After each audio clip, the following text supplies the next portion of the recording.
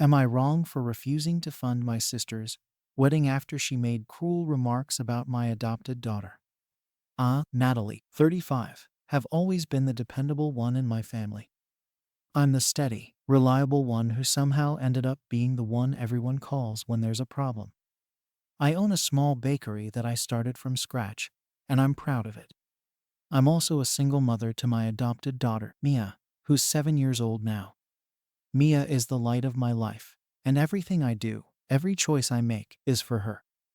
But my family, well, they've always had a hard time truly accepting her as part of the family, even if they try to act supportive.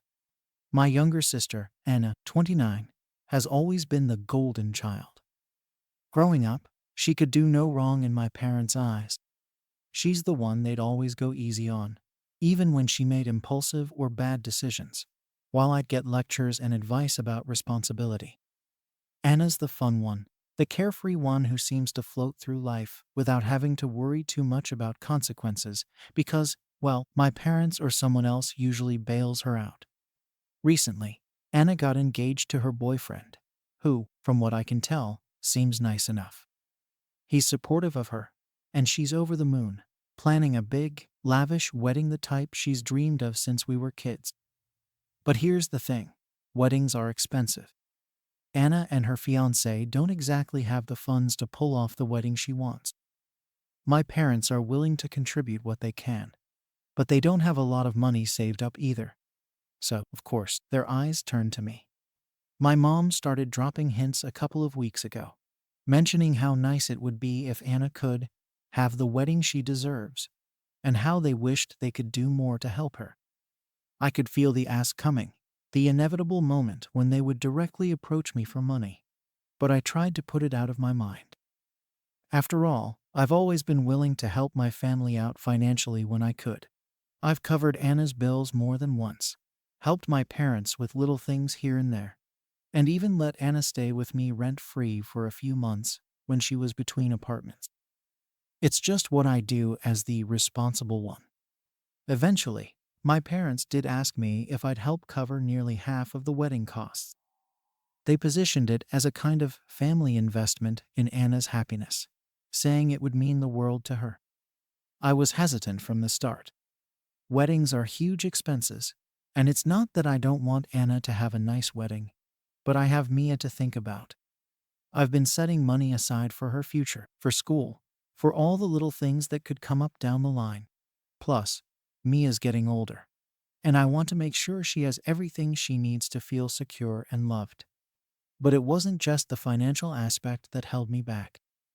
I started noticing that, as Anna's wedding plans got more intense, Mia was somehow being treated as an afterthought in family gatherings. My family has never been outright unkind to Mia, but I always sensed a subtle distance, a lack of warmth, especially from Anna. Maybe it was jealousy, or maybe she just didn't fully understand what being an adoptive parent entails. Whatever it was, Mia was always on the sidelines, so I already had reservations, feeling like I was being asked to make a big sacrifice for a sister who had never really embraced my daughter as family. Then came the family dinner that changed everything. We were all gathered at my parents' house to talk about the wedding details. Everyone was excited, discussing venues and flowers, and it felt like I was the only one sitting there with doubts. Mia was playing quietly in the corner, not bothering anyone, when Anna made a comment that felt like a punch to the gut. She was talking about how close family should be the focus of the wedding guest list, and then, almost offhandedly, said something like, Mia's not really family by blood, right? It's not the same. I remember sitting there, stunned, not fully processing what she just said. I didn't want to react in front of everyone. I didn't want to ruin the dinner or cause a scene. My mom, instead of correcting Anna or showing any kind of support for Mia, just glanced at me with that look, the one that silently says, "Let it go for the sake of family peace." I could feel a tightness in my chest, but I stayed quiet, hoping that maybe it was just a careless remark that she didn't mean. Later that night, though, the situation got worse. In our family group chat, the conversation picked up again about the wedding plans. And Anna started making more comments about the guest list. She talked about keeping it intimate and just close family. I asked if she considered Mia to be close family, trying to make a point without being confrontational. But Anna doubled down. She actually said, "Natalie, it's different. Mia isn't, family in the traditional sense. You should understand that." I couldn't believe what I was reading. The dismissive tone, the implication that Mia was somehow less than, it all hit me hard. This wasn't just a one-off comment. Anna clearly believed it, and my parents, seeing the exchange, stayed silent. No one said a word in defense of Mia. No one told Anna she was out of line, or that she was being hurtful. It was like they all just accepted it. That was the moment I felt something shift inside me.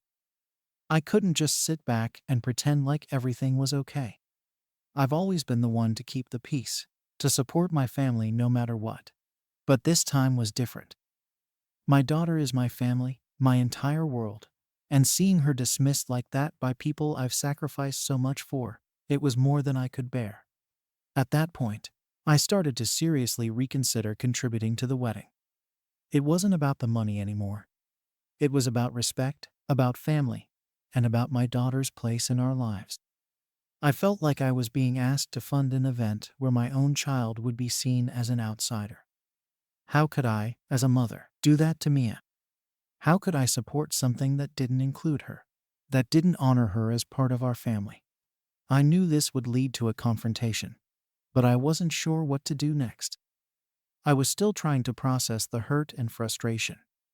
I'd always known that my family wasn't perfect, but this felt like a betrayal on a whole new level. The more I thought about it, the more I knew I couldn't just let this slide.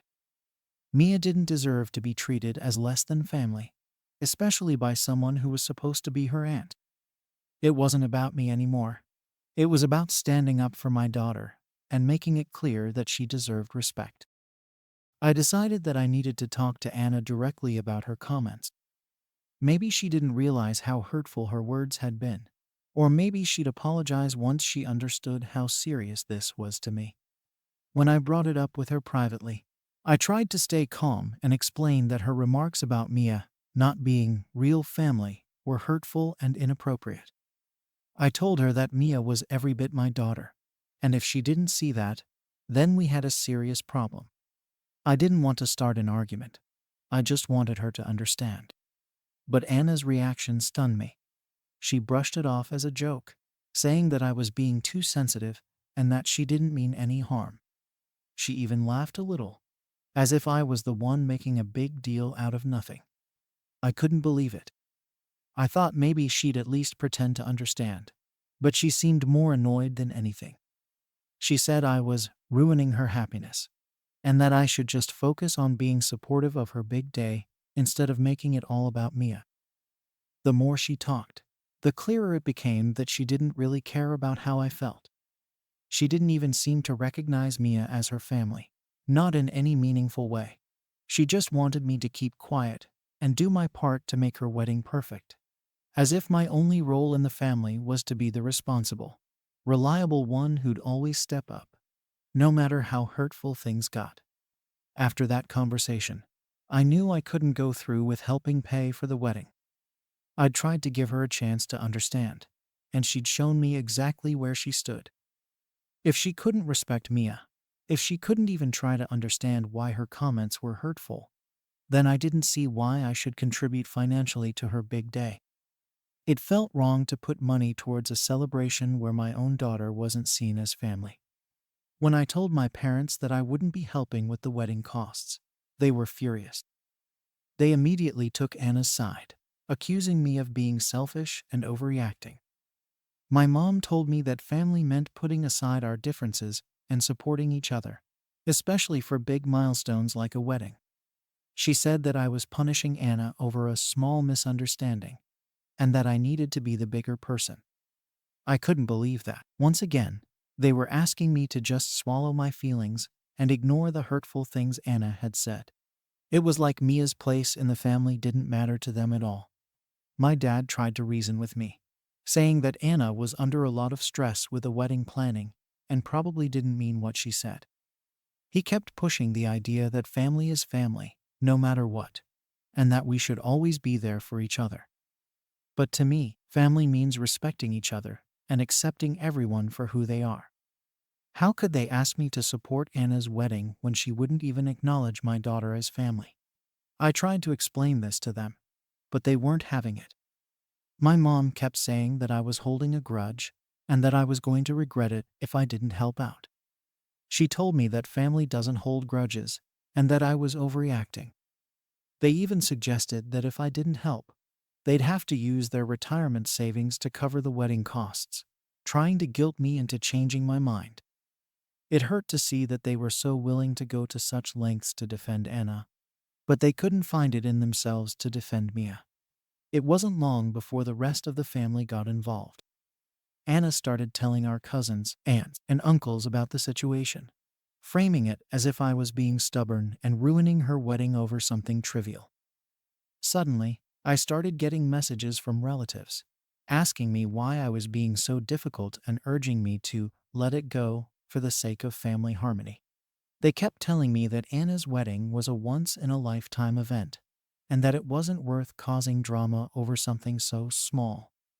No one seemed to care about what Anna had said or how it made me feel. They all just wanted me to go along with it and not rock the boat. At this point, it felt like the entire family was against me. They all seemed to think that I was the one causing problems, that I was the one being unreasonable.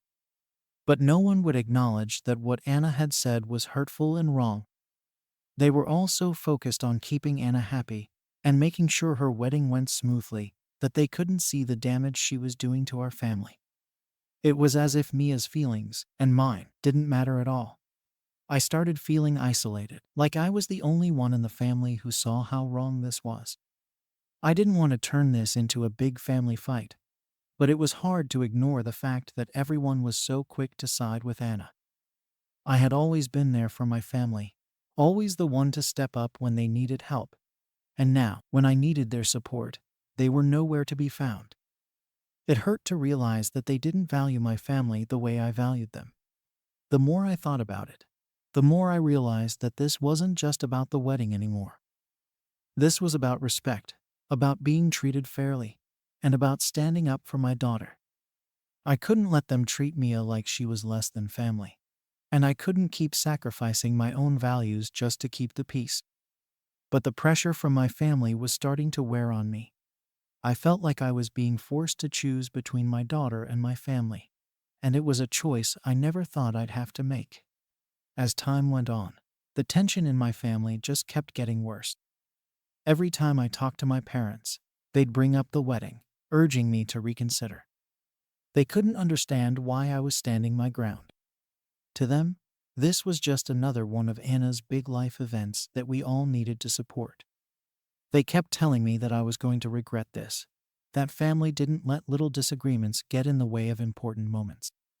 I tried to explain, again and again, that it wasn't about money or a simple disagreement. It was about how Anna treated Mia, about the things she said, and her refusal to see Mia as part of the family. But they just didn't want to hear it. Anna was still spreading her version of events to anyone who would listen. She made it sound like I was deliberately sabotaging her wedding out of spite, like I was being selfish and petty over something that didn't matter. Every time I saw a new message from a cousin or aunt, it was the same story. Anna is so stressed, why are you doing this to her? Or, it's just one day, why can't you let it go for her sake? It was exhausting, and it felt like no one actually cared about why I was upset. They were all so focused on making sure Anna had the perfect wedding that they didn't stop to consider what she'd done to cause all of this. At one point, I decided to reach out to my parents one last time, hoping that maybe I could get them to see things from my perspective. I explained, as calmly as I could, that it wasn't fair to ask me to help pay for a wedding where my own daughter wasn't respected. I asked them if they understood how painful it was to see Anna treat Mia as less than family. And I asked them how they would feel if someone made those kinds of comments about their grandchild. But my mom just sighed and told me that I was making things too complicated. She said that Anna didn't mean anything by her comments and that I was taking everything too personally. It was like talking to a wall. No matter how many times I tried to explain myself, they kept coming back to the same point. Family is family, and Anna's wedding is more important than any personal issues I might have. I realized then that they were never going to understand. They had already decided that I was in the wrong, and nothing I could say would change that. In their eyes, I was the one breaking the family apart by refusing to let this go. They didn't see Anna's comments as a big deal, because, to them, blood ties were what mattered most. And Mia wasn't real family in that sense. I decided then that I needed to focus on what was best for Mia and me. If my family couldn't respect us, then maybe it was time for me to start putting some distance between us. I told them that I wasn't going to change my mind, and that I wouldn't be contributing to the wedding. I expected them to be upset, but I wasn't prepared for the level of anger they unleashed. My mom accused me of being heartless and said that I was destroying the family over nothing. My dad told me that I was being unreasonable, and that they would never forget this. They made it clear that, in their eyes, I was the one tearing the family apart, not Anna. After that conversation, things got even colder between us. My parents barely spoke to me, and when they did, it was always in a clipped, distant tone. Anna completely cut me off, unfriending me on social media and refusing to respond to any messages. She even went as far as to tell mutual friends that I was jealous of her happiness and that I couldn't stand to see her have a nice wedding. It was painful to see my own family turn against me like that, especially knowing that all of this was because I had dared to stand up for my daughter. Now, with the wedding approaching, the pressure has only increased. My family keeps reaching out, trying to guilt me into changing my mind, saying that I'll regret it if I don't come. Some of my relatives have even gone so far as to suggest that Mia doesn't have to know about the comments, that I'm only making it a bigger issue by bringing her into it. But to me, it's not about hiding things from Mia.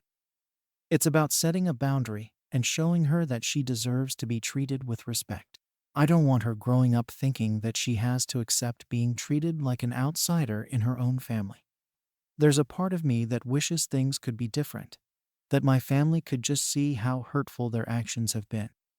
But another part of me knows that, even if I did give in and pay for the wedding, it wouldn't change anything. Anna would still see Mia as less than family, and my parents would still expect me to go along with it for the sake of peace. I feel like I'm stuck in a situation where no matter what I do, I'll be seen as the villain for standing up for what I believe in. As the wedding gets closer, I can feel the tension reaching a breaking point. I don't know if I'll even be invited at this rate, and honestly, I'm not sure I would go if I were. It's heartbreaking to realize that my family values tradition and appearances over actual love and respect. I keep wondering if there was something more I could have done, some way to make them understand. But deep down, I know that their priorities are different from mine. I'm left questioning everything I thought I knew about family, and wondering if I was wrong for expecting more from them. So, am I wrong for refusing to fund my sister's wedding after she dismissed my daughter's place in the family? Story 2. Am I wrong for kicking my brother out after he told my kids I'm lying about their father? I'm Hannah, 34, and lately, my life has been a bit of a mess. To give some background, I'm a single mom of 2 young kids, and I've been dealing with the fallout of a painful separation. My husband and I had what I thought was a solid marriage, but then I found out he'd been cheating on me. It shattered me, and I've been doing my best to keep things together for the kids' sake. Since then, I've tried to keep things as normal as possible for them. They're still young and don't understand the complexities of why their dad isn't around as much. For now, I've kept things simple, saying he's busy with work and explaining that we'll all be okay in the end. That's all they really need to know. My younger brother Liam, who's 27, moved in with us recently. He'd been going through his own rough patch after a breakup, and since he was struggling financially, I thought letting him stay with us was the right thing to do. Plus, having him around gave me a bit of adult company, and I figured it could be mutually beneficial. Liam's always been pretty straightforward, almost to a fault, and he's never been one to hold back on sharing his opinions. I knew he'd have his thoughts about how I was handling things, but I didn't expect those thoughts to cause so much conflict between us. Now, Liam and I have very different views on how to deal with my situation. He thinks I'm coddling my kids and that I should just tell them the truth about their dad.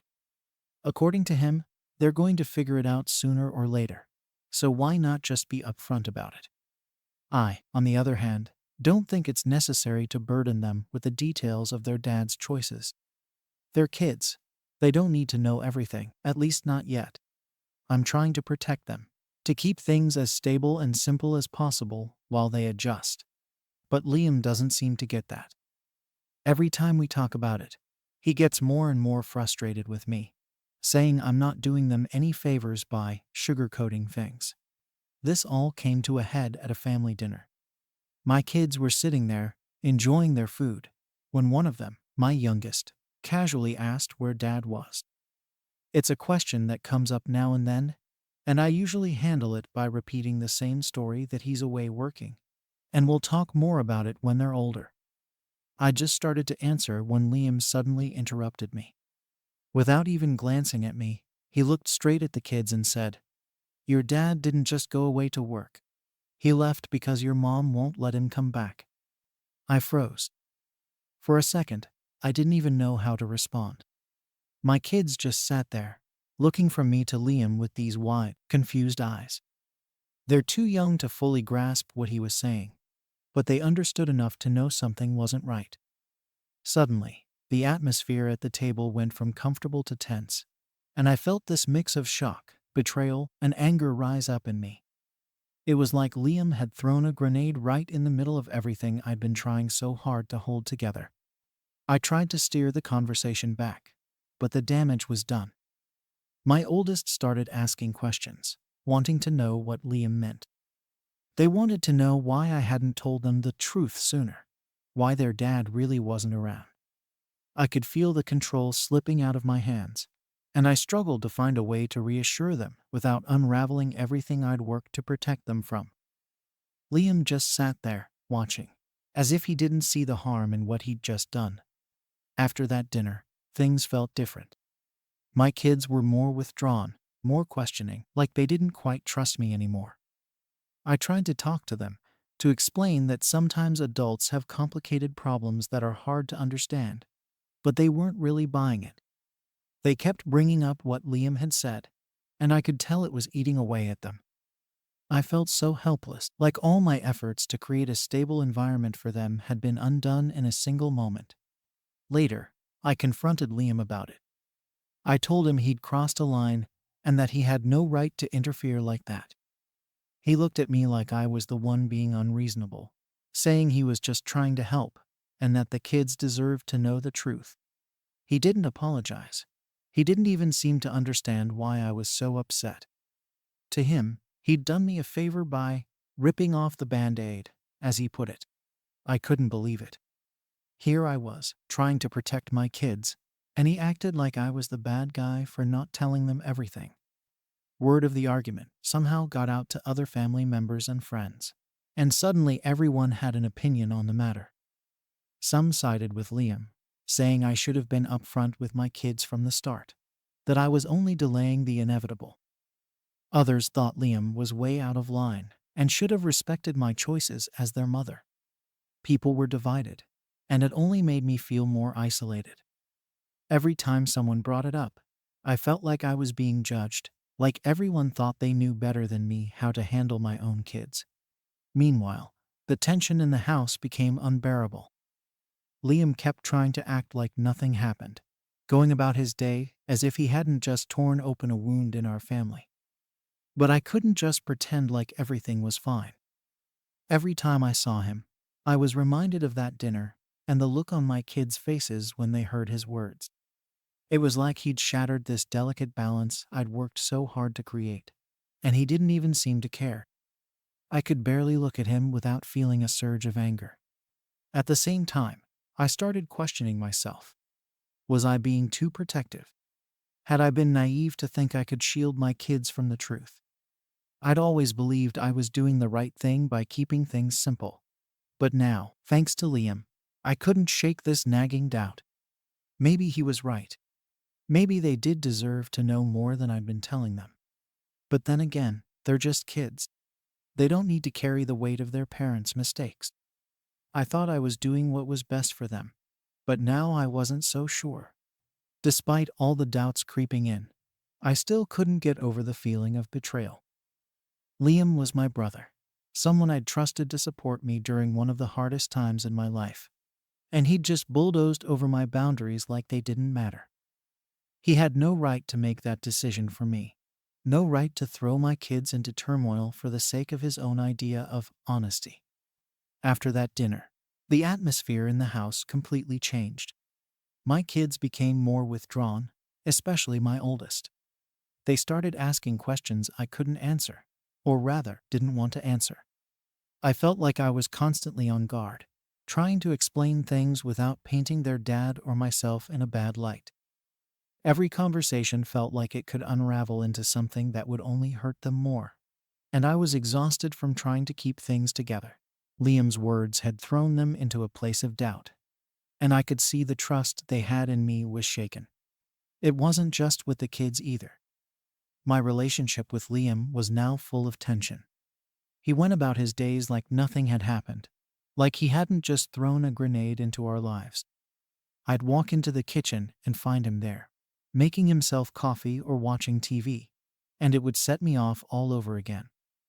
I couldn't believe he could be so casual about everything after what he did. Meanwhile, I was left dealing with the fallout, trying to explain to my kids why their world suddenly didn't make sense. At one point, I tried to sit Liam down to discuss things calmly, hoping he'd at least understand where I was coming from. But he didn't seem to get it. He kept insisting that he was only telling the truth, and that the kids deserved honesty. I told him he had crossed a line, that it wasn't his place to decide how much they knew or didn't know. But he just shrugged it off, saying that if I wasn't going to be honest with them, someone had to be. It was infuriating. Here he was, acting like he was the hero in this situation, while I was left to pick up the pieces. It didn't take long for other family members and friends to get involved. Somehow, word of our argument got out, and people started picking sides. Some agreed with Liam, saying that honesty was the best policy and that I'd only been delaying the inevitable. They thought the kids should know the truth, no matter how painful. Others supported me, saying I had every right to decide what was best for my own children. Everyone had an opinion, and it felt like I was constantly being judged. Every phone call, every message from a family member felt like a subtle, or sometimes not so subtle jab at my parenting choices. I began to feel more and more isolated. Even people who were supposedly on my side didn't seem to fully understand why I was so protective over what my kids knew. They'd ask questions, hinting that maybe I was too controlling, or that I was underestimating my kids' resilience. It was like I couldn't win no matter what I did. My decisions were constantly under scrutiny, and I started to feel like I was defending myself against everyone. With all this tension in the house, things between Liam and me became almost unbearable. We avoided each other as much as possible, and when we did have to interact, it was tense and uncomfortable. I'd catch him giving me these judgmental looks, as if he still thought he was right and I was wrong. And I was sure he thought I was being overly emotional or unreasonable, but I couldn't help it. My brother, someone I trusted and had led into my home during a difficult time, had turned my life upside down and didn't even seem to care. Despite the anger and resentment building up inside me, I also started questioning myself. Maybe I had been naive to think I could protect my kids from the truth forever.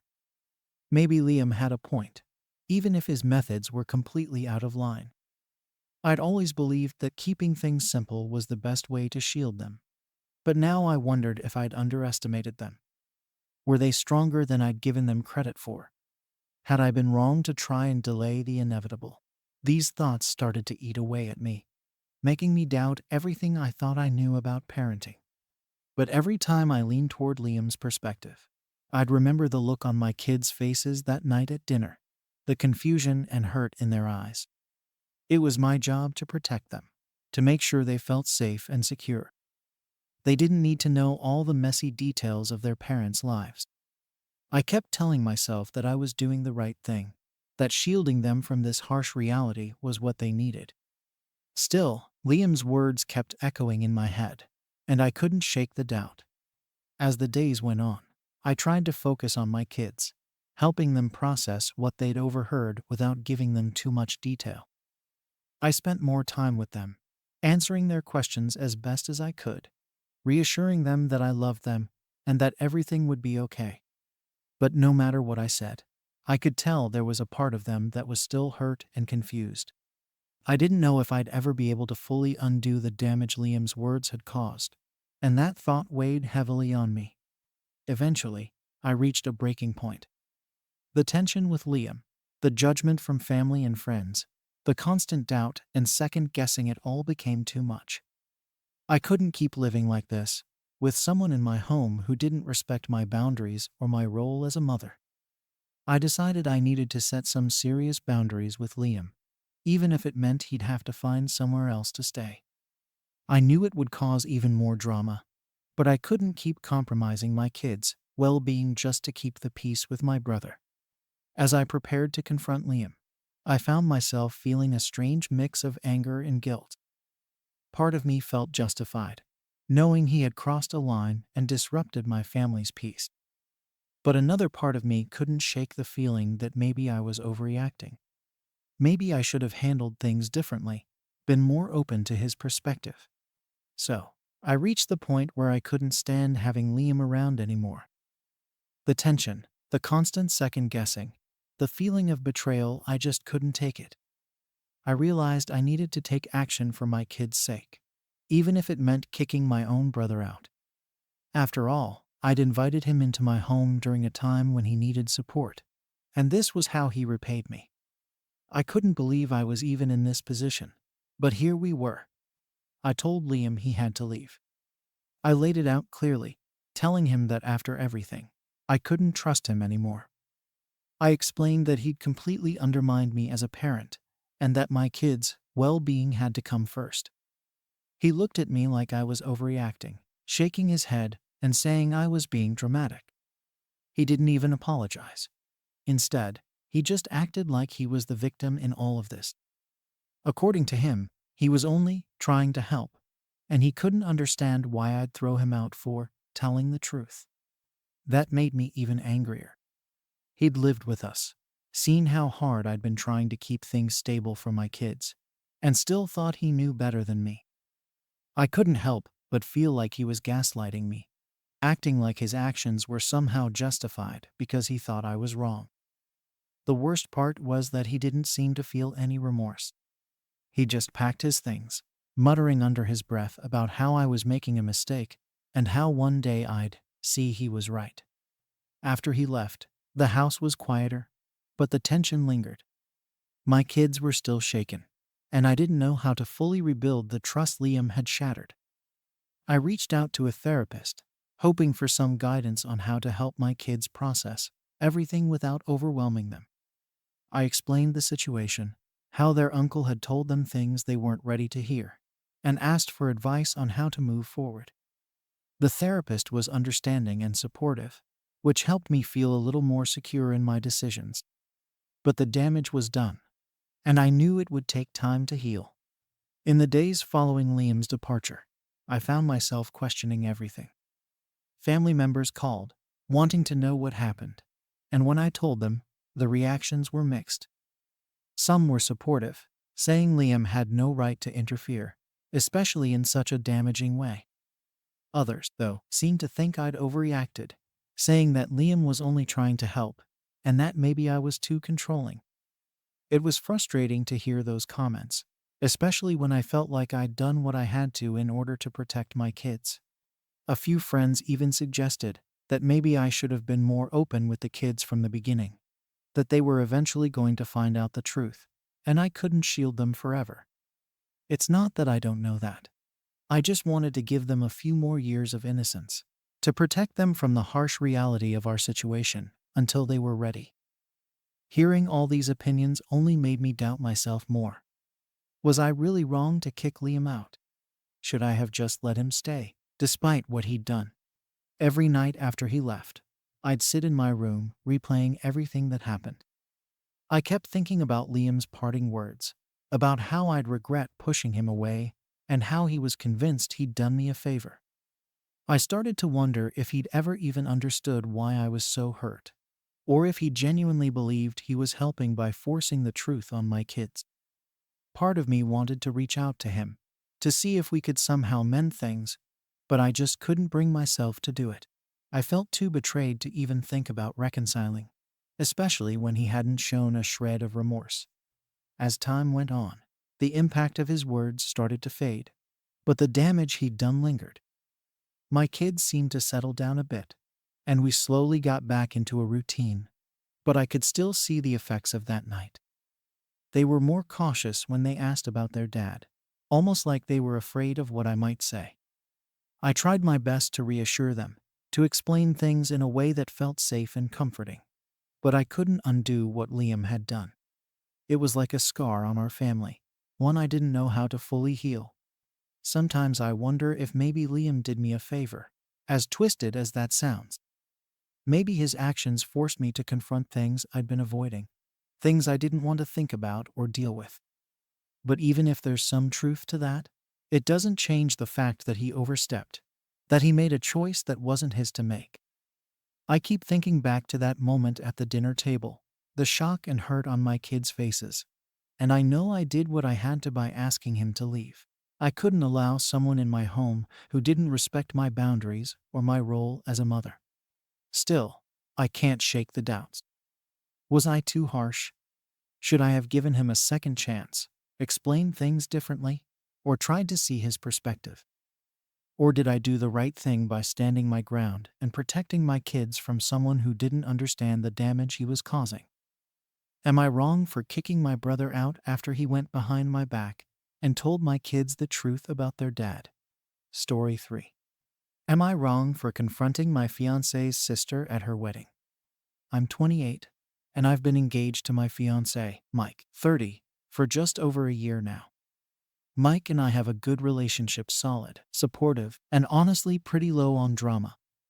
He's the type who's always looking out for his family, and I respect that about him. But from the beginning, his family, especially his sister Emma, has made me feel like an outsider. Emma is 32, and for as long as I've known them, she's been the family's golden child. Everyone in Mike's family seems to orbit around her, which, fine, is their business. But it's hard to ignore when I'm always compared to her, whether directly or through little comments. She's always been polite enough, but I've picked up on her subtle, passive-aggressive remarks over the years. It's been a long build-up of comments, really snide remarks about how I didn't grow up with strong family values because my parents divorced when I was young, or offhanded comments about how a family that stays together is stronger. The thing is, I've tried to let it go. I didn't want to create drama, and I figured she'd come around once she got to know me. Mike and I have always been happy together, and I thought maybe that would be enough for her to accept me, or at least keep things cordial. But that's just not how it's been. Emma's wedding has been the main focus of the family's attention for what feels like forever. It's all they've talked about for the past year, from the planning to the details of the day itself. I'm not exaggerating when I say it's been a full production. Everything in Mike's family has revolved around this wedding, and the more I've been around it, the more I've felt like I'm only there on sufferance. Emma never asked me to be a part of any of the preparations, which didn't really surprise me. But she did make a point of including almost everyone else in the family, even Mike's cousins who live across the country. I showed up when I was invited, kept a low profile, and didn't let it get to me. I just kept telling myself it was her big day, and I wasn't about to take away from that, no matter how isolated I felt. The wedding day finally came, and I prepared myself for it. I wanted to be there for Mike, but I also knew I'd be around people who had never really accepted me. I'd mentally prepped to just be polite, smile, and make it through without stirring up anything. I was determined to avoid any conflict and let Emma have her day. The ceremony went off smoothly, and I could see how happy Mike was to be there supporting his sister, which I respected. I felt like things were going well, and for a brief moment, I thought maybe I'd overthought the whole outsider thing. Maybe I'd just been paranoid about Emma not accepting me. But as the reception got underway, things took a turn. I was mingling with some family friends when I overheard Emma talking with a few of her friends. I didn't intend to listen, but she was talking loudly enough that I could hear everything. At first, she was talking about how happy she was, how great her wedding had turned out, normal stuff. Then she started talking about Mike and me, and her tone changed. She said something along the lines of how Mike settled down too soon, and that she's not sure will last. My heart dropped when I heard her say that. And as if that wasn't enough, she kept going, telling her friends that Mike could do so much better than me, and that I wasn't a great fit for their family. Hearing her say those things, especially at her wedding, felt like a slap in the face.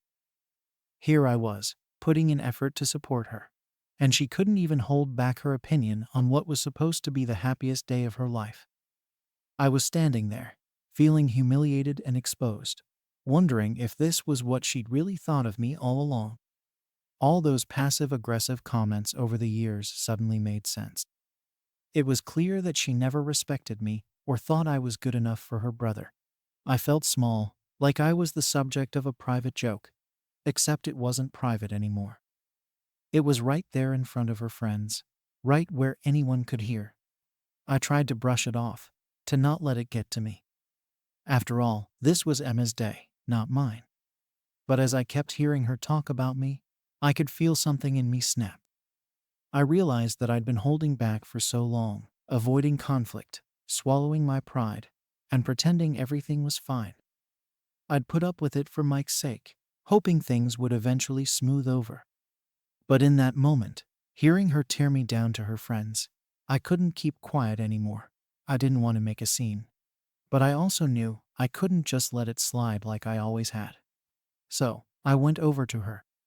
I didn't want to do this in front of everyone, so I asked if we could talk privately. I tried to keep my voice steady, to keep things calm, but I could tell from her face that she wasn't expecting me to confront her. I told her I'd overheard what she said, and I asked her, point blank, why she felt the need to tear down my relationship with her brother. I didn't expect an apology or anything. I just wanted an answer. I thought if I understood why she disliked me so much, maybe I could find a way to move past it.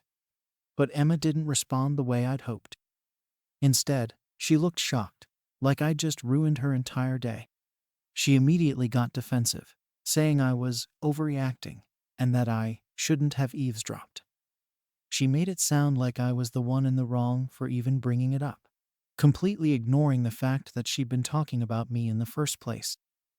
It was almost surreal, the way she turned the whole thing around on me. I felt myself getting angrier, realizing that she wasn't going to own up to anything. It was clear that, in her mind, I was the problem. By now, other people had started noticing the tension between us. I could feel the eyes of Mike's family on me, and I knew it didn't look good. I hadn't wanted to cause a scene, but here I was, in the middle of a confrontation at her wedding. Emma started getting visibly upset, and before I knew it, she was telling people that I'd attacked her on her big day. A few of her friends came over, trying to comfort her, shooting me looks like I was some kind of villain. I could feel myself getting defensive, wanting to explain my side, but knowing that it wouldn't matter to most of them. They'd already made up their minds about me, and nothing I said would change that. Some of Mike's family members came over, too, and I could tell they were just as divided. Some of his cousins who knew about Emma's history of snide remarks actually nodded at me, like they understood why I'd finally spoken up. But the majority of his family just glared, standing by Emma and making me feel like I'd done something unforgivable. I felt like I was drowning in their judgment, wondering if I'd just made a huge mistake. At this point, Things felt like they were spiraling out of control. Emma was practically in tears, surrounded by her friends and family, who were giving me these looks like I just ruined her entire wedding. I could feel the weight of their stares, the quiet judgment that came with every look in my direction. It was like they had been waiting for me to mess up, for me to give them a reason to finally call me out. And I knew Emma was milking it for all it was worth. She wasn't just upset. She was making sure everyone saw her as the victim, making it clear that, in her eyes, I'd crossed an unforgivable line. I could feel my own anger boiling up, but there was this sinking feeling in my stomach too. I hadn't wanted this.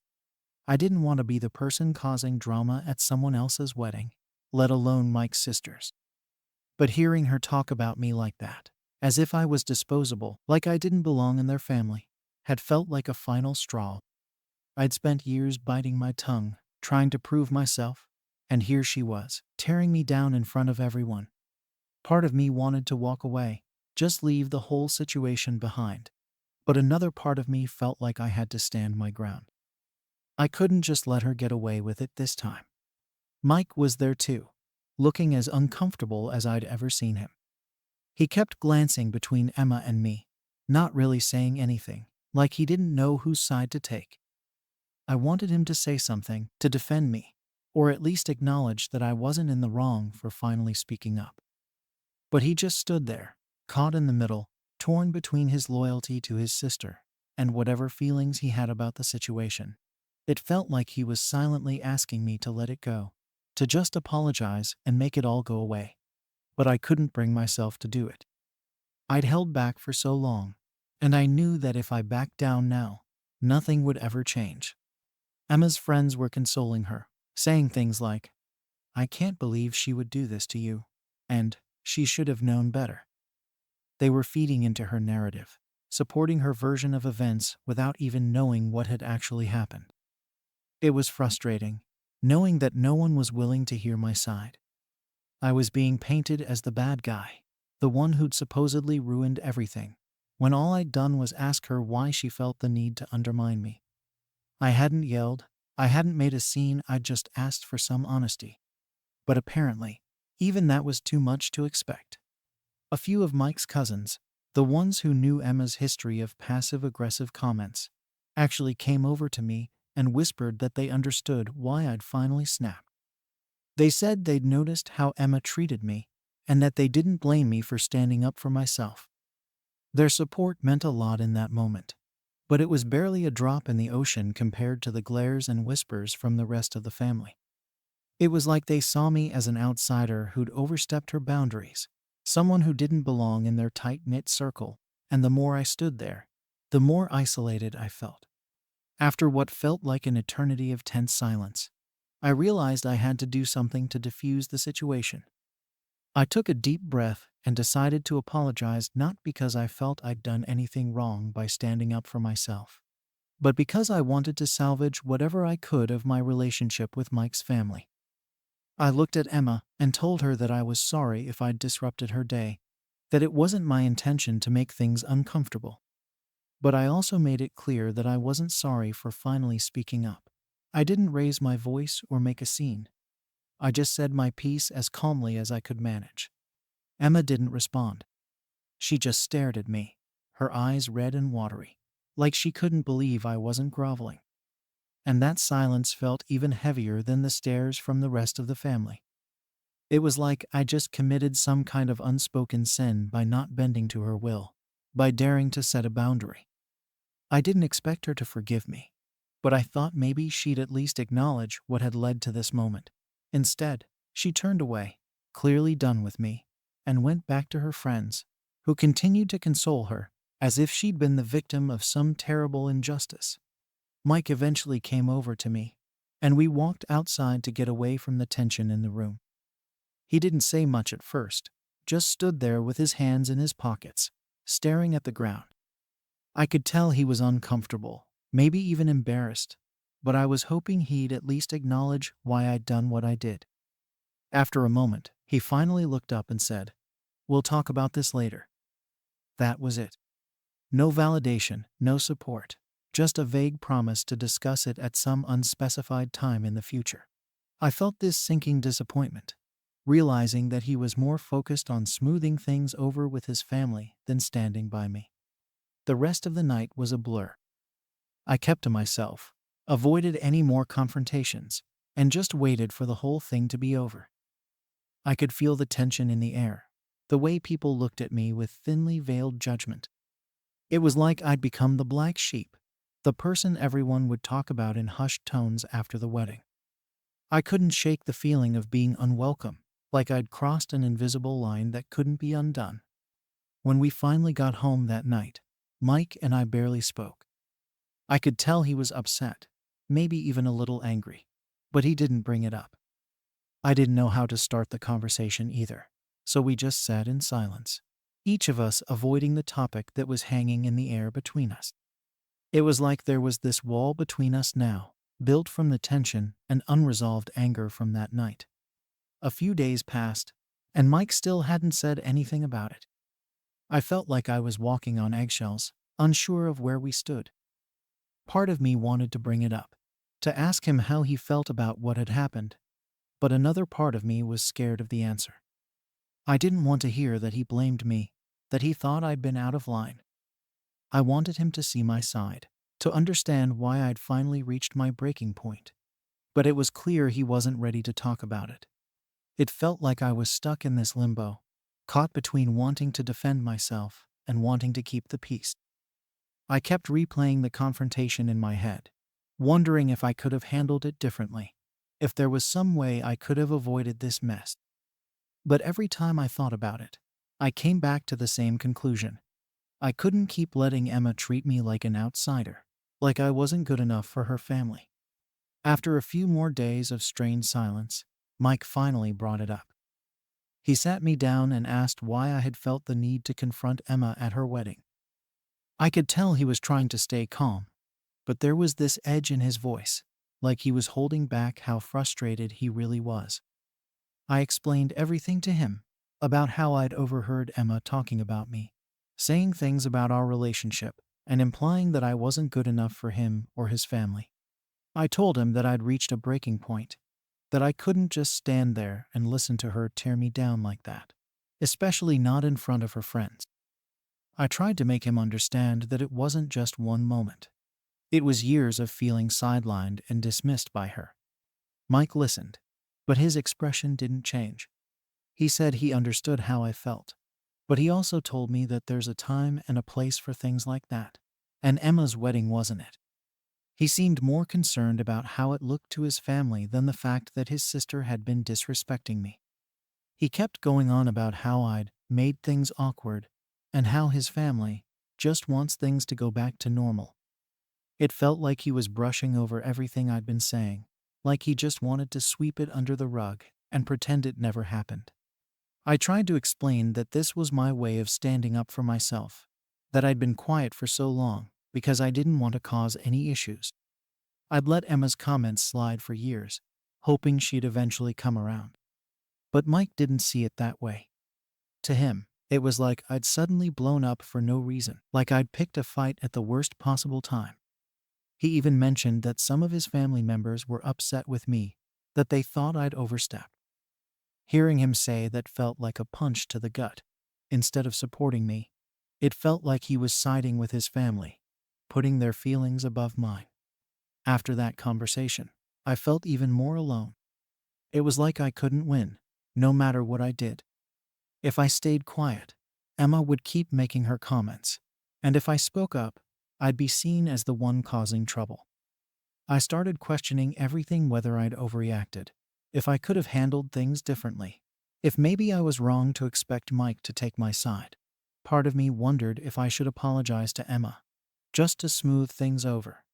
But another part of me couldn't shake the feeling that I'd done the right thing by finally setting a boundary. A few days later, Mike told me that his family was planning a small get-together to clear the air, and that Emma would be there. He asked if I'd be willing to come, saying it might be a good opportunity to talk things out. I was hesitant, but I agreed. thinking maybe this would be my chance to explain my side and finally address everything that had been building up over the years. I was nervous, though, unsure of how it would go or if anyone would even listen to me. But I decided to go, hoping it might bring some closure or at least a chance to move forward. When we got to the family gathering, the tension was thick. Emma was there, and she barely looked at me. A few of Mike's family members greeted me politely, but it was clear that they were still on edge. Mike's parents were there too, and they seemed disappointed, like they were hoping I'd just apologize and make everything right. It was obvious that they saw me as the one who disrupted the family harmony, the one who'd crossed a line by confronting Emma at her wedding. I tried to explain myself, telling them that I didn't mean to ruin anything, that I just reached a breaking point after years of feeling excluded and dismissed. I said that I wanted to be a part of the family, but that it was hard when I felt like I wasn't welcome. But as I spoke, I could tell that most of them weren't really listening. They just wanted an apology, some kind of reassurance that things would go back to the way they were before. Emma didn't say much, just sat there with this cold expression, like she was waiting for me to grovel. At one point, she even implied that I was being overly sensitive, that I was taking things the wrong way. She said that she'd only been joking, that her comments weren't meant to be taken seriously. It was frustrating, hearing her dismiss everything I'd been feeling as if I was the one making a big deal out of nothing. I could feel myself getting angry again, but I tried to hold back, not wanting to make things worse. In the end, I apologized for how things had gone down at the wedding, even though it felt hollow. I didn't feel like I'd done anything wrong by standing up for myself, but it seemed like the only way to keep the peace. Mike's family accepted the apology, but there was still this undercurrent of tension, like they were waiting for me to prove that I could fit in with them. I could tell that Emma still didn't respect me, and I doubted she ever would. The whole thing felt unresolved, like nothing had really changed. Since then, things have been tense between me and Mike. He keeps saying he just wants things to go back to normal, that he doesn't want to keep rehashing the same issues. But I can't shake the feeling that his family will never truly accept me, that they see me as an outsider who doesn't belong. And I'm starting to wonder if Mike even understands where I'm coming from, or if he'll ever really stand up for me when it comes to his family. So now I'm left wondering, was I wrong to expect Mike to have my back, even if it meant standing up to his family? Story 4. Am I wrong for choosing my friend's side over my husband's in a messy legal dispute? I, 36, have been caught in a web of loyalty conflicts between my husband, Jake, 40, and my best friend from law school, Clara, 37. This entire situation has thrown me off balance because these are two people I care deeply about, and I never imagined they'd end up in direct conflict like this. Jake and Clara recently went into a business venture together, and initially it seemed like the perfect arrangement. Jake had the funds to invest, and Clara needed a chance to get her career back on track after facing some setbacks in recent years. I figured working together could benefit both of them, maybe even bring them closer, and allow me to support both without taking sides.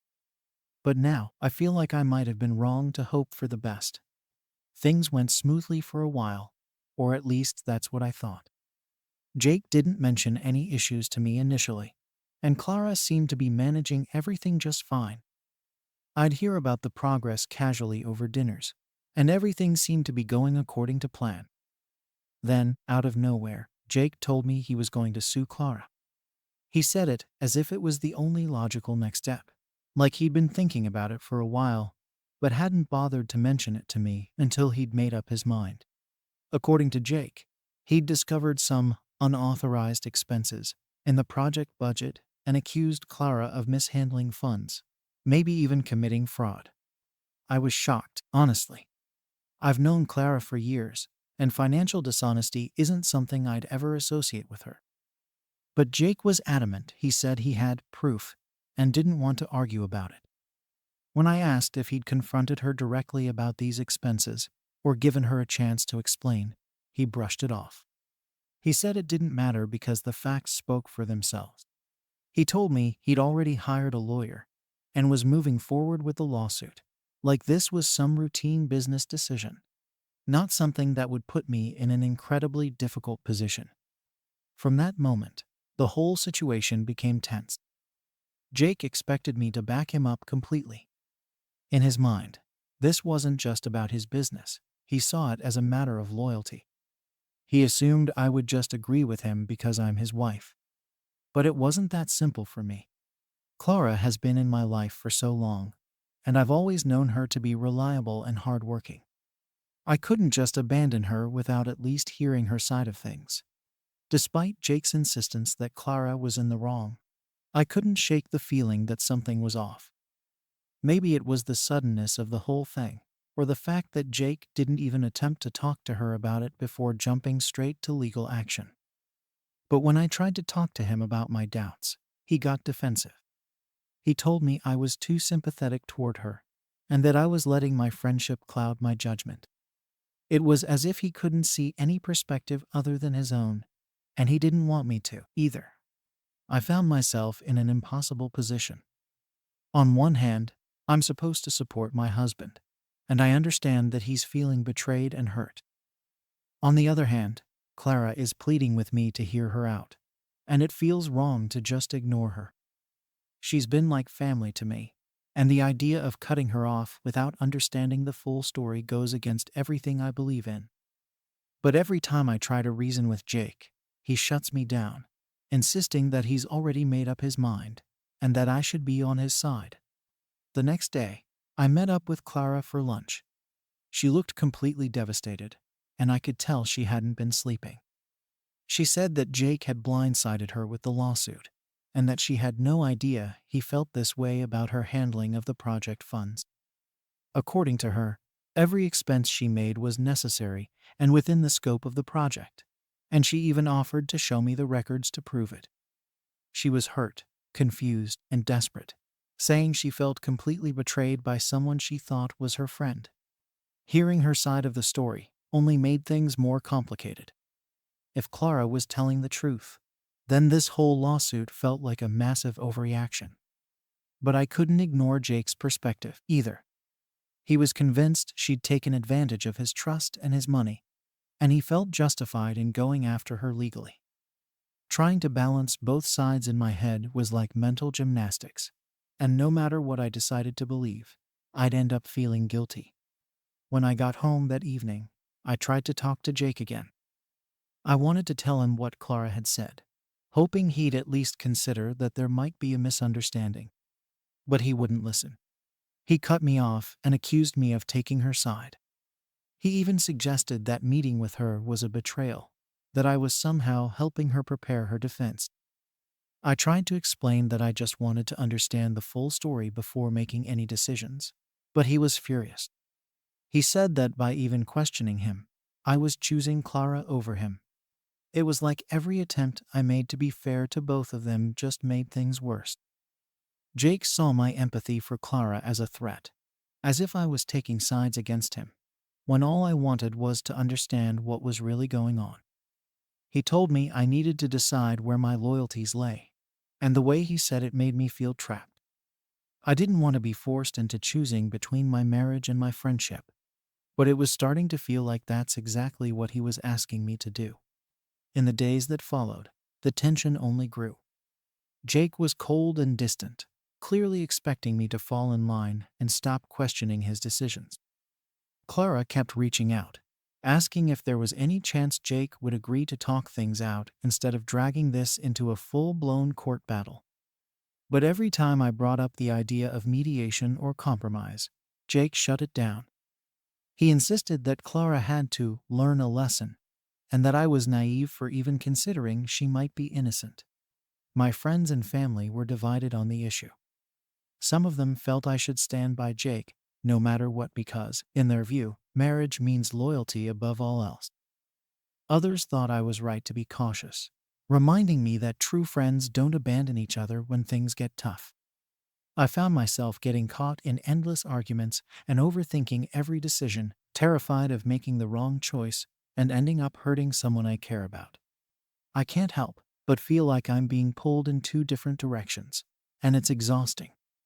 I want to believe that there's a way to support both Jake and Clara, but with every passing day, that hope feels more and more naive. Jake's anger and Clara's desperation weigh on me constantly, and I don't know how much longer I can handle being in the middle of this. I never thought my marriage and my friendship would come to this point, but here I am, feeling completely lost. Just when I thought it couldn't get worse, Jake gave me an ultimatum. He told me I needed to prove my loyalty to him by stepping away from Clara entirely. He wanted me to cut her out of my life as long as this lawsuit was ongoing, maybe even longer. I tried to reason with Jake after he gave me that ultimatum, hoping he'd see that cutting Clara out of my life wasn't the solution. But he wouldn't budge. He kept saying that, as his wife, I needed to prove my loyalty, and to him, that meant standing by him without question. Every time I brought up the idea of at least talking to Clara, or even considering her side of things, he got angrier, almost like he was offended that I'd even suggest she might be innocent. It was frustrating because, to me, supporting my husband didn't mean blindly following him without thinking for myself. But Jake saw it differently. To him, anything short of full support felt like a betrayal. Feeling trapped and overwhelmed, I did what felt like the only option left. I suggested that he and Clara meet and discuss everything one more time. Maybe if they both sat down and looked at the records together, there would be a way to clear up the misunderstanding. But Jake shut me down immediately, saying that talking was pointless and that legal action was the only way to get justice. He kept going on about how he needed to send a message, and that Clara had to face the consequences of her actions. It was like he had already made up his mind and couldn't see any other way. At this point, I felt completely torn. Jake was practically demanding I cut ties with Clara, but Clara was reaching out to me, asking for help. She kept insisting that she had proof of her innocence and that she'd been careful with every expense. According to her, she'd even documented everything, knowing that Jake was particular about money. She felt blindsided by his accusations and hurt that he hadn't given her a chance to defend herself before filing the lawsuit. Listening to her side only made me more conflicted, because her story sounded just as believable as Jake's. I didn't know who to believe or if there was a middle ground, but it felt wrong to abandon her without understanding the full picture. Clara asked if I'd be willing to go over the records with her, just to see if there was anything she might have missed. She didn't have anyone else she trusted to help, and I knew that if I said yes, Jake would see it as another betrayal. But I couldn't ignore her desperation. So I agreed to meet her privately, hoping that maybe, somehow, I could figure out what was really going on. I told myself I was just trying to get to the truth, that this wasn't about choosing sides. But deep down, I knew Jake wouldn't see it that way. The more I dug into the records with Clara, the more convinced I became that things weren't as black and white as Jake was making them out to be. The expenses she showed me seemed reasonable for the project, and she had receipts for everything. She even had emails where she'd asked for Jake's approval on certain costs, and he'd either ignored them or given vague responses. It started to look less like fraud and more like a series of misunderstandings and miscommunications. But even though I was starting to see Clara's side more clearly, I still didn't know how to present this to Jake without making things worse. When I finally went back to Jake and tried to explain what I'd found, he blew up. He accused me of conspiring with Clara and said I was letting her manipulate me. He kept saying that she was playing the victim and that I was being naive for falling for her story. According to him, she was just trying to cover her tracks and make me doubt him. It was exhausting because every time I tried to present a balanced view, he took it as an attack. He refused to even look at the evidence I'd gathered, insisting that his mind was made up and that nothing I said would change it. The constant arguing started taking a toll on me. Jake was distant, barely talking to me unless it was about the lawsuit, and even then, it was tense and hostile. I felt like I was walking on eggshells around him, careful not to say anything that might set him off. At the same time, Clara was growing more desperate. She'd lost clients over the lawsuit, and her reputation was taking a hit. She kept asking if there was any way Jake would consider mediation.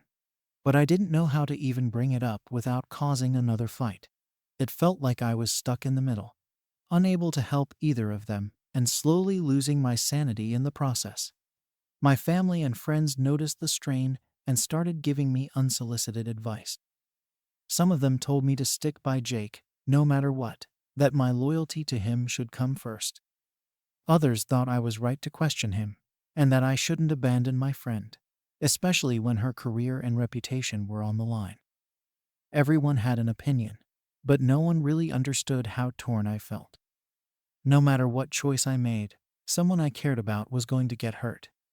In a moment of desperation, I suggested to Jake that we try mediation, just to see if they could come to an agreement without dragging this out in court.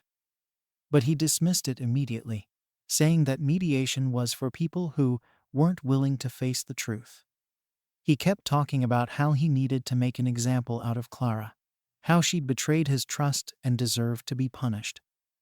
The more he talked, the more I realized that this wasn't just about the money.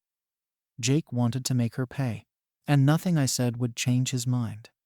Feeling defeated, I went back to Clara and told her that I'd done everything I could to reason with Jake. She looked heartbroken, saying she never thought he'd go this far, especially knowing how close we were. She kept saying that if she lost this case, she'd lose everything, and I could see the desperation in her eyes. Part of me wanted to keep fighting for her, to find some way to make Jake see reason, but I was starting to wonder if there was any point.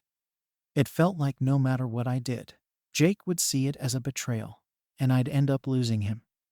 The worst part is that Jake started giving me cold ultimatums, like telling me that if I kept talking to Clara, it would complicate things between us. He wouldn't outright say he'd leave, but the implication was there. He wanted me to choose, to prove my loyalty by cutting her out completely. But how was I supposed to just abandon my best friend when I wasn't even convinced she'd done anything wrong? It felt like he was asking me to turn my back on my own morals, just to make him feel better. As the weeks went on, things only got worse. Jake became more withdrawn, barely acknowledging me, and every time he did, it was tense and cold. Clara, on the other hand, was on the verge of losing everything, and she didn't know how to move forward. I felt like I was losing both of them, no matter how hard I tried to hold everything together. Despite everything, I wasn't ready to give up on either of them. I spent days trying to figure out some way to make peace, to find a solution that wouldn't mean cutting Clara out or completely going against Jake's wishes. It felt impossible, but I couldn't just stand by and let this tear my life apart without trying everything. So, as a last attempt, I went to Jake and asked if we could sit down with a third party, like a mediator or even a family friend, just to get someone neutral to help us talk this through. He barely let me finish before he shut me down, saying he didn't want anyone else meddling in his business affairs. The way he spoke to me felt so cold and final, like there was no room for compromise. He went on about how he couldn't believe I'd still be pushing for Clara after all this. According to him, I was choosing her over him every time I even brought up the idea of compromise. It didn't matter that I'd spent years standing by him and supporting his business decisions. Now, all that mattered to him was that I wasn't fully on his side with this lawsuit. His words stung, and I couldn't help but feel like no matter what I did, I'd end up disappointing him. Meanwhile, Clara was holding on by a thread. She kept texting me, asking if there was any hope of Jake reconsidering or if there was some way she could reach out to him directly. She even suggested a formal letter to explain her side, thinking that maybe if he read her perspective without me in the middle, he might change his mind. I knew Jake wouldn't be receptive, but I didn't have the heart to shut her down completely. So I suggested she go ahead with a letter, hoping that maybe, somehow, it would get through to him. When Clara finally sent the letter, I handed it to Jake, hoping for a miracle. He barely glanced at it before tossing it aside, saying he wouldn't waste his time reading excuses. I remember standing there, feeling completely helpless, watching as he dismissed her words like they meant nothing. All I could think was, how did we get here? How did two people I loved so much end up at each other's throats? And how was I supposed to choose between them? After that, Jake's patience with me wore thinner. He started acting like my loyalty was a test, making little comments about how a real partner would have his back without question. He said things like, "If you can't even be on my side for this, what else are you willing to compromise on?" I couldn't believe the situation had come to this, where my own husband was questioning my loyalty over a single issue. It felt like he was trying to push me to see how far I'd go to prove myself. But every time he did, I felt more disconnected from him. Then came the breaking point. Jake came to me one evening and told me flat out that if I continued to talk to Clara, he didn't know how much longer he could see me as fully committed to our marriage. He didn't say he'd leave, but it was clear he was putting our relationship on the line. It was a harsh ultimatum, and the way he presented it left me feeling trapped. Here I was, trying to balance both relationships, and now he was forcing me to make an impossible choice. If I cut Clara out, I'd be abandoning someone I loved and believed in. But if I kept talking to her, I'd risk my marriage. I spent the next few days in a fog, barely able to think straight. I couldn't imagine my life without Clara's friendship, but I also didn't want to lose my marriage. Part of me started to feel resentful toward Jake, like he was using our relationship as leverage to control me. I didn't want to admit it, but a part of me wondered if I could stay with someone who would force me to make this choice. Eventually, I did the one thing I'd been avoiding. I told Clara I needed space. She was heartbroken, and I could hear the hurt in her voice, but she understood. She even said she didn't want to be the cause of any more tension in my life, and that she'd be there if things ever changed. Hanging up that call was one of the hardest things I've ever done, and afterward, I felt empty. I knew I'd done it to try and keep the peace with Jake, but it felt like I'd lost a part of myself in the process. After a few days, Jake noticed I'd stopped talking to Clara, and he acted like everything was back to normal. He'd make little comments about how it was for the best, and how he was glad I'd finally come around. But instead of feeling relief, I felt resentment building inside me. I'd made the choice to save my marriage, but it felt like I'd sacrificed my principles. I kept wondering if I'd done the right thing, or if I'd let myself be manipulated. Now, I'm sitting here, months later, still questioning if I made the right choice. The lawsuit between Jake and Clara is still going, and every update I hear about it stings, reminding me of the friendship I had to put on hold. I feel like I'm living with a sense of loss every day, and even though Jake and I have moved past the initial tension, part of me can't help but feel he pushed me to give up something I valued deeply. Did I do the right thing by choosing my husband's side? Or did I betray my own values by abandoning a friend in her time of need? Story 5. Am I wrong for refusing to let my estranged sister see our father in his final days? I'm Sarah, 32, and I'm here taking care of my dad, who's in his last stages of terminal illness. It's been a tough few months leaving my own life to move back into our old family home to make sure he's comfortable and taken care of. This house holds a lot of memories, but these days it just feels heavy. I barely recognize the version of myself that left a few years ago, and it's strange being back here for such a different reason. Now, every day revolves around managing medications, dealing with doctors, and just trying to keep him comfortable, which is exhausting in every possible way. My sister, Mia, is 29 and hasn't really been part of our lives for a while now. Growing up, we were close at times, but things changed, especially after Mom passed away when we were kids. That hit Dad really hard, and Mia and I handled it very differently. I tried to be there, to pick up the pieces, maybe a little too much at times. Mia, on the other hand, went down her own path. She always had a rebellious streak, but it intensified after Mom died. Dad and her clashed constantly. Every little disagreement seemed to escalate until eventually they couldn't be in the same room without fighting. Mia left home around 20, and that was it. She barely looked back. She was out of contact most of the time, occasionally sending me a random message, but never asking about Dad or trying to reconnect with him. It's like she closed the chapter on this part of her life and just moved on, leaving the rest of us to deal with the aftermath. Dad took it personally, of course, but he never reached out either. I think he was just as stubborn as she was, and both of them refused to make the first move. Over the years, I accepted that Mia and Dad just weren't going to patch things up, no matter how much I might have wanted that to happen. Then, a few weeks ago, out of nowhere, I got a message from Mia. She said she wanted to see Dad. Said she wanted to make things right before it was too late. I stared at that message for a long time before replying. It felt so strange, after years of radio silence, that she suddenly wanted to be involved. There was a part of me that wanted to give her a chance, but at the same time, I couldn't shake this nagging feeling that she was only showing up now because it was convenient.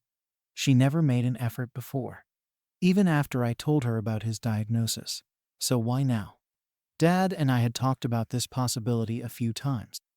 He's always been clear about his feelings toward her.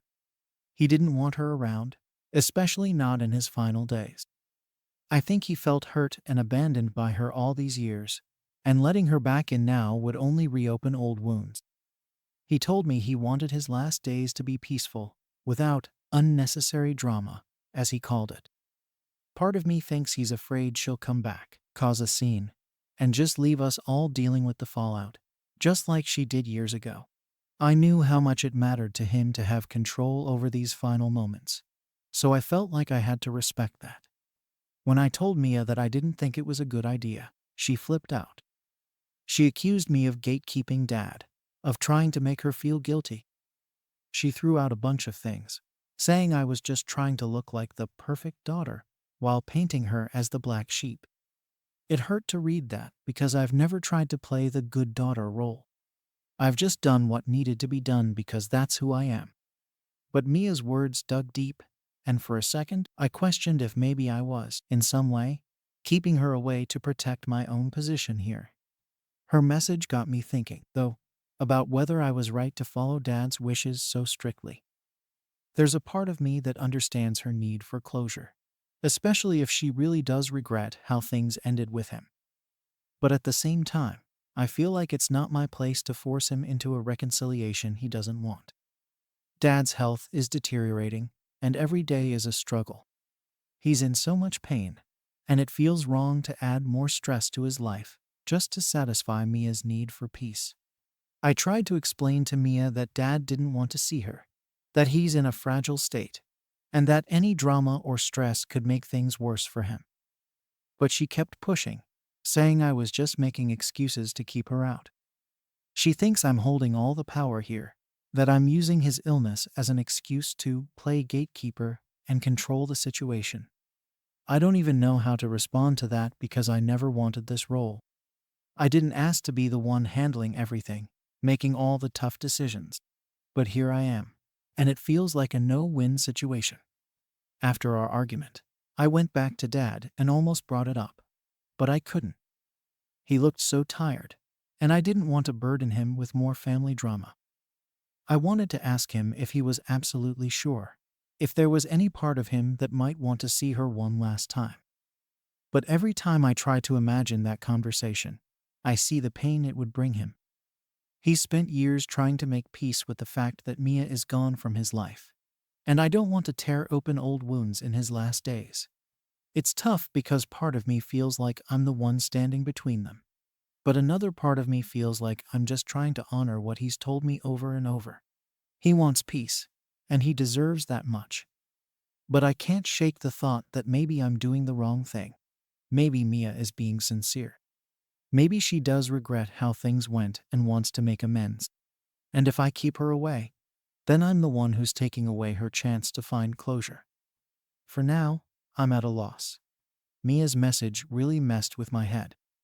I kept replaying our conversation, wondering if I was being too harsh or if I was letting my loyalty to Dad cloud my judgment.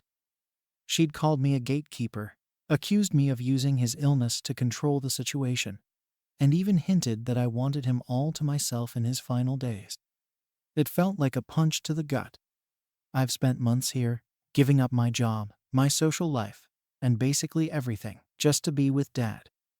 I never thought that would be twisted into some kind of power play. The worst part is that her words made me question if maybe she had a point. I started thinking about all the times Dad told me he didn't want me around. I'd always taken him at his word. But was that fair to her? She left when she was young, and maybe she didn't fully understand the impact of her actions back then. People change, right? Maybe she really did want to apologize and make things right. I kept thinking, what if I'm robbing her of her chance to heal? So, I decided to try and compromise. I reached out to Mia and told her that I'd allow her to come, but only if she could promise to keep it low key. I said I didn't want any confrontations, and that if she was going to do this, she had to respect Dad's boundaries and not dredge up old issues. I thought this was a fair middle ground, but of course, Mia saw it differently. She fired back, saying I was setting conditions to make her feel guilty, that I was still playing the good daughter card, and that she didn't need my permission to see her own father. It was like no matter what I tried, I couldn't get through to her. Everything I said just seemed to make things worse. Mia insisted she had every right to see Dad, regardless of what he or I thought. She even accused me of making her grovel just to get a chance to say goodbye. At this point, I didn't even know what to say. Her anger made me doubt everything I was doing, and I started to wonder if I was actually being cruel without realizing it. Was I making her jump through hoops? I didn't think so. But her reaction made me second-guess everything. Friends and family started weighing in, which only made things more complicated. Some of them thought I was absolutely right to protect Dad's peace, and that Mia didn't deserve to waltz back in at the last minute after years of silence. They saw her sudden interest as selfish, like she just wanted closure for herself, without any real thought for what it might do to him. But others were on Mia's side, saying that I should set aside any hard feelings for the sake of family. They argued that this might be her last chance to say goodbye, and that denying her could leave her with a lifetime of regrets. The mixed opinions only added to the stress. I felt like I was being pulled in two directions, with everyone expecting me to make the right choice, but no one agreeing on what that was. The more I thought about it, the more trapped I felt. No matter what decision I made, someone would end up hurt, and I'd end up looking like the villain to one side or the other. Meanwhile, Dad's health kept declining. Every day felt heavier than the last, and I could see the toll it was taking on him. He didn't know about the argument with Mia, and I didn't plan on telling him. I couldn't bring myself to add that kind of stress to his life. He was already dealing with enough, and I wanted to keep things as peaceful as possible for him. Still, every time I looked at him, I felt this nagging guilt. What if keeping Mia away was the wrong decision? What if he'd forgive her if he knew she wanted to come? I found myself imagining what would happen if I did bring it up to him. Would he be angry? Relieved? Maybe he'd surprise me and say he actually wanted to see her. But I couldn't shake the feeling that mentioning her name would only upset him, and I didn't want to be responsible for causing him even a moment of discomfort. The weight of that decision felt unbearable. In the end, I couldn't bring myself to mention Mia to him. Every time I thought about it, I'd see how tired he looked, how much he was struggling just to get through the day, and I'd chicken out. I told myself I was doing the right thing, that I was protecting him from unnecessary pain. But deep down, I wondered if I was just avoiding a hard conversation because I didn't want to face the outcome. After another week of silence from Mia, I thought maybe she'd given up. Maybe she'd realized it wasn't worth the fight and decided to let it go. But then I got another message from her, this time even angrier than before. She accused me of being heartless, of depriving her of her chance to make things right, and of denying Dad a chance for reconciliation. She threw everything at me, blaming me for standing in the way of her closure. I felt completely drained reading it, like I couldn't take any more of this back and forth. It made me question myself all over again. What if Mia was right? What if I was standing in the way of something that could bring both of them peace? But then I'd think about Dad's words, about how he didn't want any drama in his final days, and I'd feel like I was doing exactly what he asked of me. It was an impossible situation, and I couldn't see a way out. I told Mia that I'd think it over one last time, that I'd try to talk to Dad if I felt he could handle it. I wanted to keep the door open, even though I didn't really see a solution. But Mia's reaction only made things worse. She lashed out, accusing me of dragging my feet, of trying to run the clock so she'd miss her chance. She seemed to think I was intentionally stalling to keep her away, which was the last thing I wanted her to believe. It felt like everything I did was just fuel for her anger, and there was no way to calm her down. At this point, I didn't know what else to do. I ended up sitting with my phone for a long time, staring at Mia's messages and wondering if this was ever going to stop. I didn't know what more I could say to her. I'd already tried to explain that I was only following Dad's wishes, that he wanted peace, but she didn't want to hear it. It was like no matter what I did, I'd end up being the bad guy in her story. Part of me just wanted to block her and focus on Dad, to spend whatever time we had left without this constant guilt hanging over me. But another part of me knew that if I shut her out now, it might never get resolved. She'd hold it against me forever. I thought about telling her she could come by, even without Dad's permission, just to see if that would satisfy her. But then I realized how selfish that would be. If Dad found out she was here without his consent, it could wreck whatever peace he's managed to find. I didn't want to betray his trust, even if it meant alienating Mia completely. But it wasn't an easy decision. I could already see how this would play out in my head. Years from now, she'd tell everyone how I refused her a chance to make amends, how I stole her last moments with Dad. And there was nothing I could do to change that. Over the next few days, I could feel the weight of it building up. I couldn't sleep. I barely ate. Every time I looked at Dad, I felt like I was keeping something from him, like there was this huge secret between us. It was eating me up inside, but I just couldn't bring myself to bring it up. I kept telling myself I was protecting him, but at what cost? Mia's messages didn't help either. She kept sending me guilt trips, telling me how I was robbing her of closure, making her out to be a monster for wanting to say goodbye. It was exhausting. Then one day, Dad noticed I was on edge. He asked me what was going on, if something was bothering me.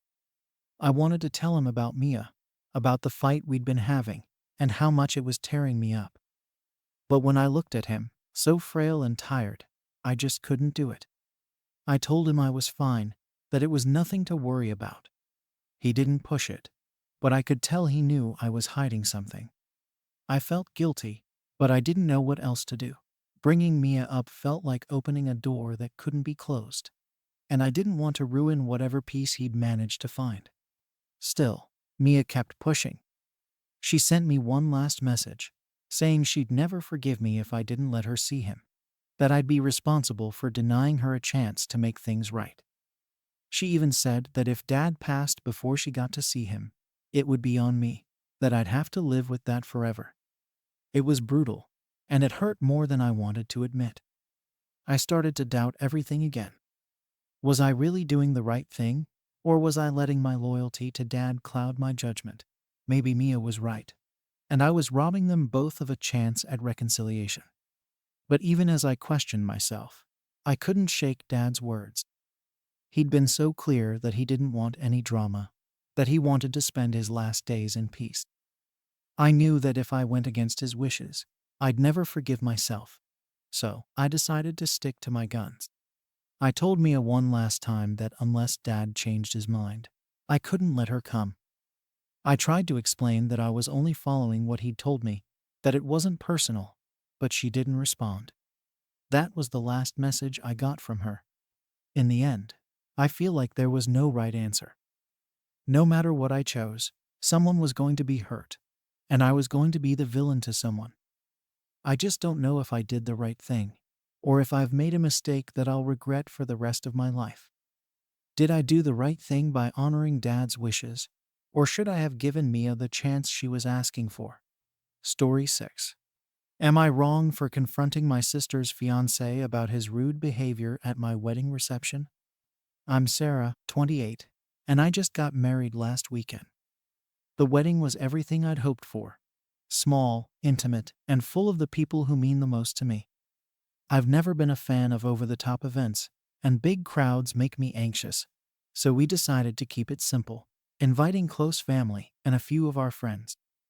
My younger sister, Emily, 24, was there with her fiancé, Jake, who she's been with for about 2 years. I'll be honest, I've always had mixed feelings about Jake. He's one of those people who thinks he's hilarious and edgy, but a lot of his jokes feel like they're at someone else's expense. Usually, I try to let it slide, especially since he's important to Emily, but it's been bothering me more and more. During the months leading up to the wedding, I'd gotten a few snarky comments from Jake about our choice of venue, the guest list, and how chill we were being about everything. At first, I laughed it off. I figured he was just used to bigger events, maybe more formal gatherings than what we were planning. But there was always this slight undertone to his remarks, like he thought our wedding wasn't worth taking seriously. He'd ask things like, "Are you sure you don't want something bigger?" And "Doesn't everyone dream of a fairy tale wedding?" I let it roll off my back for the most part. I didn't want to cause any drama before the big day. Emily seemed happy, and that's what I kept focusing on.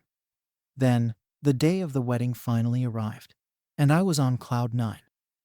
Everything went as planned, and it was honestly perfect in my eyes.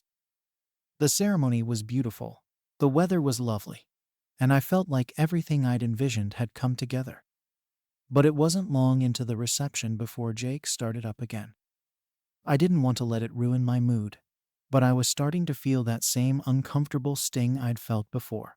As we were all seated for dinner, Jake made this loud comment about how cozy the event was, with a laugh that felt like it had something else behind it.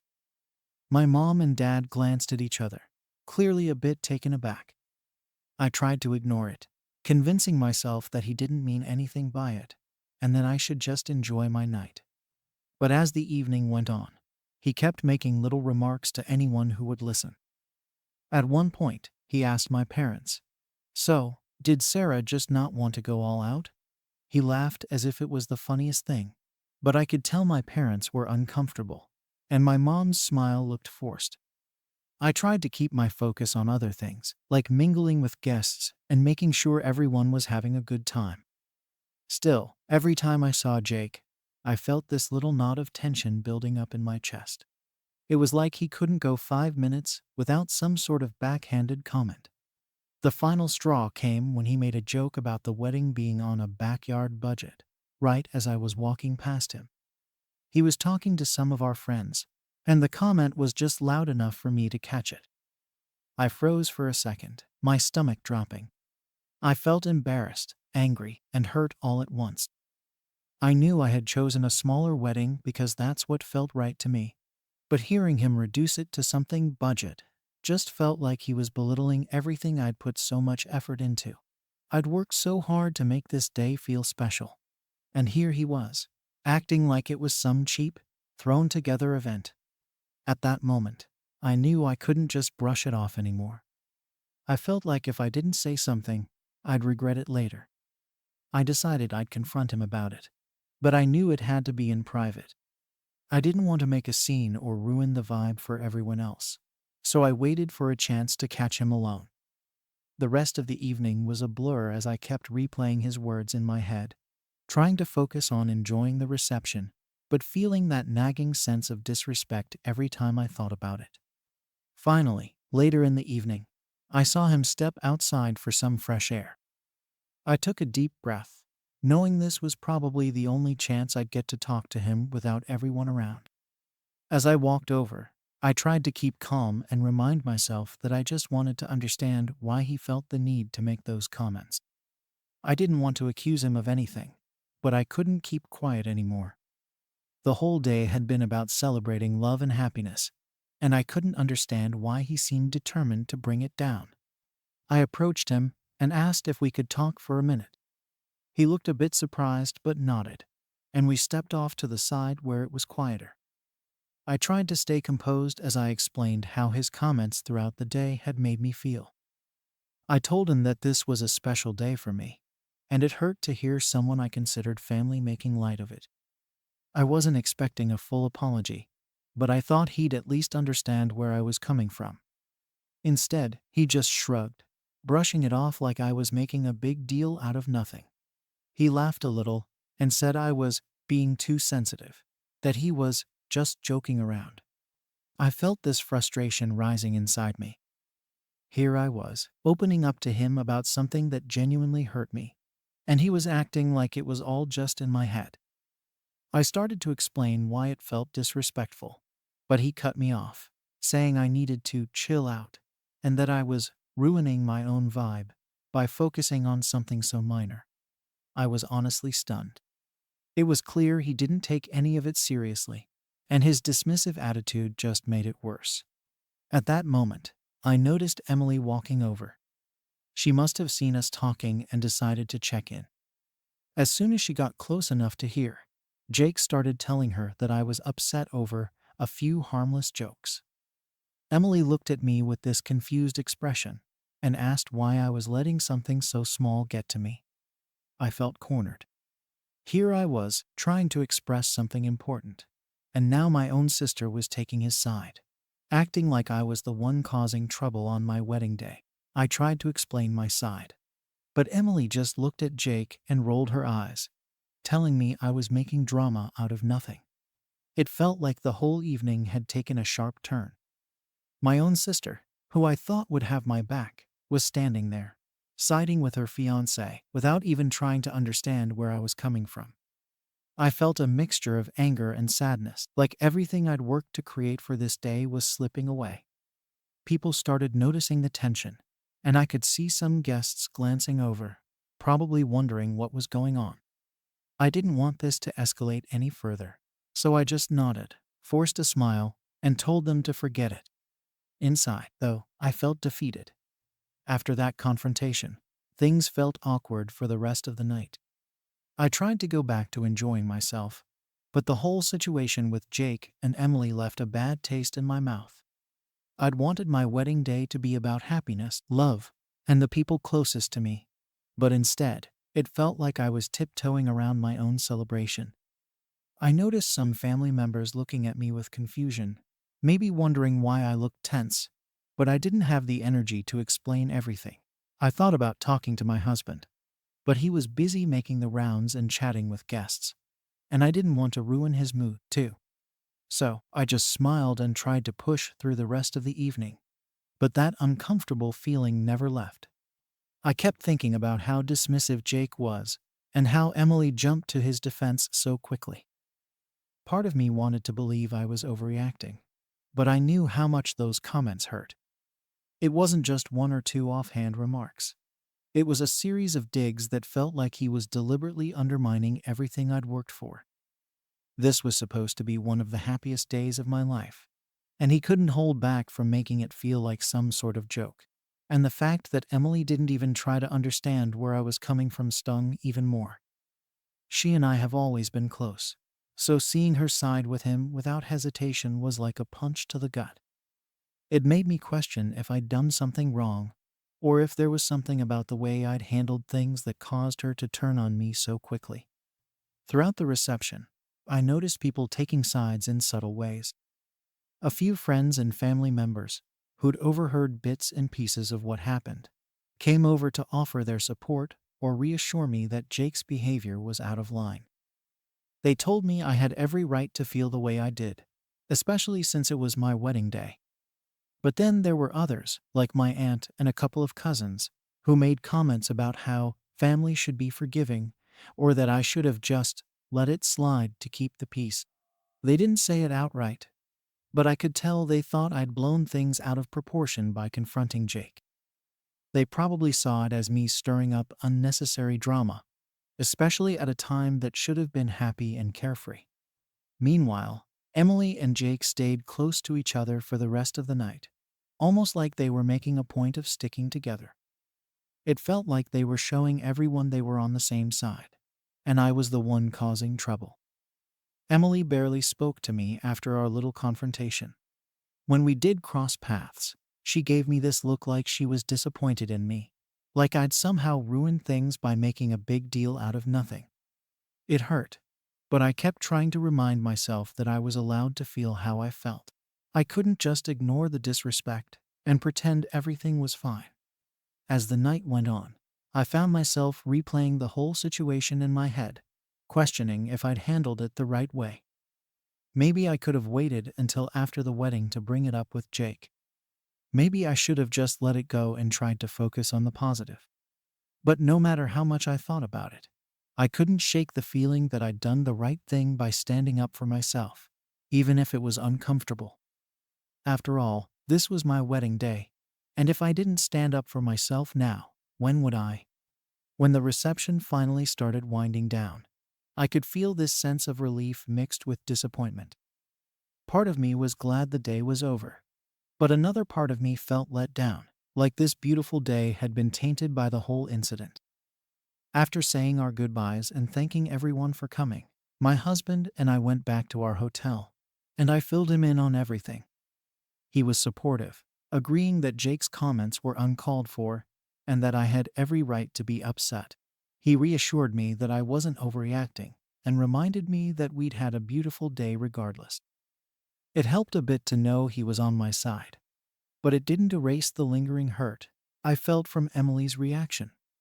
Over the next few days, I kept expecting Emily to reach out, maybe to check in or talk things through.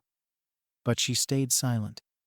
I started to wonder if she was waiting for me to apologize, even though I didn't feel like I had anything to apologize for. Still, the longer the silence went on, the more I questioned myself. Was I being stubborn?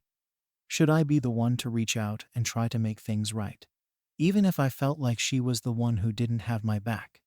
Eventually, I decided to reach out first, hoping that maybe we could clear the air and move past this. I sent Emily a message, telling her I wanted to talk about what happened. I told her that I didn't want this incident to come between us, and that I hoped we could work things out. She replied, saying she was willing to talk, but her tone felt distant, almost like she was already closed off. I tried to stay optimistic, hoping that an actual conversation would help us see each other's perspectives. When we finally talked, I explained my side again, hoping that maybe, now that a few days had passed, she'd understand where I was coming from. I told her how much Jake's comments had hurt me, especially on such an important day. I admitted that maybe my timing wasn't perfect, but I didn't think it was fair for him to make those remarks and expect me to just laugh them off. Emily listened, but she didn't seem moved by anything I was saying. She repeated that Jake was just joking and that I'd taken things way too seriously. She even suggested that I'd overreacted and that my reaction had created drama that could have been avoided if I'd just laughed along with everyone else. At that point, I started feeling this frustration all over again. It was like nothing I said was getting through to her. I tried to explain that I wasn't trying to ruin anyone's night, but I felt like I needed to stand up for myself when Jake crossed a line. But Emily just kept insisting that I'd made a big deal out of nothing, and that I was the one causing the rift in the family. She acted like I was being unreasonable for expecting Jake to respect my day, even though it felt so basic to me. After a while, it became clear that this conversation wasn't going anywhere. No matter how much I tried to explain my side, Emily was set on defending Jake and making me feel like I was the problem. She ended the conversation by saying that she and Jake had felt unwelcome at the wedding after I confronted him, and that they were hurt by how I'd treated them. I was honestly shocked. Here I was, trying to tell her how hurtful Jake's behavior had been, and she was turning it around like I was the one who'd made them feel out of place. I didn't even know how to respond at that point. It felt like no matter what I said, she'd already made up her mind, and I was just wasting my breath. When we hung up, I was left feeling even worse than before. Not only did I feel like my sister didn't have my back, but now it seemed like she was blaming me for everything. It was like she'd completely ignored everything I'd said and chosen Jake over me, without a second thought. After that conversation with Emily, I started feeling like maybe this situation was worse than I thought. I had hoped we'd clear things up, but instead, it felt like we were just drifting further apart. The more I replayed everything, the more I questioned if there was any way to get through to her, or if this was just how things were going to be from now on. Emily was always someone I could rely on, someone I considered my best friend. So this whole situation had me feeling hurt and lost. It wasn't just about the wedding or Jake's comments anymore. It was about whether or not my sister even respected me or cared about my feelings. For the next few days, I tried to focus on other things and move forward. I was newly married, after all, and I wanted to put my energy into starting this new chapter with my husband. But every time I checked my phone or thought about family gatherings in the future, I felt that pang of anxiety. I kept wondering how things would go now that this rift had formed. Would Emily and Jake come around? Or was this going to be the start of some kind of permanent division? I tried to put it out of my mind, but the longer it went without hearing from Emily, the harder it became. I hadn't expected her to reach out with a heartfelt apology or anything, but I guess I thought she'd at least check in or try to see how I was doing. Instead, it felt like she was just fine moving on without any kind of resolution. It stung, and it left me feeling like I was the only one hurting over this. It seemed like she and Jake were just living their lives like nothing had happened, while I was the one stuck dealing with all the feelings. Eventually, I started hearing bits and pieces from other family members, and it became clear that Emily and Jake had been telling their side of the story. Apparently, they'd painted me as the one who caused drama at my own wedding by overreacting to a few innocent jokes. Hearing this from others just made everything worse because it felt like Emily and Jake were trying to control the narrative and make me look like the bad guy. I didn't expect everyone to take my side, but I also didn't think they'd go out of their way to make me seem like some unreasonable bride who couldn't handle a little teasing. Some family members even started reaching out to ask what had happened, making comments about how tense things seemed at the reception. I explained my side as best as I could, but it was exhausting having to justify myself over and over. It felt like no matter what I said, the damage was already done. Some people were supportive and understood where I was coming from, but others made it clear they thought I should have let it go. They'd say things like, "Well, weddings can be stressful," or "Jake probably didn't mean any harm," as if I hadn't tried every way I could to look past it on the actual day. As time went on, the tension started affecting other family plans. There were a couple of small family gatherings we were all invited to, and every time I found myself dreading the possibility of running into Emily and Jake. I didn't want to deal with the fake smiles and forced politeness, especially knowing they thought I was in the wrong. I ended up skipping a few gatherings, which felt awful because I hated missing out on family time. But I just couldn't face them yet. It felt like I was the one being pushed out. All because I'd stood up for myself on my wedding day. My parents started noticing the tension, too. My mom pulled me aside one day to ask what was really going on, as she'd been hearing conflicting stories. I told her the truth about what had happened, from the rude comments at the reception to the dismissive way Jake had treated me when I confronted him. I explained how hurt I'd been by Emily's reaction, especially since I'd always thought she'd have my back no matter what. My mom listened, and while she tried to be supportive, I could tell she didn't want to pick sides. She encouraged me to try talking to Emily again, saying that family was too important to let something like this tear us apart. I considered her advice, but the more I thought about it, the more I realized I wasn't ready to be the one to reach out again. I'd already tried to apologize for the timing of my confrontation, and I'd tried to explain my side to Emily. It felt like if I kept reaching out, I'd just be giving in without ever getting the respect or understanding I was hoping for. I wanted Emily to see my side, but I was starting to realize that she might never get it if she didn't want to. Then, as if the situation couldn't get more complicated, I found out that Emily and Jake were planning their engagement party. My mom mentioned it casually, and I could tell she was hoping I'd come. She said it would be a good chance for us to put everything behind us and show that we were still a united family. But the thought of going to that party made my stomach turn. I didn't know if I could stand there and pretend everything was fine after everything that had happened. I knew I'd have to put on a brave face and act like the tension didn't exist. And honestly, I wasn't sure I could do that. I talked it over with my husband, and he was supportive of whatever decision I made. He knew how hurt I was and said he'd back me up if I decided not to go.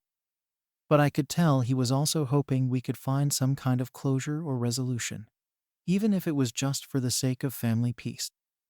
It was a tough choice because I didn't want to give Jake and Emily the satisfaction of thinking I was avoiding them out of guilt or regret. At the same time, I didn't want to put myself through an uncomfortable night just to keep the peace, especially when I didn't feel like they'd done anything to make things right. So now, I'm left wondering if I should go to this engagement party and try to be the bigger person, or if I should stick to my boundaries and sit this one out. Part of me feels like I'd just be caving in by going, like I'd be sending the message that they can treat me however they want, and I'll still show up with a smile on my face. But another part of me worries that skipping it would only make things worse, like I'd be adding fuel to the fire and giving them more reason to paint me as the one in the wrong. It's honestly exhausting trying to figure out what the right thing to do is. I never wanted any of this, and I hate that something as simple as standing up for myself has turned into this massive family rift. I feel stuck between wanting to move on and wanting to stand my ground, and I have no idea which choice is the right one. So, am I wrong if I decide not to go to my sister's engagement party? Or am I just setting healthy boundaries? Story 7 inches. Am I the asshole for refusing to let my stepson stay in the master bedroom? Jenna, 34, recently remarried and moved into a new home with my husband, Tom, who's 37. Together, we're trying to bring our two families together, but it hasn't been easy. I have a son, Max, who's 16, and Tom has a son, Liam, who's also 16. We thought it would be a good thing for everyone to start fresh in a new place, but I don't think either of us realized how difficult the blending process would be. I thought that since Max and Liam are the same age, they'd find common ground and settle in easily, but that hasn't been the case at all. Instead, things have been tense from day one, and the strain seems to grow every time we try to address it. Max and I have been used to our routines and ways of doing things, and it's clear that Tom and Liam have their own habits that don't exactly line up with ours. Small arguments started right away. It began with minor things: who would get the bigger bedroom, who gets first dibs on the TV in the living room, even who got the last of the snacks from the pantry. Liam, in particular, seemed to have a strong sense of what was fair, and he wasn't shy about speaking up whenever he felt like he was getting the short end of the stick. Tom would reassure Liam, saying things would be equal here, but it always felt like nothing I did was enough to make Liam feel comfortable. The bedroom issue was the first big argument. Max and Liam each have their own room, but since Max's room is slightly larger, Liam made a point of mentioning it right away. He said it wasn't fair that Max got special treatment just because I'm his biological parent. To me, it was such a small difference in space, but to Liam, it seemed like a symbol of how he thought things would be here. I tried to be understanding, but it was difficult to shake the feeling that Liam was looking for reasons to feel left out. Tom tried to ease things by telling Liam that we'd make it up to him somehow, which I didn't think was necessary, but I let it go at the time. It didn't seem worth fighting over. Things went downhill from there. Every small detail seemed to turn into an argument. If Max was watching TV and Liam wanted to watch something else, he'd bring up fairness again, as if Max had some kind of advantage. I suggested they take turns, but Liam would still find reasons to be upset, accusing Max of taking too long or monopolizing the space. I could feel the tension every time the boys were in the same room, and it was becoming exhausting just trying to keep the peace. Despite all this, I wanted to believe that things would settle down eventually. I kept telling myself that the boys were just adjusting, and that, with time, they'd learn to get along.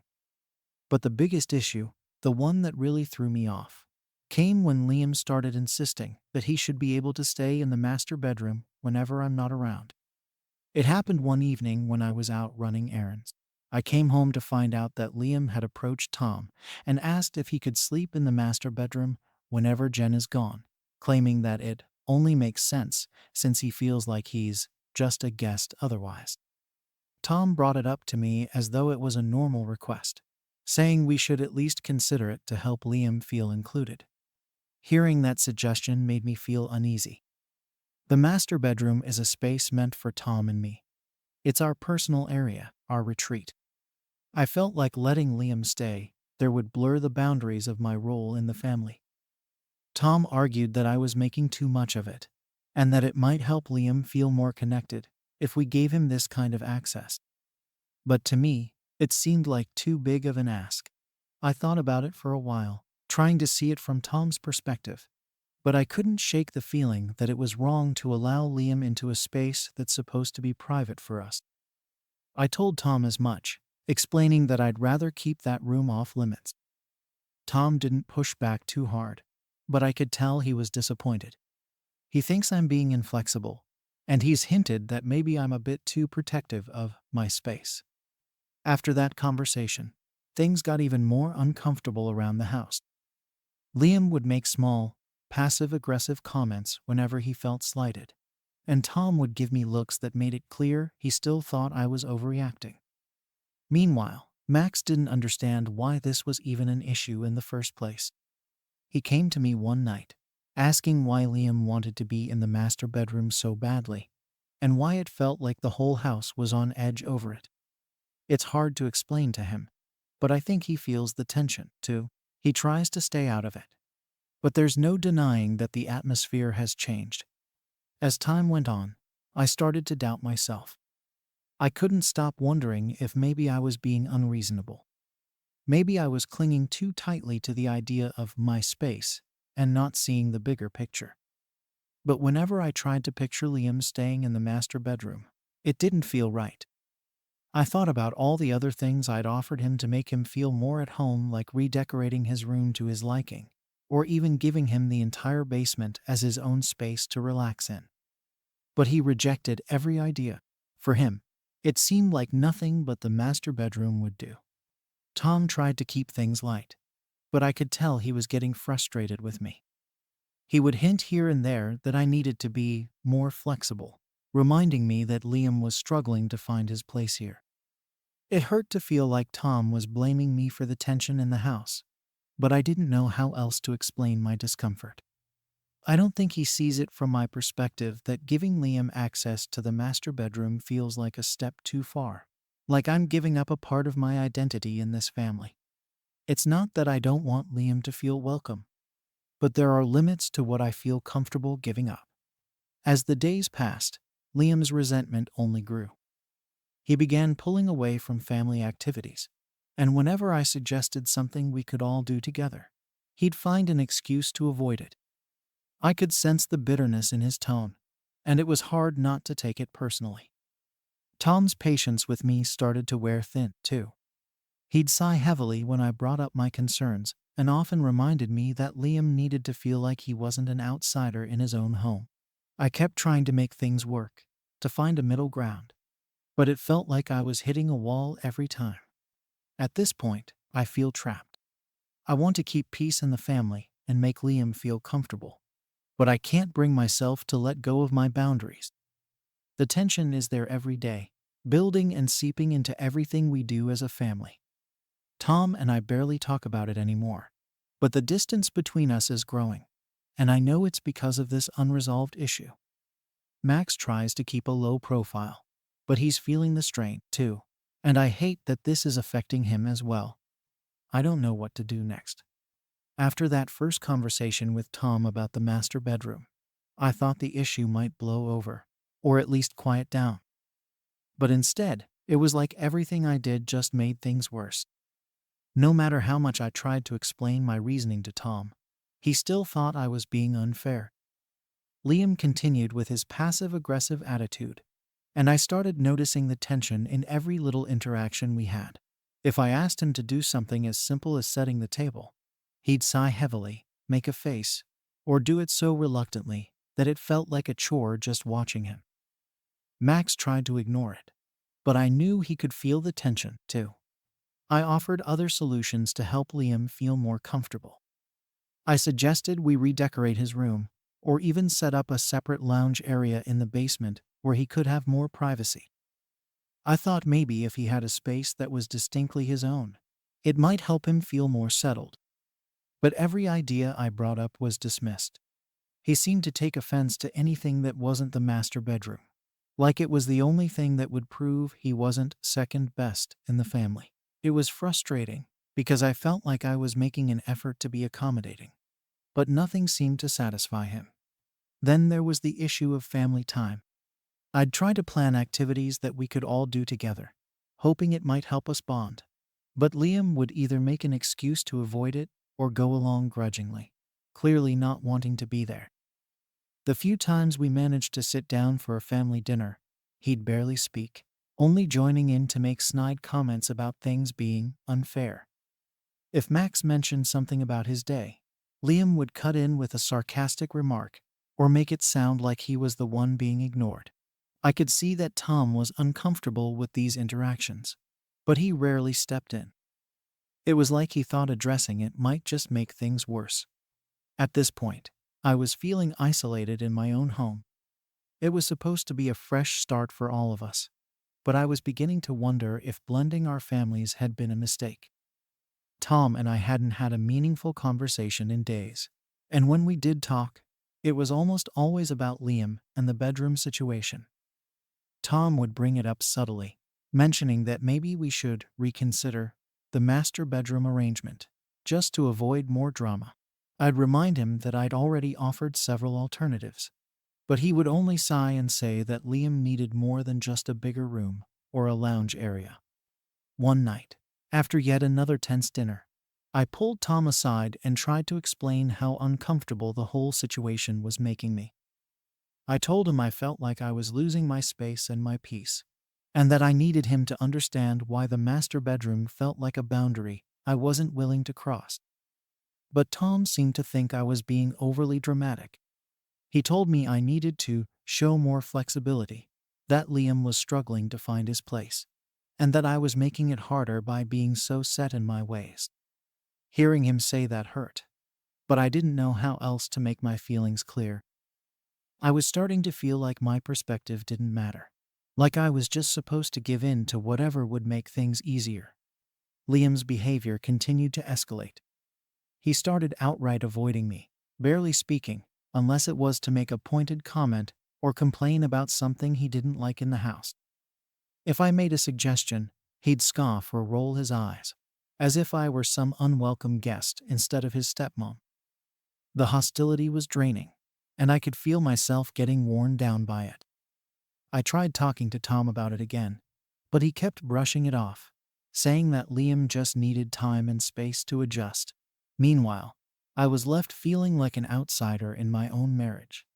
To make things worse, Liam began hinting that Max was being favored. If Max got a new piece of clothing or an extra snack, Liam would point it out, acting like it was proof of some grand favoritism. It didn't matter that I'd done plenty for Liam, too.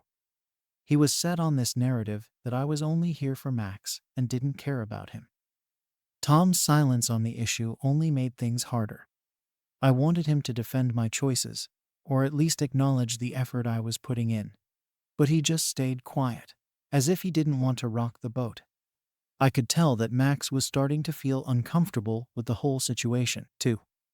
He'd try to avoid any conversations that involved Liam, and kept his head down to avoid drawing attention to himself. He even started spending more time in his room, clearly not wanting to be around all the tension. It broke my heart to see him so withdrawn, especially when all I wanted was for us to be a close, happy family. I hated that this was the reality we were dealing with, and I didn't know how to fix it without giving in to something I didn't believe was right. Every day felt like walking on eggshells. I'd come home from work and brace myself, wondering if there'd be a new issue or complaint waiting for me. Tom would barely look at me, and I knew he was still waiting for me to change my mind about the master bedroom. It was like a silent war, with neither of us willing to budge. I was frustrated, exhausted, and unsure of how to make things better without compromising on something I felt was important. At one point, I considered just letting Liam stay in the master bedroom when I wasn't home, just to avoid more arguments.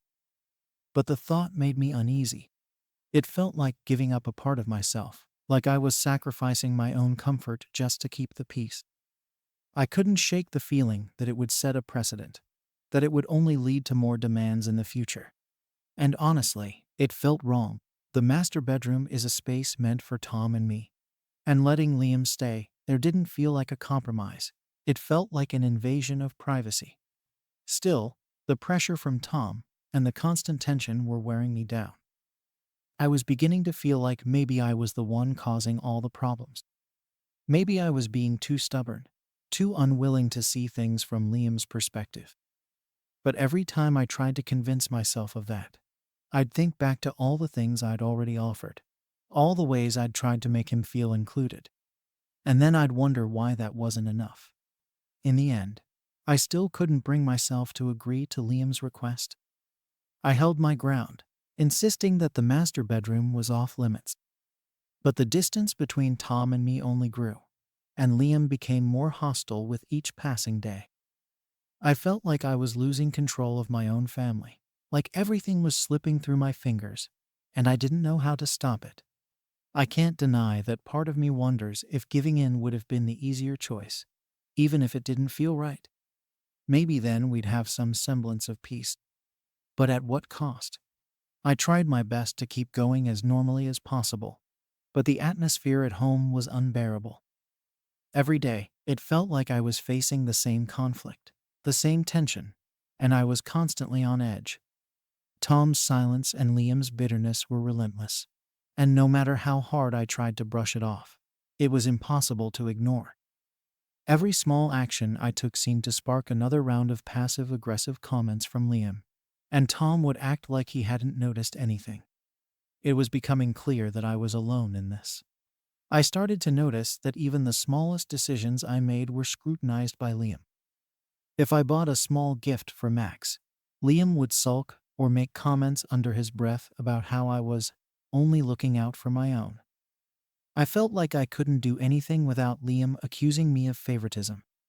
Even family dinners became tense, with Liam barely eating or sitting in silence, making it obvious he didn't want to be there. Max was trying his best to stay out of the way, but I could tell he felt the pressure too. He spent more time in his room or at friends' houses, probably just trying to avoid the whole situation. It hurt to see him so affected, but there was only so much I could do without making things worse. Tom's attitude didn't help either.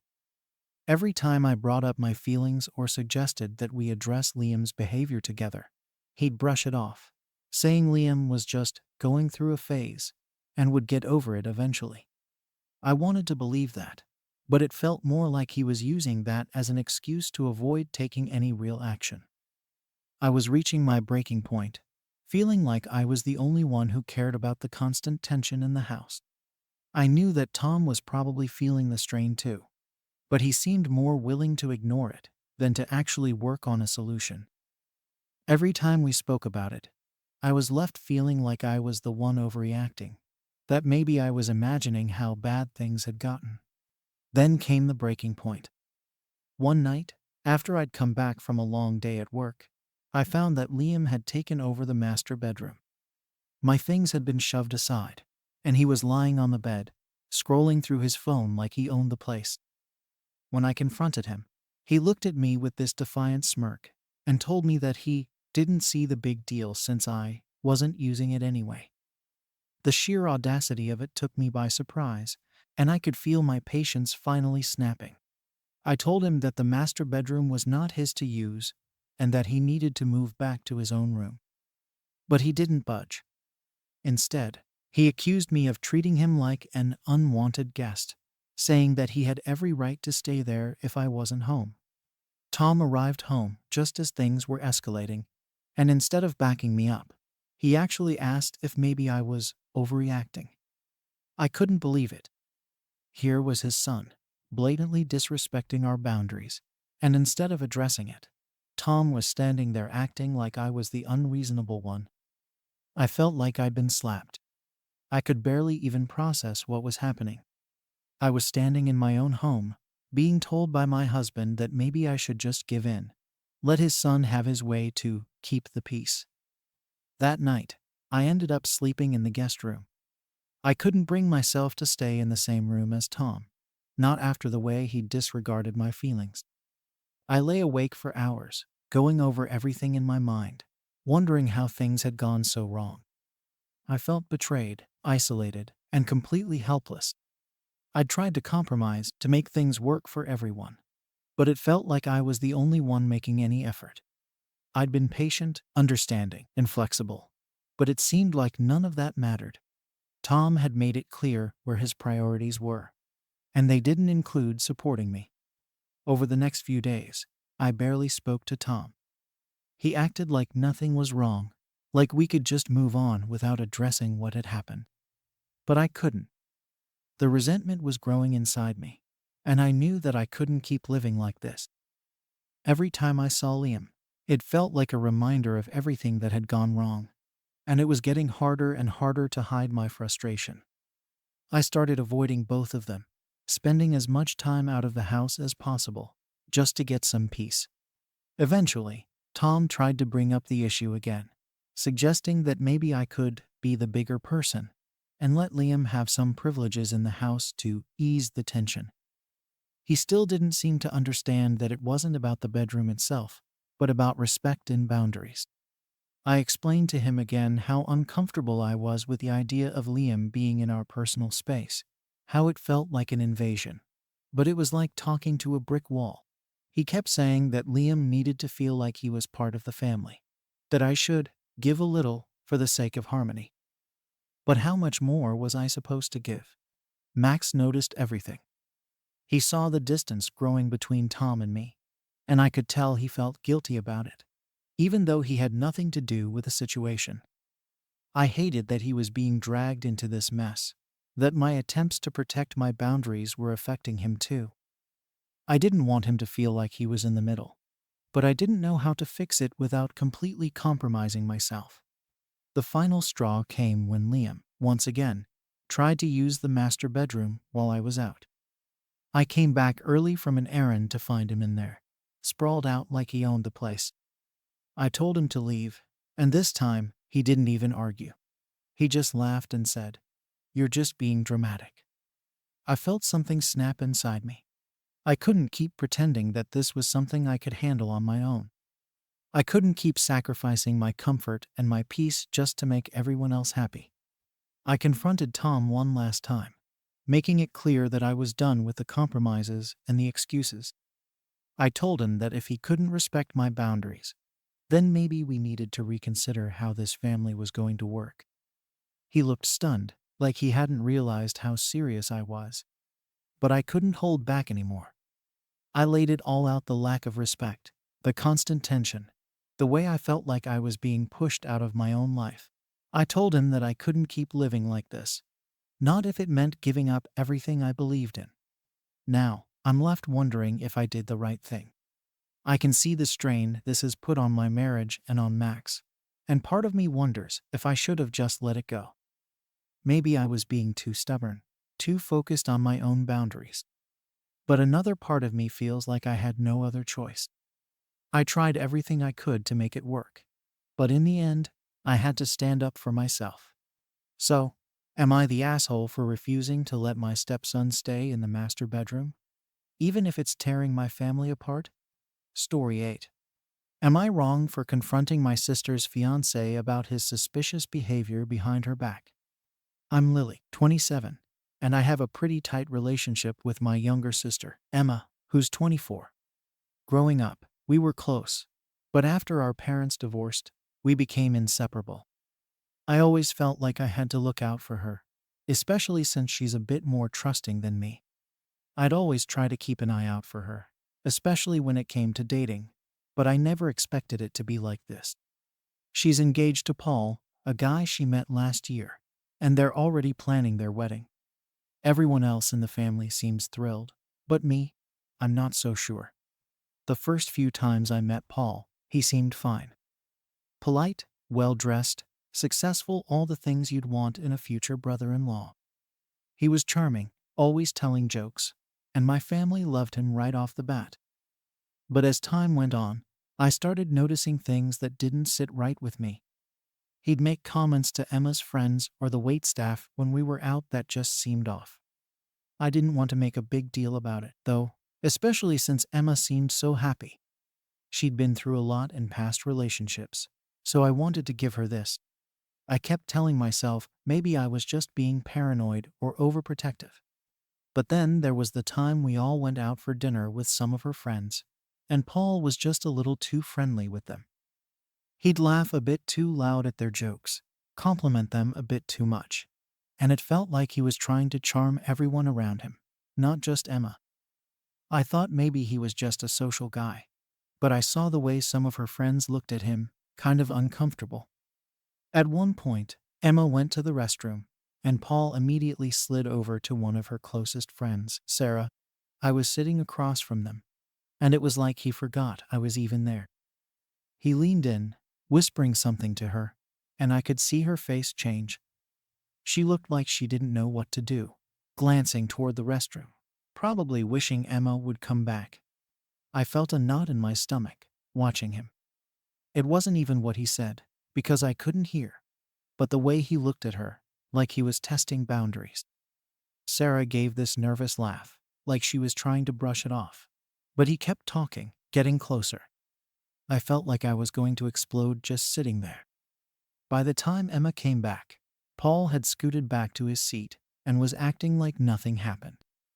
Emma was smiling, oblivious, and I just sat there, feeling angry and confused. I didn't know what to do. It wasn't like I could just blurt out, "Hey, I think your fiancé was just flirting with your best friend while you were in the bathroom." I mean, who would believe me? I tried to shake it off, thinking maybe I was blowing things out of proportion. But that night stuck with me. It wasn't even the first time he'd acted strange.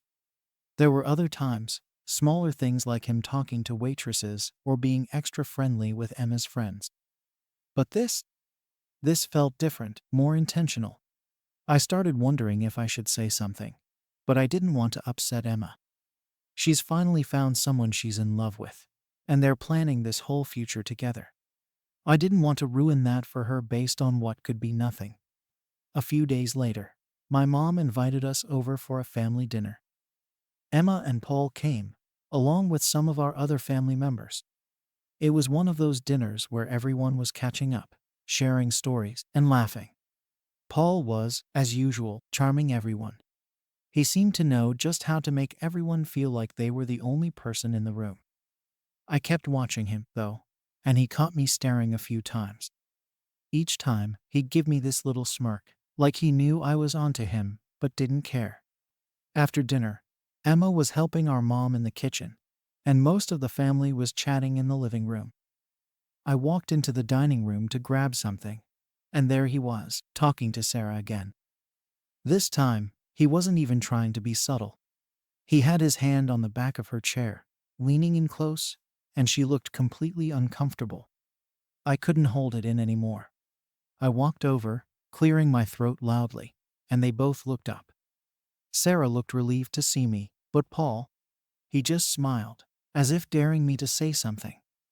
Once Sarah left to join the others, I finally confronted him. I kept my voice low so no one else would hear, but I told him I didn't like the way he was acting around Emma's friends, especially Sarah. I told him it felt disrespectful to Emma, and that if he was serious about marrying her, he needed to show some respect. His response? He just laughed. He actually laughed, like I was some kind of joke. Then he leaned in, smirking, and told me that I was just being paranoid. and that Emma wouldn't believe me anyway. He said it didn't matter what I thought because, in his words, Emma's already chosen me. I felt my face go red with anger. Here was this guy, supposedly in love with my sister, and he didn't even care enough to deny it or reassure me. He acted like he was invincible, like he could do whatever he wanted, and I'd just have to sit there and watch. I wanted to scream, to tell Emma right then and there, but I didn't want to make a scene, especially with everyone else there. So I walked away, fuming, wondering if I was really the only one who could see through him. After that confrontation, things felt tense. Paul acted like nothing happened, but I could feel the shift. He started going out of his way to be overly affectionate with Emma whenever I was around, as if he was trying to prove a point. He'd hold her hand, whisper in her ear, and look over at me with this smug grin. It was infuriating, and I felt completely helpless. Emma didn't notice anything, of course. To her, he was just being a great fiancé, and she was happier than ever. But the more I saw of them together, the more it ate at me. I couldn't just sit by and watch him make a fool out of her. But every time I thought about saying something, I remembered his words. Emma's already chosen me. After that dinner, things between Emma and me got weird. She could tell I was acting differently, but I wasn't sure how to tell her what was going on. I didn't want to ruin her happiness over something that could just be my imagination. But whenever I saw Paul around her, it was like I couldn't shake the feeling that something was wrong. He'd look over at me with this smug expression, like he knew he had me backed into a corner. And every time I tried to talk myself out of it, I'd remember that smirk he gave me when he said Emma would never believe me. It was like he was taunting me.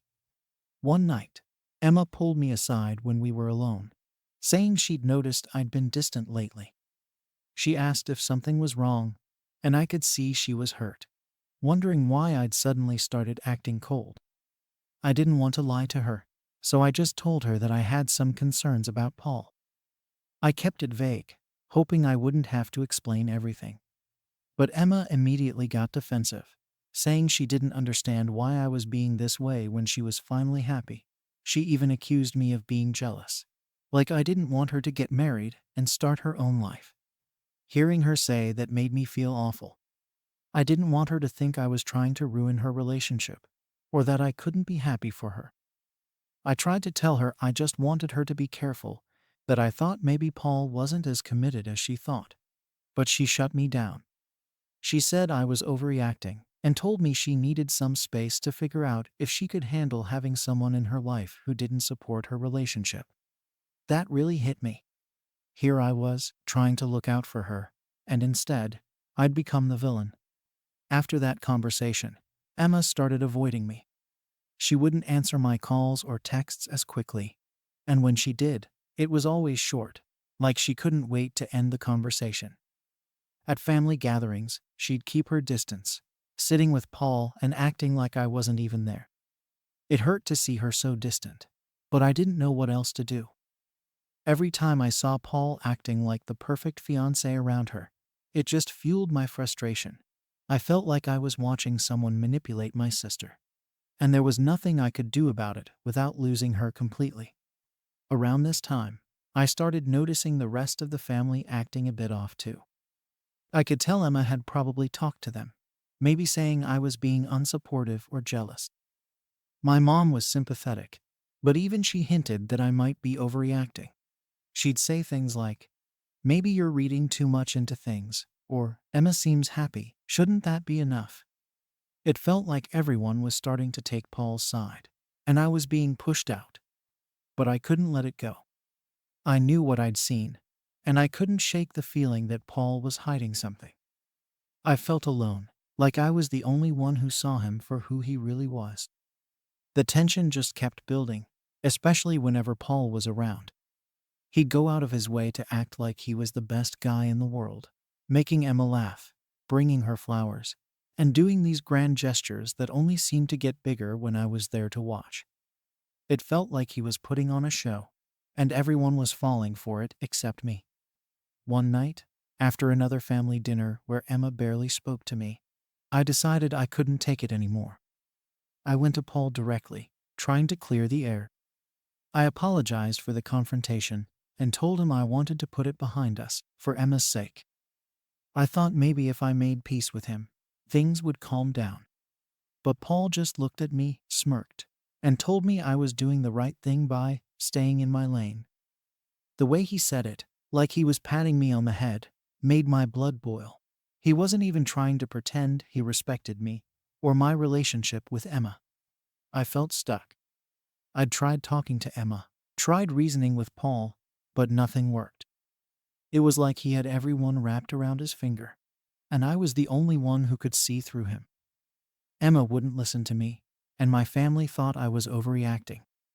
Every time I saw them together, it felt like I was watching someone I loved walk right into a trap, and I couldn't do a thing to stop it. Paul had isolated me from everyone, and he knew it. The final straw came a few days later. I was over at Emma's place, helping her with some wedding planning. She was still a bit distant, but we were trying to keep things civil. At one point, Paul left his phone on the counter and went to take a call in the other room. I hadn't planned on snooping, but when his phone lit up, I saw a message from Sarah, Emma's friend, the same one he'd been whispering to at that family dinner. The message was short, just saying, "We need to talk, and I don't think I can keep this up." I didn't see anything else before the screen went dark again. But that one line was enough to send my mind racing. Why was Sarah, of all people, saying she couldn't keep this up? What did she mean? Seeing that message from Sarah threw me off completely. I couldn't stop thinking about it, wondering what it could mean. The worst-case scenarios kept running through my mind, and I started feeling this desperate need to know more.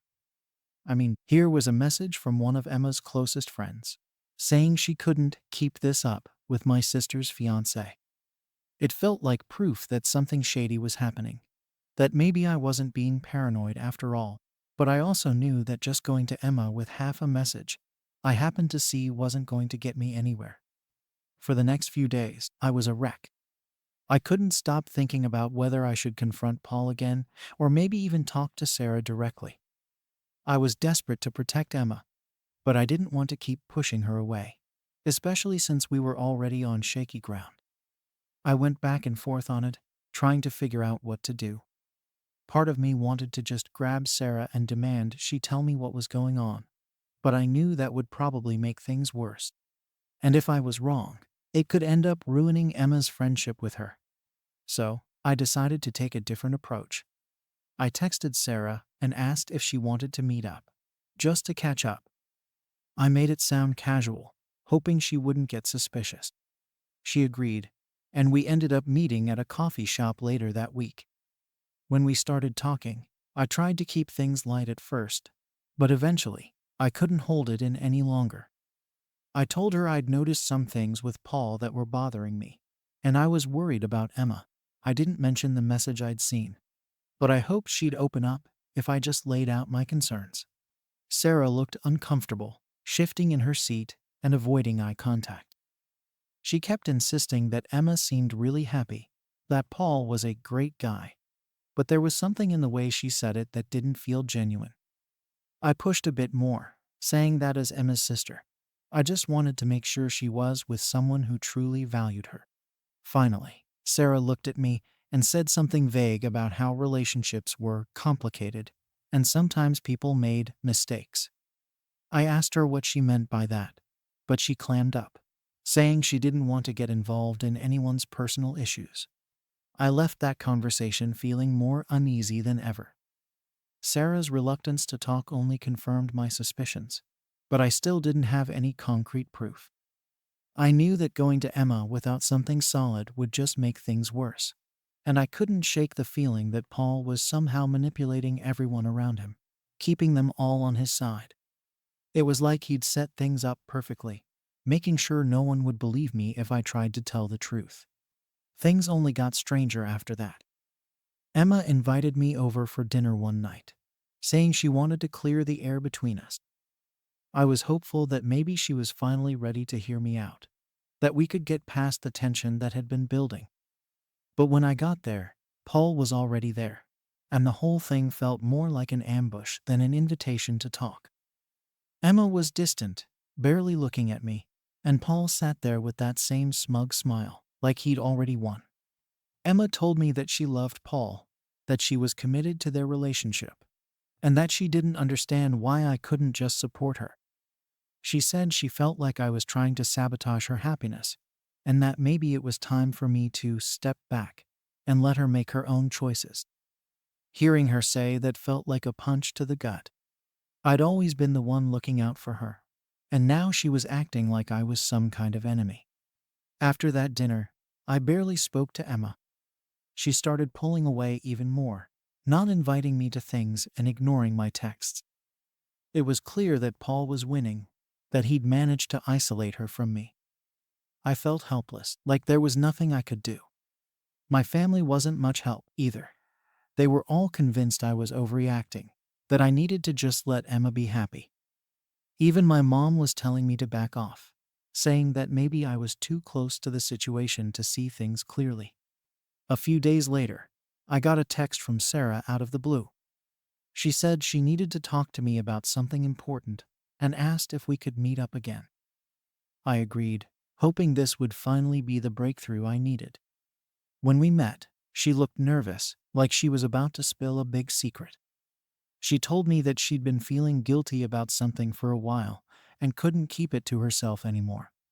Sarah admitted that Paul had been messaging her, that he'd been saying things that made her uncomfortable. She showed me some of the texts, and my heart sank. Paul had been flirting with her, making inappropriate comments, and even suggesting they should meet up without Emma knowing. It was exactly what I'd suspected, but seeing it in black and white felt like a punch to the gut. Here was proof that he wasn't loyal, that he was the manipulative person I'd always suspected. But now I had to figure out what to do with it. I wanted to go straight to Emma, show her the texts, and finally get her to see the truth. But Sarah was hesitant, saying she didn't want to get involved in their relationship drama. She was scared of losing Emma's friendship, and she didn't want to be seen as the one who ruined everything. I understood her hesitation, but at the same time, I knew I couldn't just sit on this information. Emma needed to know who she was marrying, even if it hurt her. I'm torn. If I go to Emma with the texts, there's a chance she'll finally believe me. But there's also a chance she'll see it as another attempt to ruin her relationship. She's so wrapped up in this idea of Paul as her perfect fiancé that I don't know if she'll be willing to see the truth, even with evidence right in front of her.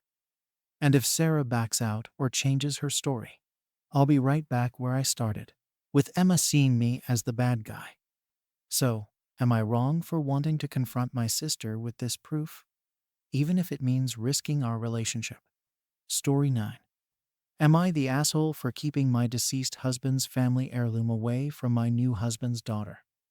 I, 42, have been dealing with tension in my new blended family over a family heirloom, a music box that belonged to my late husband.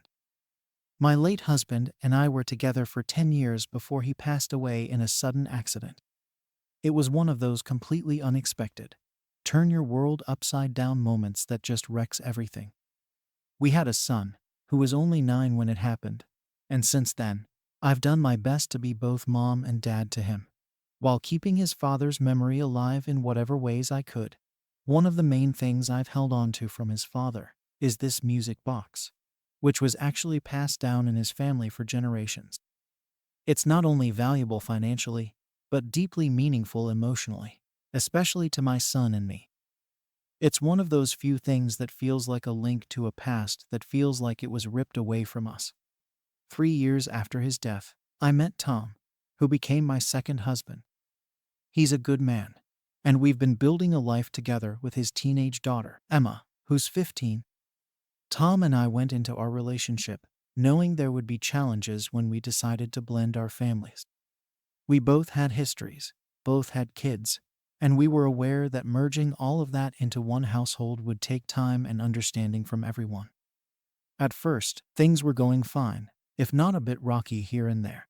I knew Emma would have her own adjustments, just as my son was dealing with his own grief and transition. But over the last year or so, things have felt increasingly tense between us. And it's mainly centered around this music box, which I honestly didn't think would ever become an issue in my marriage. Emma has recently taken an interest in vintage items, things with history or sentimental value.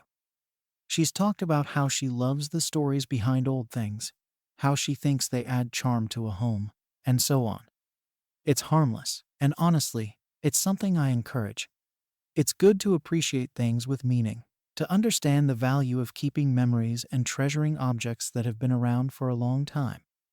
She's built up a small collection of her own and is always showing me her latest finds. I never had an issue with this until she started talking about the music box in particular. Emma started to show an interest in the music box a few months ago.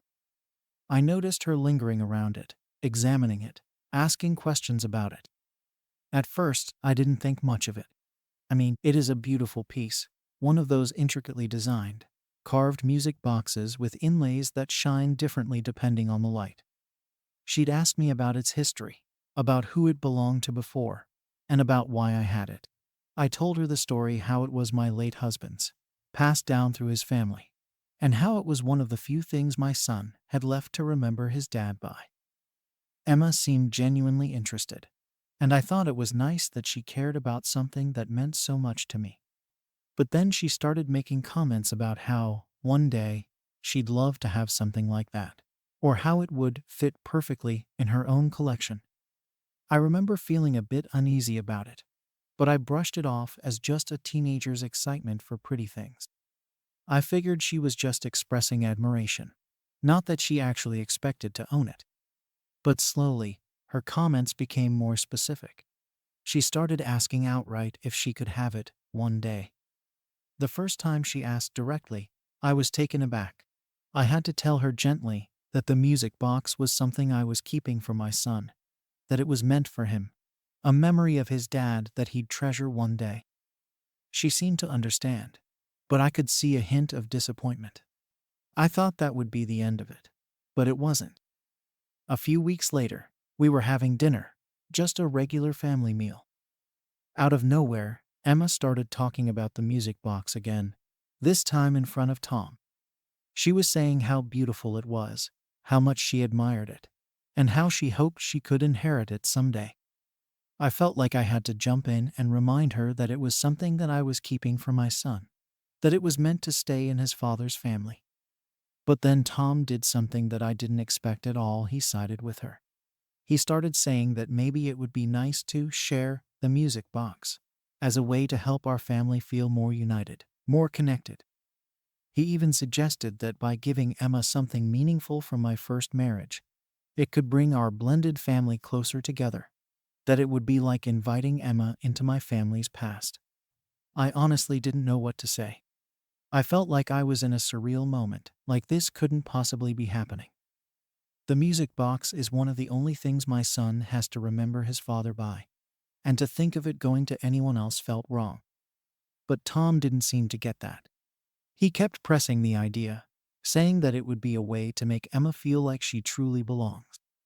I felt like my back was against the wall, but I tried to stay calm and explain to both of them that this wasn't just any item.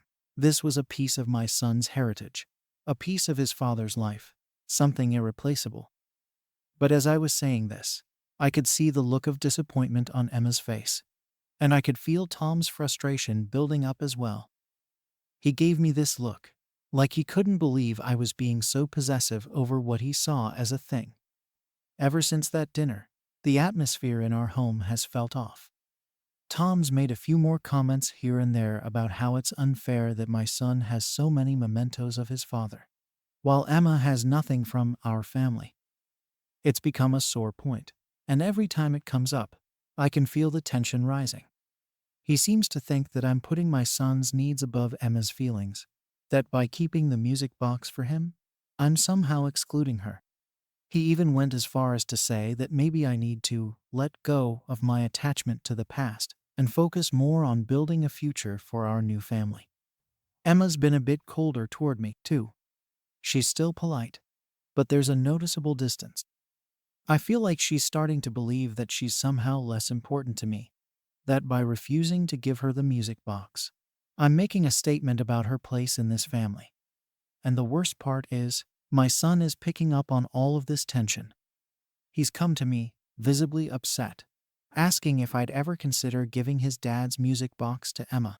He's afraid that he's going to lose this last piece of his father, that he's going to lose the only link he has to a part of his life that he's barely able to remember. I've tried to reassure him, but the strain is getting to all of us. At this point, I'm starting to feel trapped. Tom doesn't understand why this is so important to me, and Emma's hurt by what she sees as favoritism toward my son. I can see how they might feel left out, but to me, this isn't just about keeping a material object. It's about respecting the memory of my late husband and giving my son something to hold on to, something that belongs to him and his father. It's one of the last things I can do for my son in his dad's absence.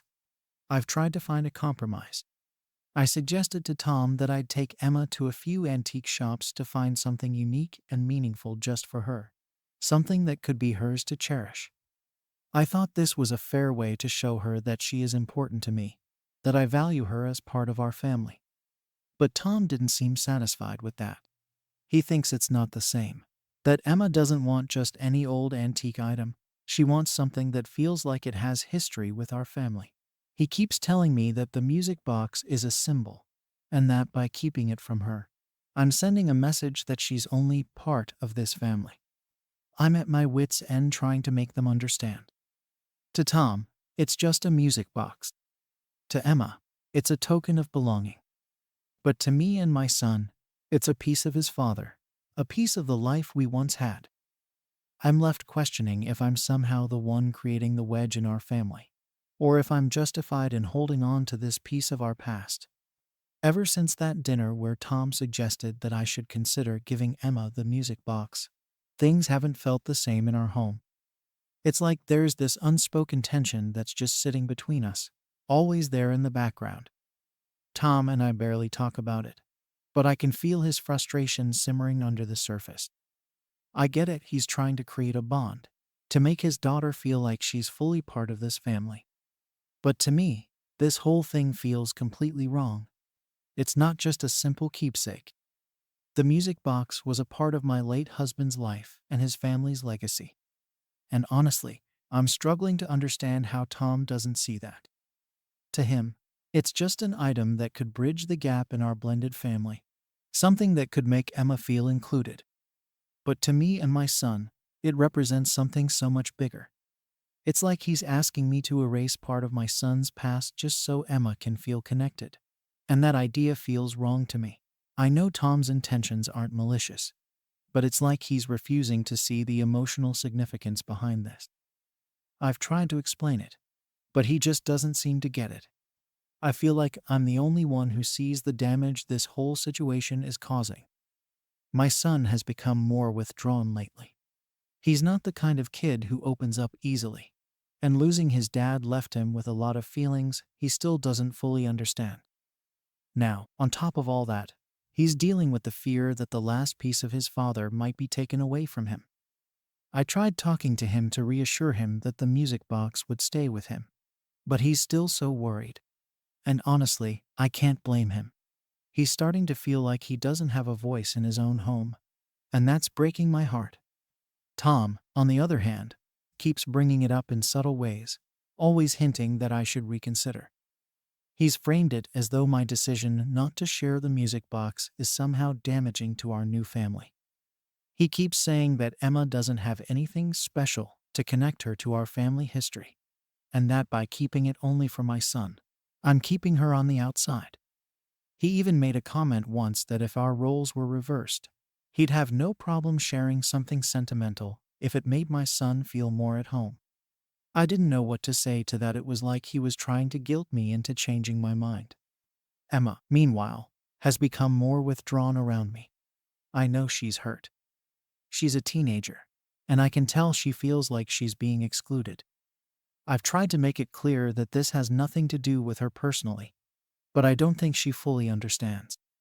She's at that age where everything feels personal, and I can see how she might feel like I'm choosing my son over her. She's been spending more time in her room, keeping to herself. And it's like there's a wall up between us now. It's hard because I genuinely care about her. And I don't want her to feel like she's less important. But at the same time, I don't think it's fair to ask my son to give up something that means so much to him. I thought maybe finding a compromise would help. I suggested to Tom that I take Emma out for a day and help her find something special, something with its own story and history that could be hers. I even offered to spend a little extra and get her something she really loves, maybe even something similar to the music box, if that's what she wants. But Tom shut that down almost immediately. He said it's not the same, that Emma wants something that connects her to our family, not just a random vintage item from a store. I was honestly floored by his reaction. I felt like I was trying to meet him halfway, but he was dismissing my efforts without a second thought. It's like, in his mind, the only solution is for me to give up the music box, and anything less than that is unacceptable. This has put me in a position where I feel completely cornered. Every time I try to find a solution, it just feels like it's not good enough. And Tom's comments are starting to feel like accusations, like he's blaming me for not being committed enough to making this blended family work. He's said a few times now that holding on to the music box is a sign that I'm stuck in the past and not fully invested in our future together. That one really hurt because it couldn't be further from the truth. I want our family to work. I want Emma to feel like she's part of this family. But I don't think that should come at the cost of my son's memories or his connection to his father. At one point, Tom even asked me if I think it's healthy for my son to be so attached to a single item. He said maybe letting go of it could help him move on and create new memories in our family. I couldn't believe he was suggesting that. My son lost his father, and now Tom wants to take away one of the few things he has left to remember him by. It felt like he was completely dismissing my son's feelings, like he thought this was just about some object instead of the emotional significance behind it. I tried to get Tom to understand by explaining what the music box represents. I told him that it's not just about holding on to an item. It's about preserving a piece of my son's heritage, his father's legacy. But it's like everything I say just goes right over his head. He keeps insisting that it's only fair to share it with Emma, and that by refusing, I'm sending a message to her that she's less important. I don't know how many times I can keep explaining myself before I just give up trying. Meanwhile, my son has become increasingly withdrawn. He's noticed the tension, and he knows it has something to do with the music box. The other day, he asked me if he's causing trouble for our family just by wanting to keep it. He asked if I'd still keep it for him, even if it meant upsetting Emma and Tom. Hearing that from him broke me. I've tried so hard to make him feel secure, to reassure him that he has a place in this family and that his memories are safe. But he's picking up on the conflict, and now he's worried that he's somehow to blame for it. I've even thought about going to Tom and asking him to drop the issue altogether, but I know he'd just see it as me refusing to compromise. And Emma would probably feel even more alienated, like I'm choosing my son over her. I don't know how to balance all of this. I want to make things right, but it feels like there's no solution that doesn't hurt someone deeply. I thought maybe time would help things settle down, that eventually they'd understand why this is so important to me and my son. But the longer this drags on, the worse things seem to get. Tom and I have started to argue more, and Emma barely even talks to me now. It's like our family is falling apart over something that, to me, should never have been an issue in the first place. At this point, I'm starting to wonder if I'm the one making things worse by holding on to the music box so tightly. Last night, everything came to a head, and I'm still trying to process it all. It started out as a regular evening, just another quiet night at home. Tom and I hadn't spoken much all day, but I thought we were finally past talking about the music box. I was wrong. Right before bed, Tom brought it up again, saying that he couldn't understand why I was so unwilling to make a sacrifice for our family. He said that by keeping the music box for my son, I was holding on to a piece of my past that I wasn't willing to let go of. According to him, I was choosing my late husband over our new family, and I was using my son as an excuse to avoid moving forward. That comment hit me hard. It felt like a slap in the face, and I couldn't keep quiet anymore. I told Tom that it wasn't about choosing one family over another. It was about honoring a promise to my son, about keeping a piece of his father alive for him. I explained, once again, that the music box was one of the only things he had left to remember his dad by. But Tom just didn't get it. He kept saying that it was unhealthy for my son to be so attached to the past, that by clinging to these memories, I was making it harder for him to bond with Emma. Things escalated from there. Tom started accusing me of putting my son on a pedestal, saying that I was spoiling him by giving him everything he wanted. He said that Emma was being left out, that she was feeling like an outsider because of my refusal to share even a single item that could help her feel more connected to our family. I felt cornered, like he was blaming me for all of the problems in our family, for every bit of tension and resentment that had built up over the past few months. I tried to keep my composure, but it was like everything I'd been holding back finally came pouring out. I told him that I felt he was asking too much, that he was asking me to erase my son's memories just to make Emma feel better. I told him that Emma's feelings were important, but that didn't mean my son's memories were any less valuable. But Tom just kept pushing, saying that I was being selfish, that I was clinging to something that was ultimately just an object. He couldn't understand why I wouldn't let it go. At that point, Emma walked in, probably hearing us from down the hall. She looked at me with this expression. I'll never forget. It was like she felt completely betrayed. She told me that she thought I'd accepted her as part of the family, but now she realized I was always going to put my son first. She said she'd always feel like she wasn't truly part of our home because I was keeping everything meaningful away from her. I didn't know what to say. I tried to explain that this wasn't about her, that it wasn't about making her feel less important, but she didn't want to hear it. She just looked at me with hurt in her eyes and left the room. After Emma walked away, Tom told me that if I couldn't find it in myself to compromise, then maybe I wasn't ready to truly move on from my past. He said he couldn't understand why I was holding on to the music box so tightly when it was tearing our family apart. He even suggested that maybe I needed to consider whether I was really committed to building a new life with him and Emma if I couldn't let go of something that was, in his words, just a thing. That was it for me. I felt like he was pushing me to make an impossible choice. He wanted me to choose between honoring my late husband's memory and keeping our family intact. I asked him if he was really prepared to let this issue tear us apart, to put that kind of pressure on me and my son. He said that he wasn't the one putting pressure on anyone, that it was my choice to keep this rift between us by clinging to the past. I spent the rest of the night lying awake, replaying everything in my head. I'm torn between two sides, and neither one feels right.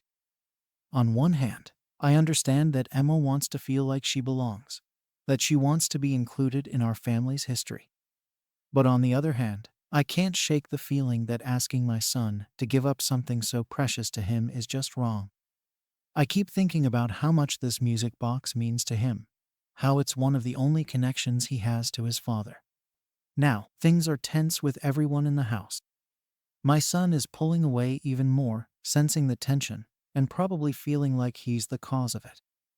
Emma barely speaks to me, and when she does, it's clear she's hurt. And Tom is acting like I'm the one who's refusing to move forward, like I'm the one who's keeping our family divided. I honestly don't know what to do. I feel like no matter what choice I make, someone's going to be hurt.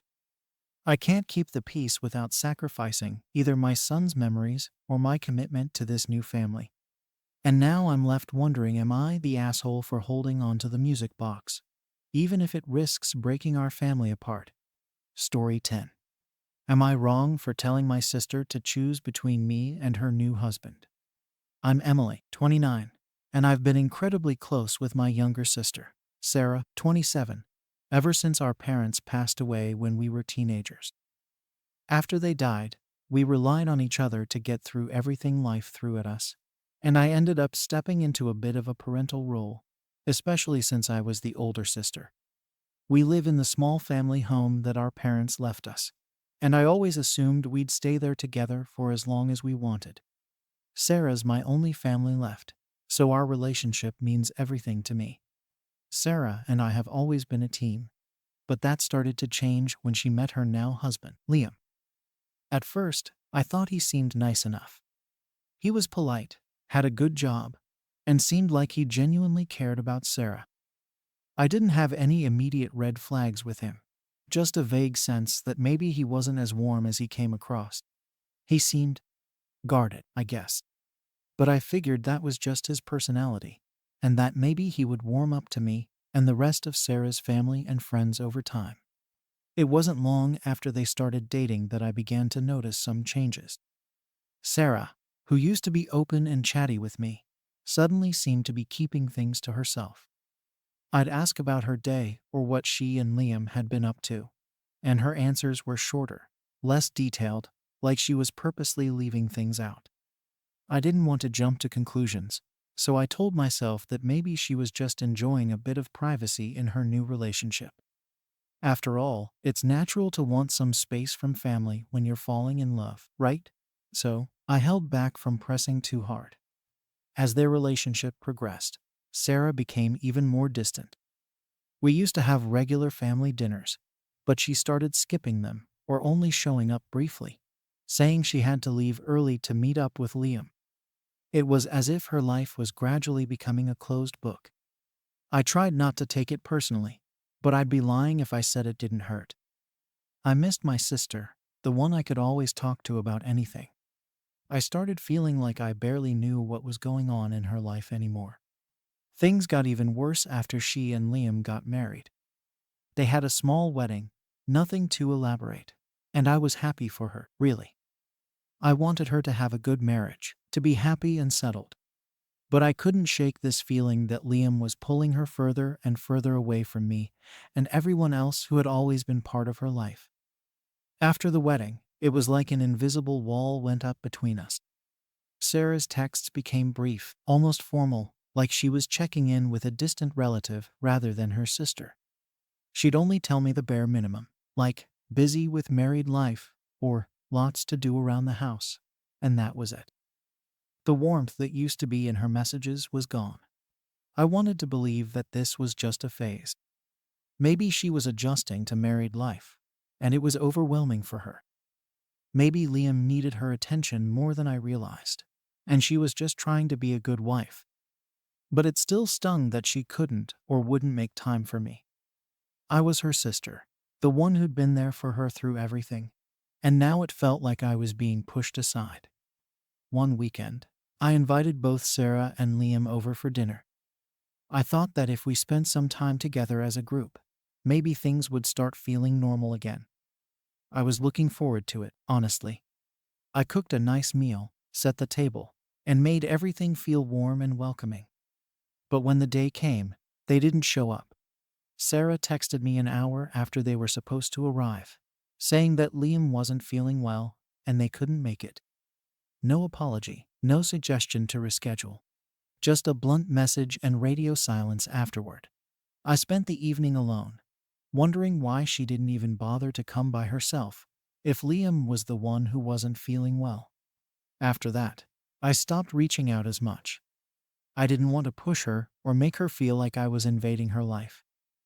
But it's hard to sit back and watch someone you love slip away, especially when you can see there's something wrong. Other family members started noticing too.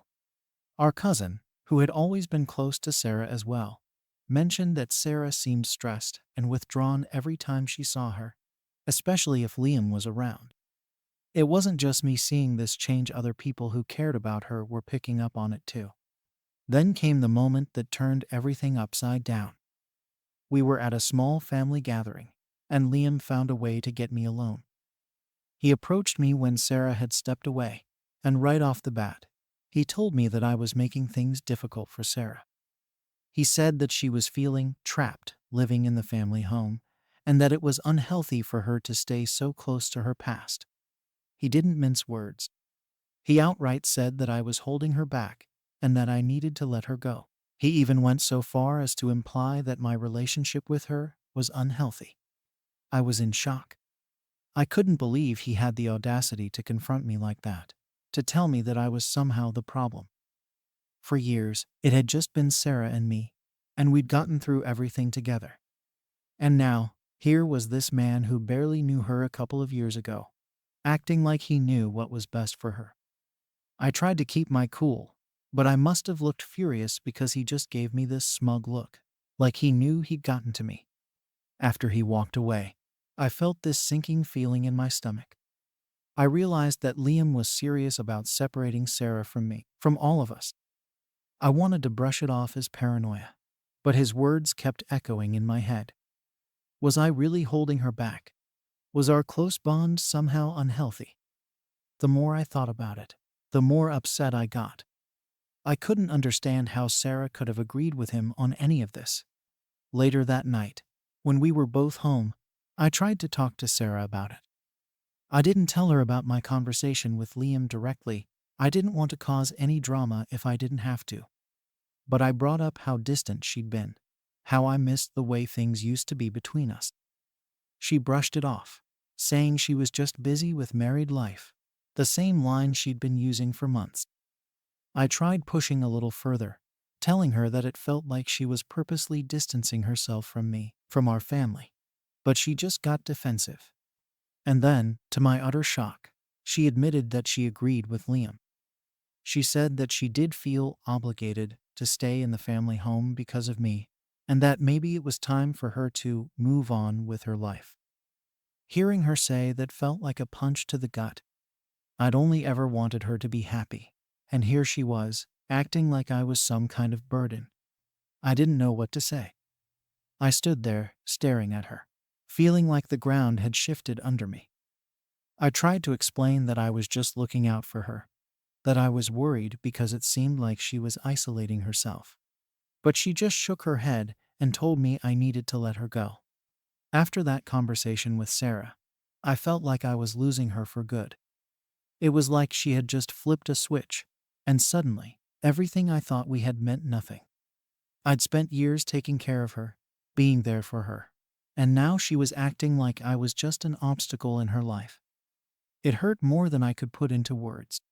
But at the same time, I couldn't shake this gut feeling that Liam was pulling the strings here. It was like he'd planted this idea in her head that I was somehow holding her back, and now she was starting to believe it. In the days that followed, things didn't get any better.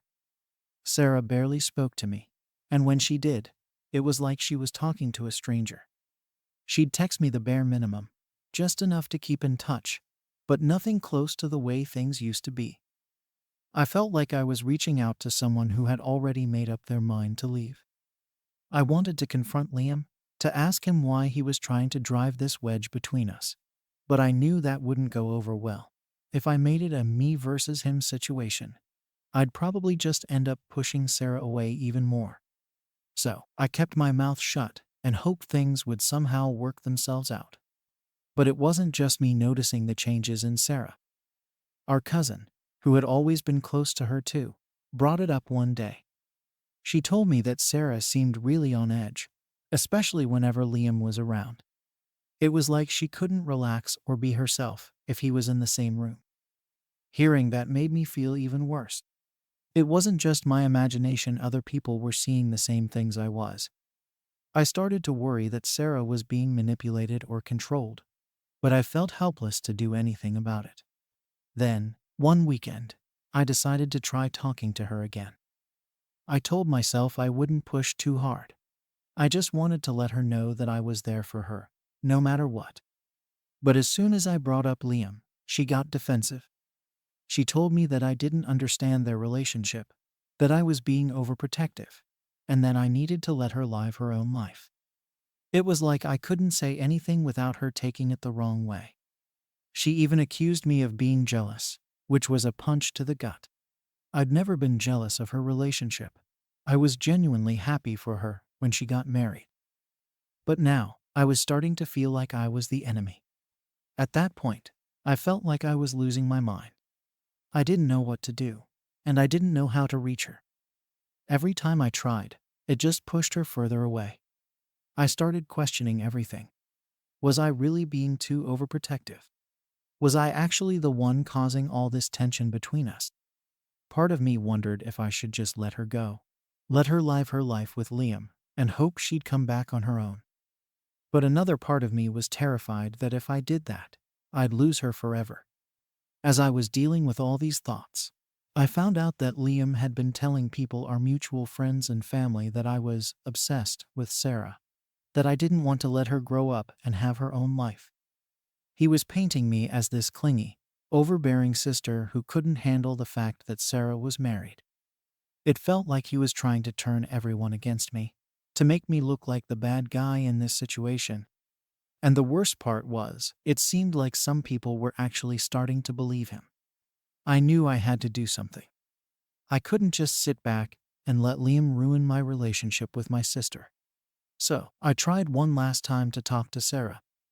I told her that I was worried about her, that I'd noticed how much she'd changed since she married Liam, and that I felt like he was pulling her away from everyone who cared about her. I told her that I was scared she was going to end up isolated and alone, with no one to turn to if things went wrong. But she just looked at me like I was crazy. She told me that I was overreacting, that I was imagining things, and that Liam was just trying to help her move on with her life. She said I needed to let go, that I was the one who was holding her back. It was like she'd been brainwashed.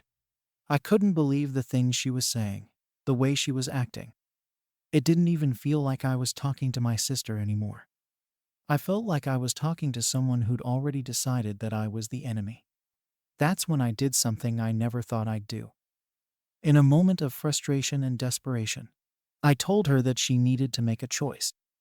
I told her that if she wanted to keep our life together, if she still cared about the bond we had, she needed to let me know.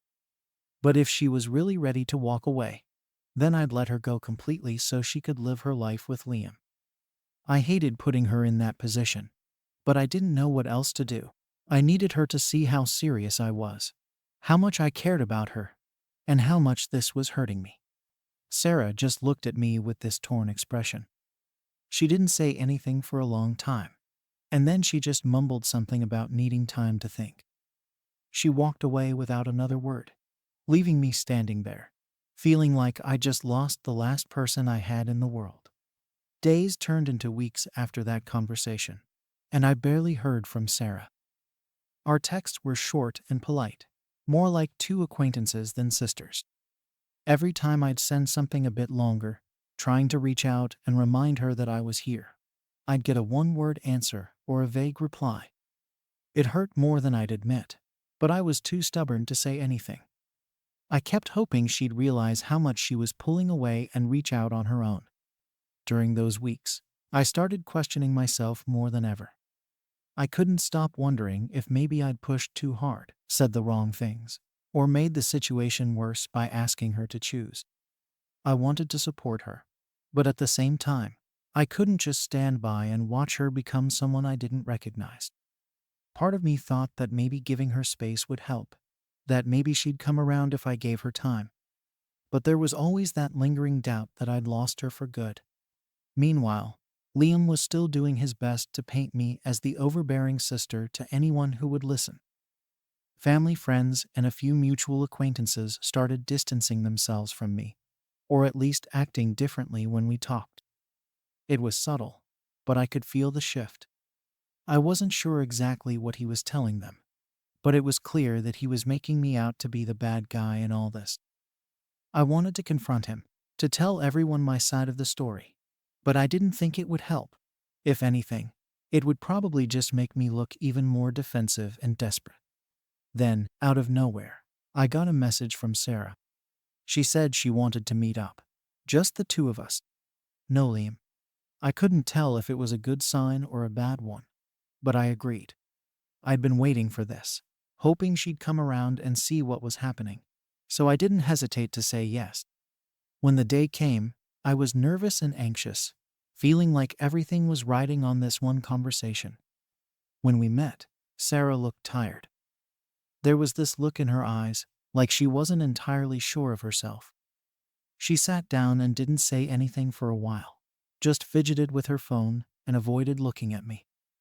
Eventually, she started talking, but her words were halting, like she was struggling to find the right things to say. She told me that things had been different with Liam, that she'd felt a lot of pressure to cut ties and move on from her past.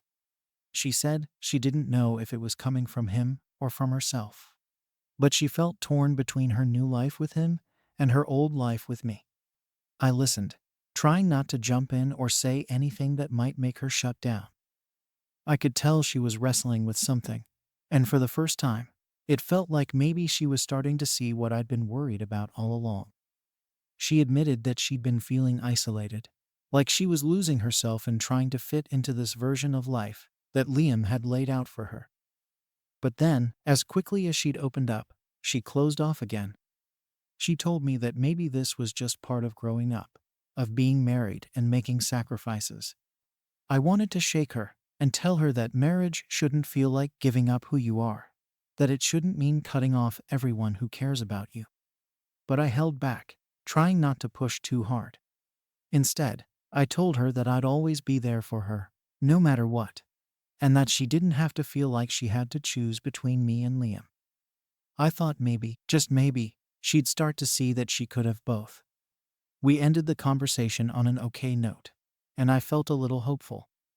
But a few days later, things took another turn. Sarah texted me, saying she was going to take some time to figure things out on her own, and that she needed space. She didn't say for how long or what that meant exactly, but the message was clear. She wanted to step back from our relationship, at least for now.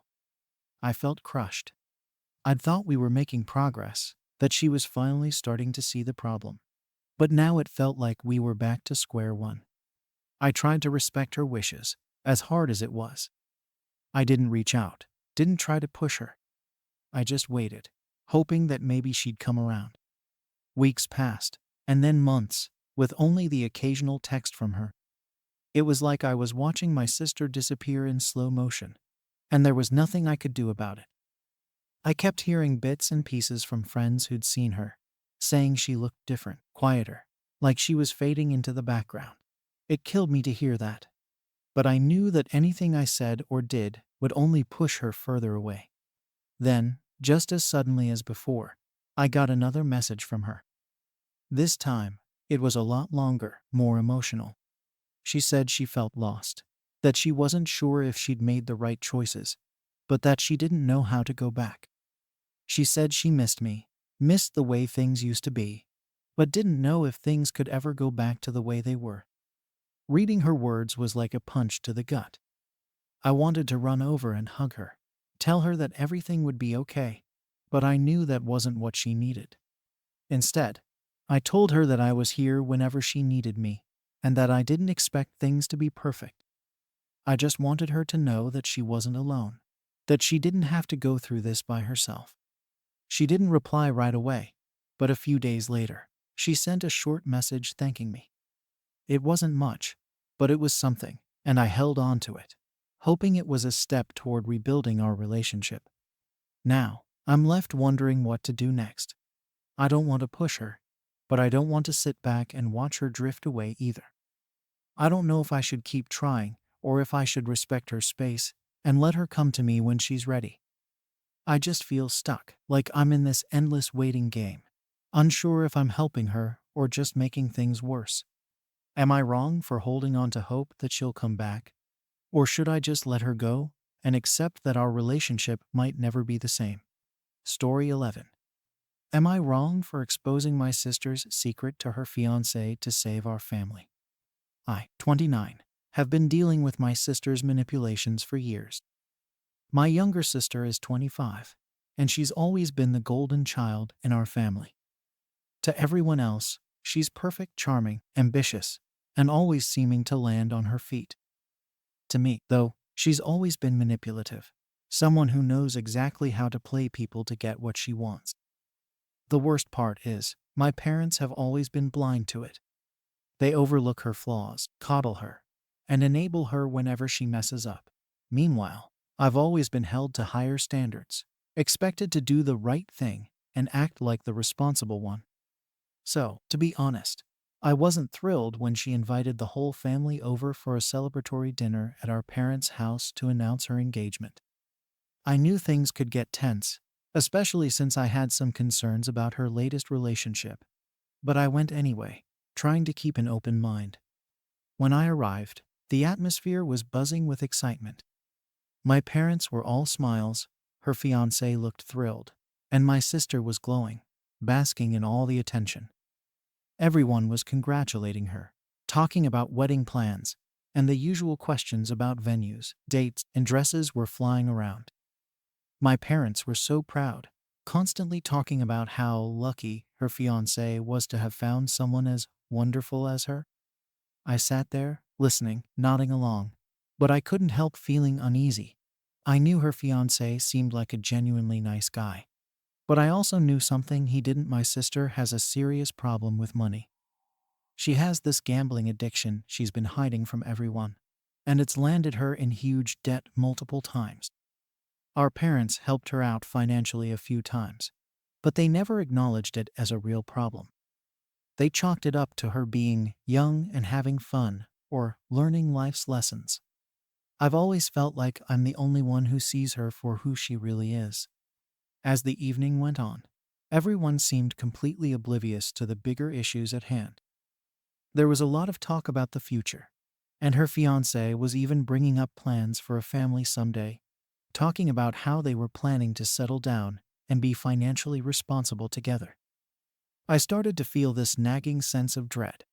It was hard to sit there and watch him talk about merging their lives, knowing he had no idea what he was getting into. He brought up wanting to set up a joint savings account with her to start building a future. My sister looked at him and nodded enthusiastically, acting as if she was this picture of stability and responsibility. I felt my chest tighten. I couldn't just sit there and watch this guy walk into what I knew could end up as a financial disaster for him. At that moment, I spoke up.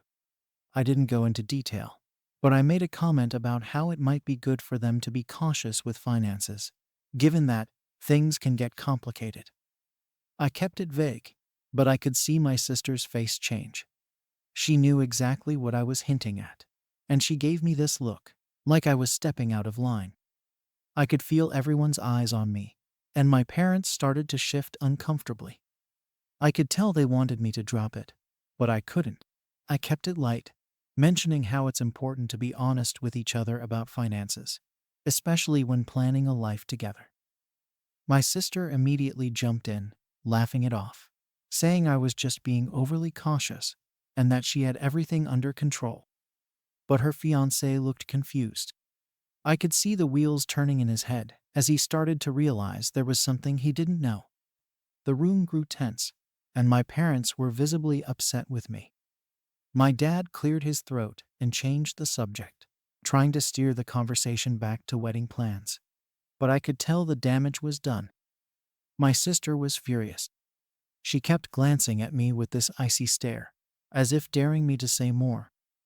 I could feel the resentment building in her, and I knew she wasn't going to let this go. But I also couldn't shake the feeling that I had done the right thing. Her fiancé had a right to know what he was getting into, didn't he? Was it really fair for him to be left in the dark about her financial habits, only to find out later when it might be too late? As the dinner wound down, my parents pulled me aside. They were angry, whispering harshly about how I had ruined the night and embarrassed my sister. They accused me of being jealous, of trying to sabotage her relationship out of bitterness. They said I should have just kept quiet, that it wasn't my place to bring up her personal issues, especially in front of her fiancé. They told me I should apologize, not just to my sister, but to her fiancé as well. They demanded that I fix it by explaining that I was mistaken, or that I had misunderstood things. But the truth is, I hadn't misunderstood anything. I knew exactly what I was talking about, and I didn't feel right pretending otherwise. Later that night, My sister cornered me in the kitchen. She was livid, accusing me of being petty and trying to ruin her happiness. She said I was making things up, exaggerating her so-called issues to make her look bad in front of her fiancé. She kept insisting that she had everything under control and didn't need my interference.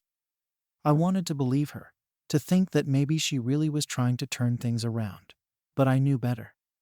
I knew this pattern, the cycle of promises, temporary improvement, and then back to square one. I've seen it too many times to believe it was just a phase she'd outgrown. I felt stuck. If I backed down and apologized, I'd be helping her continue this facade, letting her fiancé go forward without any warning of what might be coming. But if I pushed further, I'd risk creating an even bigger rift in our family. I'd already felt like an outsider for years because of the way my parents always seemed to side with her. And now, calling her out in front of her fiancé only solidified that divide. But in that moment, I couldn't help feeling that someone had to step up and tell the truth. I took a breath and told her that if she wanted me to apologize, she needed to tell her fiancé the full truth about her financial situation and gambling issues. I said that I'd back off, but only if she was willing to be honest with him. She just laughed, calling me dramatic, saying I didn't understand her, and that she didn't owe anyone an explanation. She kept insisting that she was better now, that the gambling was in the past, and that it wasn't my business to interfere. She stormed out, and I was left standing there, feeling a mix of frustration and sadness. I wanted to help her, to somehow make her see what she was doing, but I knew I was the last person she would listen to. I went home that night feeling torn. My parents' words echoed in my head, making me wonder if I had overstepped, if I really had embarrassed my sister out of some buried resentment. But deep down, I knew it wasn't about jealousy or wanting to sabotage her happiness. I just couldn't bear to watch her fiancé walk into this blindly. Part of me wished that I could just ignore it all, pretend everything was fine like my parents did, but I couldn't. The days after that dinner were tense. My sister refused to speak to me, and my parents barely answered my calls. When they did, they only repeated that I had crossed a line, and that I was the one tearing the family apart. They insisted that I apologize and make things right before it was too late. Apparently, my sister was furious, claiming that I had not only embarrassed her, but damaged her relationship with her fiancé. According to my parents, he'd been acting differently since the dinner, less trusting, and he'd started asking questions that made her uncomfortable. But as much as I hated the family drama, I couldn't bring myself to regret what I'd said. I kept thinking about her fiancé and how he deserved to know what he was walking into. A couple of days later, I decided to try again with my sister. I messaged her, asking if we could meet up for coffee to talk things over. She left me on read for hours before finally replying with a short, snarky message that she had nothing to say to me. I felt like I was hitting a wall. But then I got an idea. If she wouldn't meet with me, maybe I could talk to her fiancé instead, just to make sure he had all the facts. I didn't want to interfere in her relationship, but I couldn't just let him go into this without understanding the potential risks. It didn't feel right. But, of course, reaching out to him directly would probably make things worse, so I hesitated. I felt like I was stuck, unable to help without overstepping. My parents, meanwhile, kept piling on the pressure. They called me separately, and each conversation was the same. They'd start by talking about keeping peace in the family, and reminding me how fragile my sister's happiness was. My mom even started guilt-tripping me, saying things like, "You'll regret this when you realize how much you hurt your sister." It was infuriating. They wouldn't acknowledge her behavior or the gambling problem. They just wanted everything swept under the rug, so we could all pretend things were fine. I felt so isolated, like I was the only one who saw what was really going on. To my parents, keeping up appearances was more important than dealing with the truth. Eventually, my sister finally responded to my messages, but not with an apology or any willingness to talk. Instead, She sent me a long, angry text about how I'd ruined her life. She claimed her fiancé was questioning their relationship because of me, and she made it clear that she wanted nothing to do with me until I took back everything I'd said. She even hinted that I was bitter and jealous, which hurt but didn't surprise me. I'd heard this narrative before. Any time things didn't go her way, she found a way to blame someone else. And in this case, that person was me. Frustrated, I tried one last approach. I suggested that we meet with a mediator, someone neutral who could help us talk through this mess without things spiraling out of control. I thought it was a fair idea, but she shot it down instantly. She said I was being ridiculous, that there was nothing to mediate because I was the one who'd created the problem. She insisted her past issues with gambling were minor and long resolved, and that I was just trying to dig up dirt to hurt her. But I knew that wasn't true. I knew she was still in debt from her last binge, that she'd only recently maxed out her credit cards, and that our parents had quietly helped her out again. She just didn't want her fiancé to know. At this point, I was exhausted. No matter what I tried, she kept twisting the story, making it about my supposed jealousy rather than her own issues. It was like I was the villain in some story she'd invented. A story where she was the innocent victim, and I was the bitter, spiteful sibling out to ruin her happiness. I couldn't believe my own family was buying into it. But they did, and they made it clear that if I didn't fix things soon, I'd be the one to blame if the engagement fell apart. After yet another round of pressure from my parents, I decided to try apologizing, just to see if it would help calm things down. I messaged my sister, telling her I was sorry if I'd hurt her, that I hadn't meant to interfere in her relationship, and that I only wanted the best for her. I hoped it would soften things, maybe open up a conversation. But her response was cold and dismissive. She told me that my apology meant nothing unless I was willing to set things straight with her fiancé, meaning I'd have to lie and say I was wrong. She wanted me to tell him that I'd misunderstood her situation, that she had no gambling problem, and that I'd exaggerated everything. She even had a whole script in mind for what I should say. It was manipulative, but typical of her, and I couldn't do it. I wasn't going to lie just to make her life easier. In the end, I told her no. I said that I'd already apologized, and that if she wanted things to get better, she needed to take responsibility and be honest with her fiancé. Her response was swift and brutal. She told me she was done with me, and that she hoped I enjoyed the life I'd chosen, one without her in it. She blocked me after that. The finality of it hit me hard, but I still felt I'd made the right decision. Maybe I was losing my sister, but at least I wasn't betraying my own sense of right and wrong. For the next few days, things were quiet. My parents didn't contact me, and my sister was still radio silent. I started to wonder if maybe I'd finally reached a point where I could let go and move on, even if it meant losing my family in the process.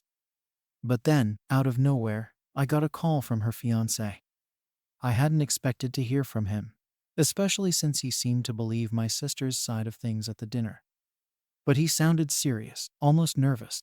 He said he wanted to talk to me in private, without my sister or anyone else around. Apparently, he'd been doing some thinking since that dinner, and there were things he felt I might be able to clarify for him. I was stunned. I wasn't sure what to say, but I agreed to meet him. He suggested a coffee shop near my place, somewhere neutral where we could talk without interruptions. I could feel my heart pounding as I thought about what I'd say.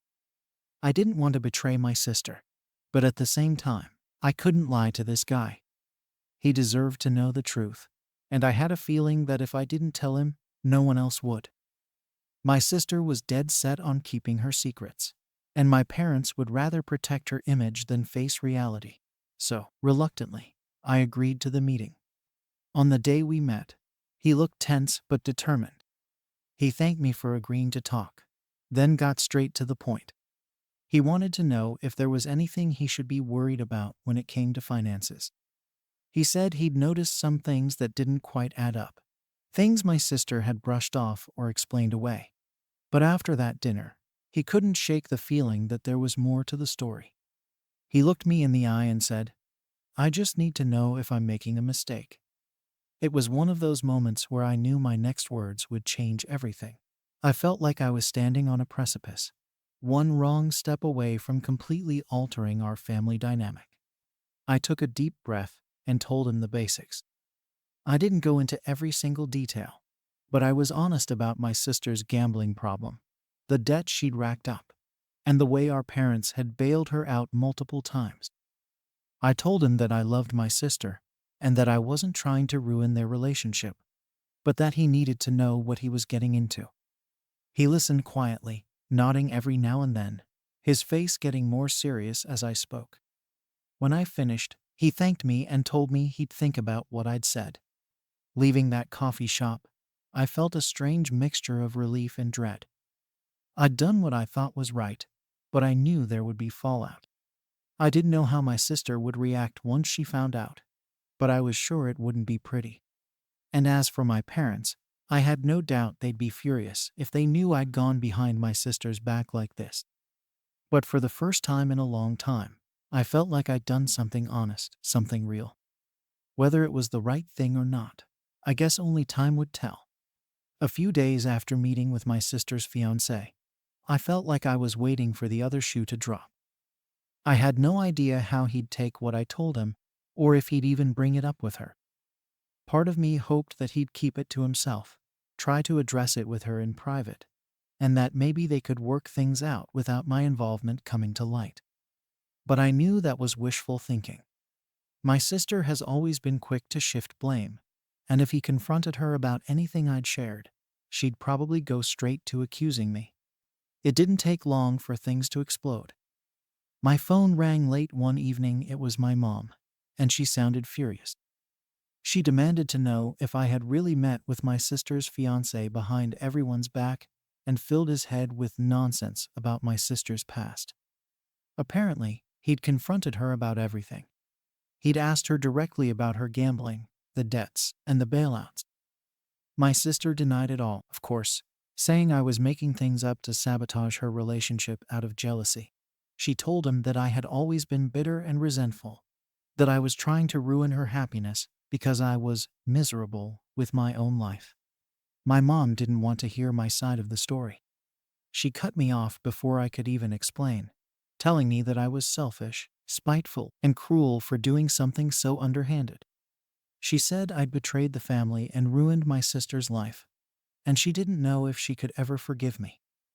My dad was on the line too, mostly silent, but he chimed in now and then to agree with my mom.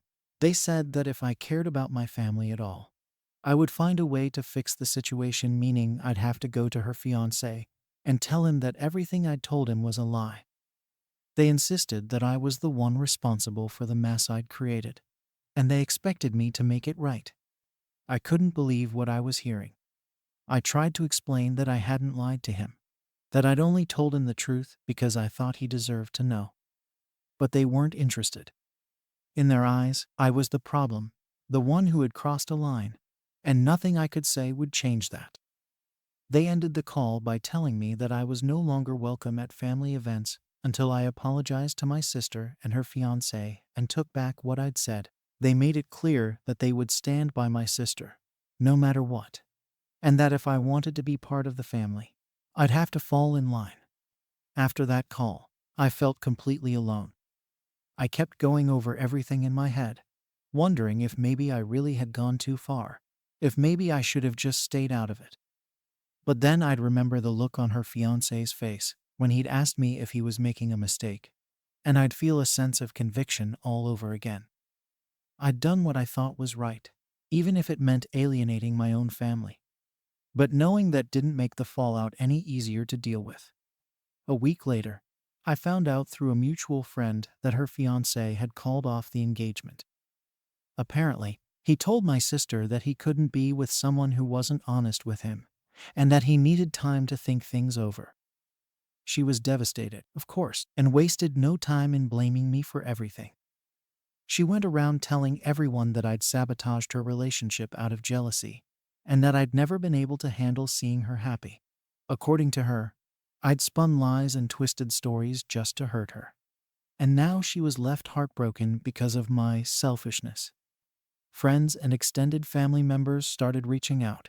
Some to ask if the rumors were true, others to tell me off for what they'd heard. My sister had gone on a full-blown smear campaign, making me out to be the villain of the story. It felt surreal, like I was caught in some twisted game that I never wanted to play in the first place. But I couldn't bring myself to fight back or defend myself. It would only make things worse.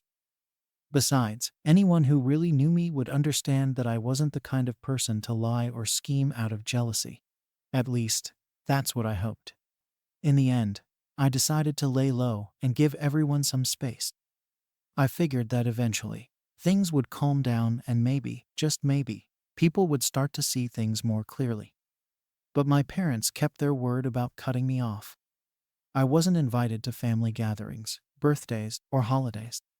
They told everyone that I'd betrayed the family, that I'd acted out of spite and hurt the people closest to me. It hurt, but I knew I couldn't undo what had already been done. I'd made my choice, and now I had to live with the consequences. The hardest part was not knowing how things would end up with my sister and her fiancé. Part of me wondered if he'd eventually come back to her, if he'd decide that he could look past her issues and make things work. If that happened, I'd probably be labeled the bad guy for the rest of my life. But if he stayed away, if he moved on without her, maybe just maybe people would start to realize that I'd done what I did for a reason. I don't know if I'll ever really make peace with any of it, but I hope that one day, I'll be able to look back and know that I did the right thing. I guess the real question is, was it worth it? Am I wrong for exposing my sister's secret, even if it meant losing my family in the process? Story 12 inches. Am I wrong for telling my sister-in-law to leave after she criticized my parenting choices at a family dinner? I'm a 35-year-old single dad, raising my 6-year-old daughter alone since my wife passed away a year ago.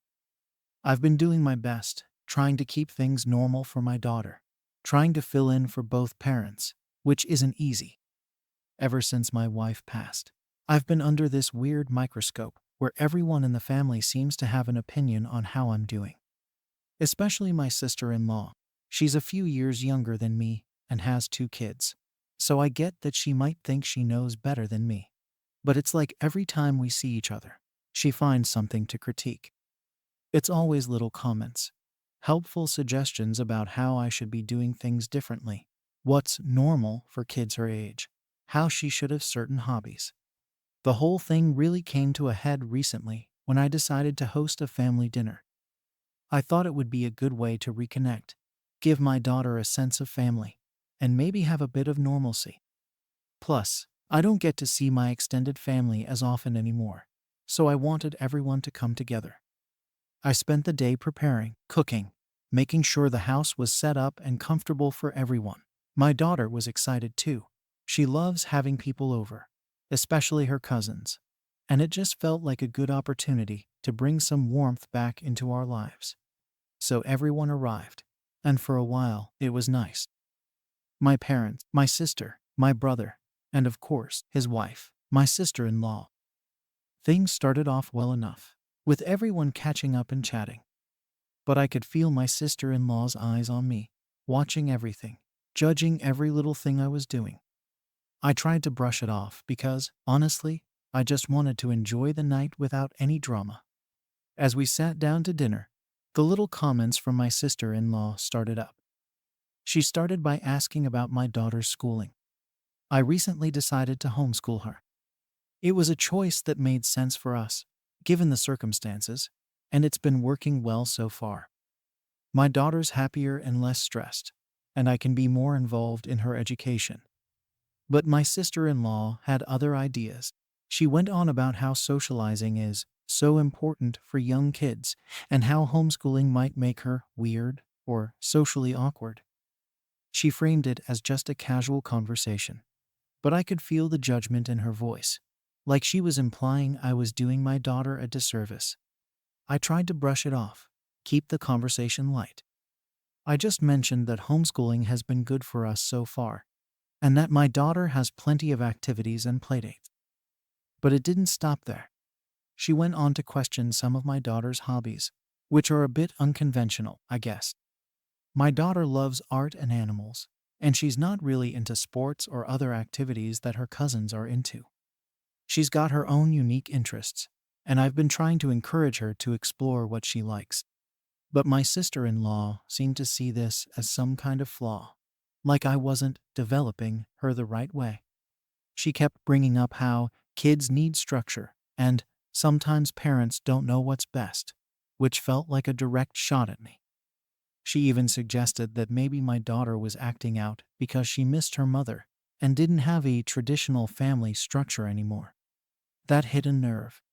My daughter's been through a lot in the last year, and I've done everything I can to make her feel secure and loved. Hearing someone question my ability to do that, especially my sister-in-law, who doesn't even know what our day-to-day life is like, just made my blood boil. The whole table was kind of silent, and I could feel everyone else shifting uncomfortably. My parents looked like they wanted to say something but didn't, and my brother just kind of looked away, not wanting to get involved. It was awkward, and I didn't want to ruin the dinner, so I tried to change the subject, hoping we could just move past it. But she wouldn't drop it. She leaned in and said, maybe she'd do better in a more traditional household, with this smug smile on her face, like she knew exactly what she was doing. That was the breaking point for me. I took a deep breath and told her, as calmly as I could manage, that she was out of line and that if she couldn't respect my choices as a parent, maybe she shouldn't be here. She looked shocked, like she couldn't believe I was actually standing up to her. My brother looked like he was about to say something, but he stayed quiet. My sister-in-law scoffed, stood up, and stormed out, mumbling something about how I was too sensitive and making everything harder on myself. After she left, the tension in the room was thick. My parents tried to smooth things over, saying she meant well and that I shouldn't take it personally, but that just made me feel worse. I could tell they thought I overreacted, and even though no one else said it outright, I felt like they were all judging me for how I handled it. The rest of the dinner was painfully awkward, with everyone avoiding the topic, and I was left feeling like maybe I was the one who ruined the night by not just ignoring her comments. As soon as everyone left, I couldn't stop replaying the whole thing in my head, wondering if I should have just stayed quiet, let her say what she wanted, and kept the peace. But at the same time, I couldn't shake the feeling that she crossed a line. I'm trying to do what's best for my daughter, and I shouldn't have to justify my choices to someone who has no idea what we're going through. Now I'm stuck, wondering if I was wrong to stand up to her, or if I should have just let it go for the sake of family harmony. The whole situation has left me feeling completely drained, and I can't shake the feeling that this isn't over. After that night, I couldn't shake the feeling that I'd messed up. I replayed the whole dinner over and over, thinking of all the ways I could have handled it better. My sister-in-law had left in a huff, and I felt like I'd caused a scene. The whole family had looked uncomfortable, like I was the one who crossed the line by asking her to leave. I know they were probably shocked. I'd never really stood up to her before. She'd always been vocal about my choices, but I guess I was just done being polite about it. Still, the guilt stuck with me. A few days after the dinner, my parents called. They wanted to talk about what happened, which is code for telling me to make peace. They didn't outright blame me, but I could tell they thought I'd gone too far. They kept saying things like, "She only wants to help," and, "You know she's got good intentions." I tried to explain how her comments made me feel, that she was questioning my ability to raise my daughter, but it didn't seem to land. My parents have always been big on keeping the family close, no matter what, so they saw my reaction as disruptive. They didn't understand how it felt to constantly have my choices scrutinized. Then, my brother called. He was more neutral, didn't really take sides, but he didn't defend me either. He just said he wished I hadn't made it into such a big deal, and that maybe I should apologize to keep things calm. That really stung.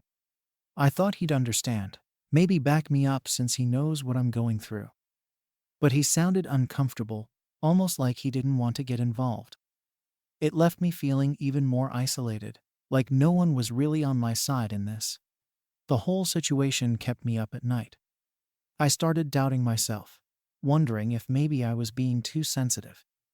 Maybe she did mean well, and I just took it the wrong way. I tried to see it from her perspective, but every time I thought about it, I remembered how condescending she sounded, like she was talking down to me.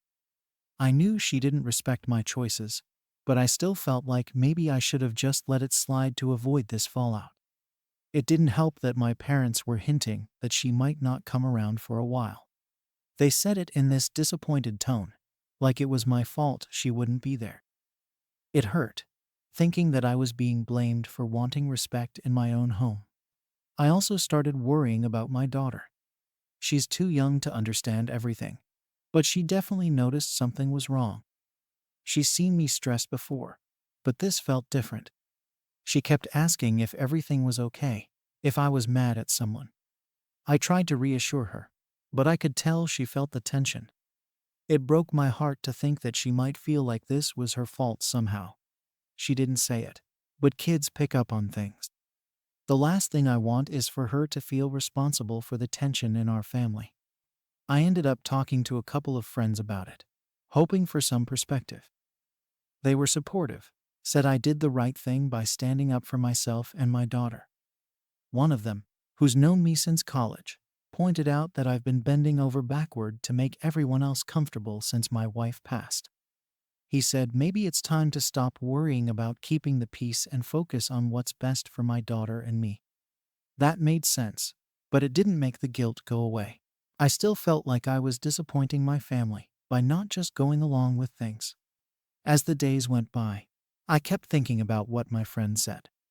Maybe I'd been too focused on pleasing everyone else, trying to prove that I could handle everything on my own.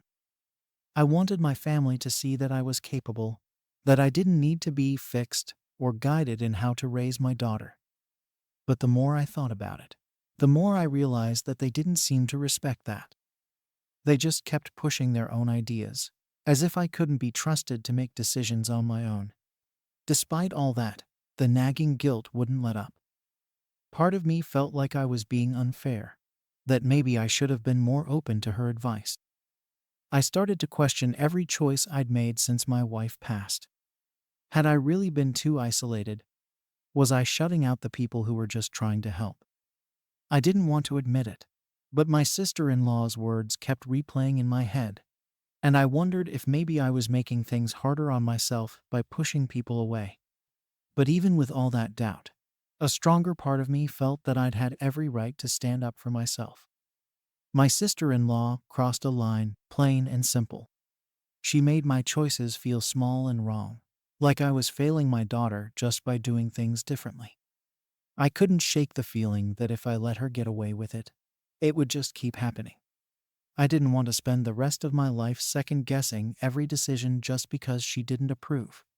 After about a week, I decided to reach out to my sister-in-law, hoping to smooth things over without sacrificing my boundaries. I wanted to be clear that I wasn't okay with her comments, but was open to moving forward if she could respect my decisions.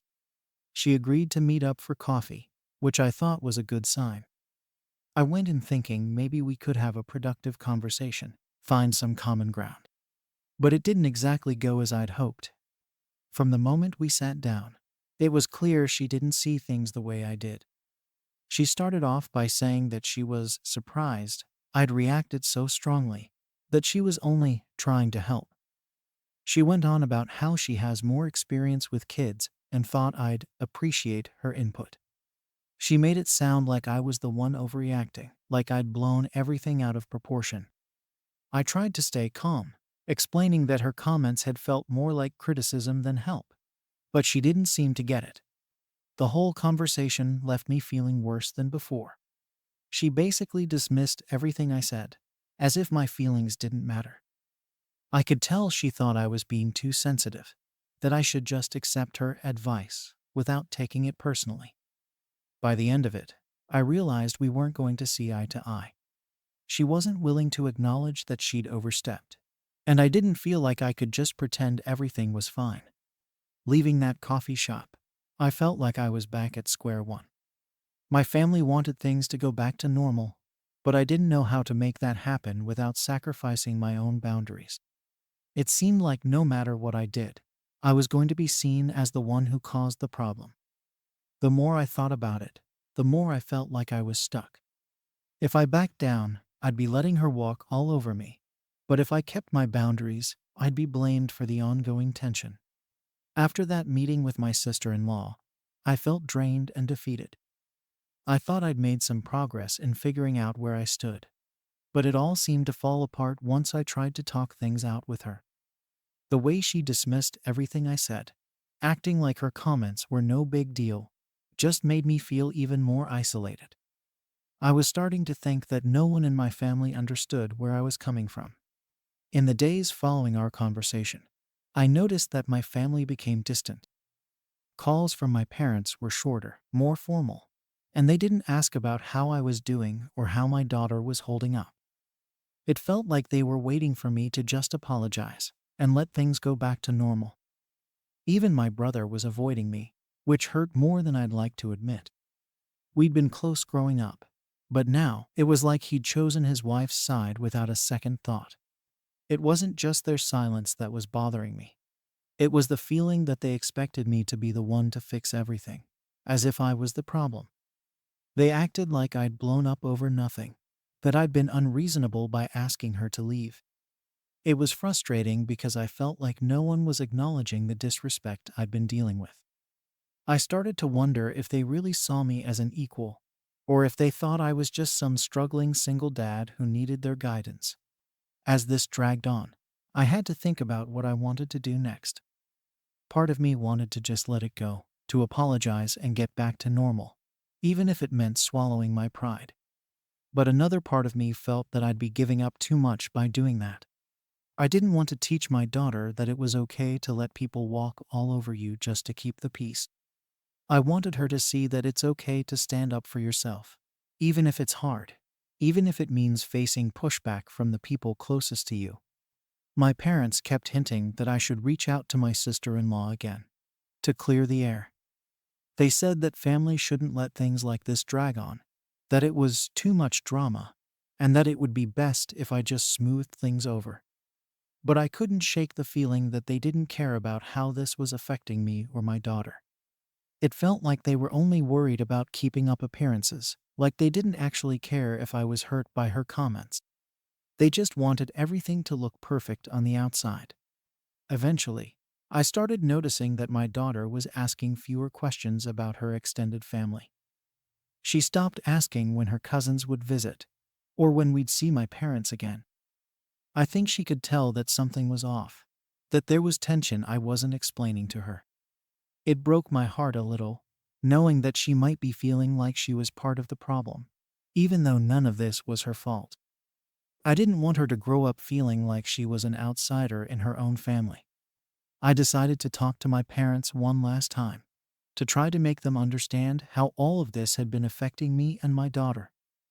I explained that I didn't want to cut anyone off or hold a grudge, but that I needed them to see that my sister-in-law's comments were hurtful, and that I deserved some respect as a parent. I told them that I wanted their support, not their pressure to just apologize and move on. They listened, but I could tell they weren't really getting it. They said things like, "We all have our opinions," and "sometimes you just have to let things slide for the greater good." It was clear they weren't willing to acknowledge my side of things. They kept coming back to how important family unity was, and how much my sister-in-law cared about my daughter's well-being. In their eyes, her advice wasn't anything worth getting upset over. After that conversation, I realized that there wasn't much else I could do. My family had made up their minds, and I was left feeling more isolated than ever. I felt like I'd tried everything, explaining myself, reaching out, and even meeting with my sister-in-law to discuss things. But no matter what I did, they saw me as the one causing issues. So now, I'm left here questioning if I really did the right thing. I wonder if I should have just kept my mouth shut, gone along with their expectations, and let my sister-in-law say whatever she wanted. Maybe I could have avoided all this tension if I just ignored her comments. But at the same time, I can't shake the feeling that if I back down now, I'll just be letting them all think that I'm someone who can be pushed around. Was I wrong to stand my ground and expect some respect? Or did I overreact and end up making things worse for everyone involved? Story 13 inches. Am I wrong for cutting off my estranged daughter after she exposed family secrets at a wedding? I, 56, have always tried to hold my family together, even when things got rocky. My husband and I raised 3 kids, and though I'd like to think I was a decent mother, I can't ignore that things haven't always been easy. There were tensions, disagreements, times we didn't see eye to eye. But through it all, I've done my best to keep everyone close, to be a mother who listens, and to make a home where my kids feel loved and welcome. Yet, if you ask my daughter, she would probably say she never felt that from me. My eldest son just got married, and it was supposed to be one of those milestones that would bring everyone together. We hosted the wedding at our family estate, a property I've spent years restoring and maintaining, pouring countless hours and money into, because I wanted it to be a place where we could make memories, hold events, and create traditions. It was where I imagined all my children's weddings would take place, the site for family reunions, a piece of history to pass down. So, to see it finally being used for this purpose was incredibly meaningful to me. I saw it as a symbol of everything I've worked for, and I thought that, despite our differences, it would mean something to everyone in the family. My daughter, however, has always been a challenge. She's 28 now and has been pretty estranged from the family for almost a decade. When she left home at 20, it was abrupt, with no warning or real explanation. Just a text saying she needed space and couldn't be around us anymore. I reached out, tried to figure out what was going on, but she insisted that she didn't want contact. Over the years, there were sporadic moments of communication, a birthday message here, a holiday check-in there, but nothing substantial. She seemed to want nothing to do with me, and as much as it hurt, I respected her choice. She's always claimed that I favored her brothers and that I never listened to her. She says I brushed things under the rug and played favorites, especially when it came to family issues. I've tried to address this, to apologize and listen, but she's never been open to having that conversation. It's like she decided a long time ago that I was the problem, and nothing I do or say can change that. So, when she RSVP'd, yes, to her brother's wedding, I was honestly relieved. I thought maybe this would be an opportunity for us to reconnect, to start fresh. I knew it wouldn't be easy. She carries a lot of resentment, but I thought maybe, just maybe, we could put it aside for one day and be a family again. I knew the wedding would be emotional, and I didn't expect everything to be perfect, but I was hopeful. Things didn't start off smoothly, though. Right from the rehearsal dinner, I could sense that something was off. My daughter was polite but distant, keeping mostly to herself and avoiding me whenever possible. But what really unsettled me were the little comments she started making. At first, it was just minor digs, small references to the way things always were, or how certain people always get special treatment. She'd say it casually, like it was a joke, but there was an edge to her voice, and I could tell that she was harboring something more. I tried to stay calm, to brush it off, hoping she'd let it go and just enjoy the celebration. After all, it was her brother's wedding, and I didn't want to create a scene or escalate things. I thought if I just ignored it, she'd get bored or maybe even decide to let it go. But as the evening went on, her comments started getting more pointed. She brought up how she felt like an outsider growing up, how I supposedly turned a blind eye to things that hurt her, and how she's been left out of the family for years. It felt like she was just waiting for the right moment to make her point, to prove something. And I was getting nervous about what might happen if she didn't stop. I held my tongue, biting back every urge to defend myself, and kept reminding myself that this was not the time or place to hash out our issues. My daughter had always been a sensitive person, and I knew she carried a lot of pain from the past. But I didn't understand why she was choosing this moment to bring it up. Her brother and his new wife didn't deserve to have their special day overshadowed by family drama. And I didn't want to be the one to let that happen. So I stayed quiet, telling myself it would pass, and that she'd keep things civil once we got to the wedding. The day of the wedding arrived, and for a while, things seemed okay. She was cordial, kept her distance, and didn't bring up any of the past issues she'd hinted at the night before. I started to relax, thinking maybe she'd let it go, and that we could just get through the day without any more tension. The ceremony was beautiful, the weather was perfect, and for a few hours, I allowed myself to believe that everything would be fine. But that changed at the reception. After all the usual speeches, the ones from the best man, the maid of honor, and the groom himself, my daughter suddenly got a hold of the microphone. I didn't know she'd planned to speak, and I felt a pang of worry as she walked up to the front. She looked nervous, her face tense, and I could feel the energy shift in the room as everyone turned their attention to her. At first, her speech started off normal. She congratulated her brother and his new wife, shared a funny memory or two, and for a moment, I started to relax. But then, her tone shifted. She began talking about the truth and how things aren't always what they seem in a family. She said that she'd spent years feeling like an outsider, like she didn't belong, and that there were things people didn't know about our family. I felt my heart sink as I realized where she was going with this, and I could sense the unease in the crowd as they started picking up on it too. Then she brought up her father's infidelity, something we had dealt with privately years ago. She mentioned how I had turned a blind eye, how I had protected certain people and ignored the pain it caused her. She said she'd always felt like she was in the shadow of her brothers, never valued, never really seen. She claimed that our family was all about appearances and that I was only interested in keeping up the image, no matter what it cost her. The room was dead silent. People were looking at each other, unsure of how to react, and I could see some guests shifting uncomfortably in their seats. My son's new in-laws looked horrified, and I could feel my cheeks burning with humiliation. I wanted to scream, to stop her from saying another word, but I was frozen, paralyzed by the shock of it all. I couldn't believe what was happening. This was supposed to be her brother's day, a celebration, a happy occasion. But instead, she had turned it into a platform for her grievances, exposing personal family matters in front of everyone.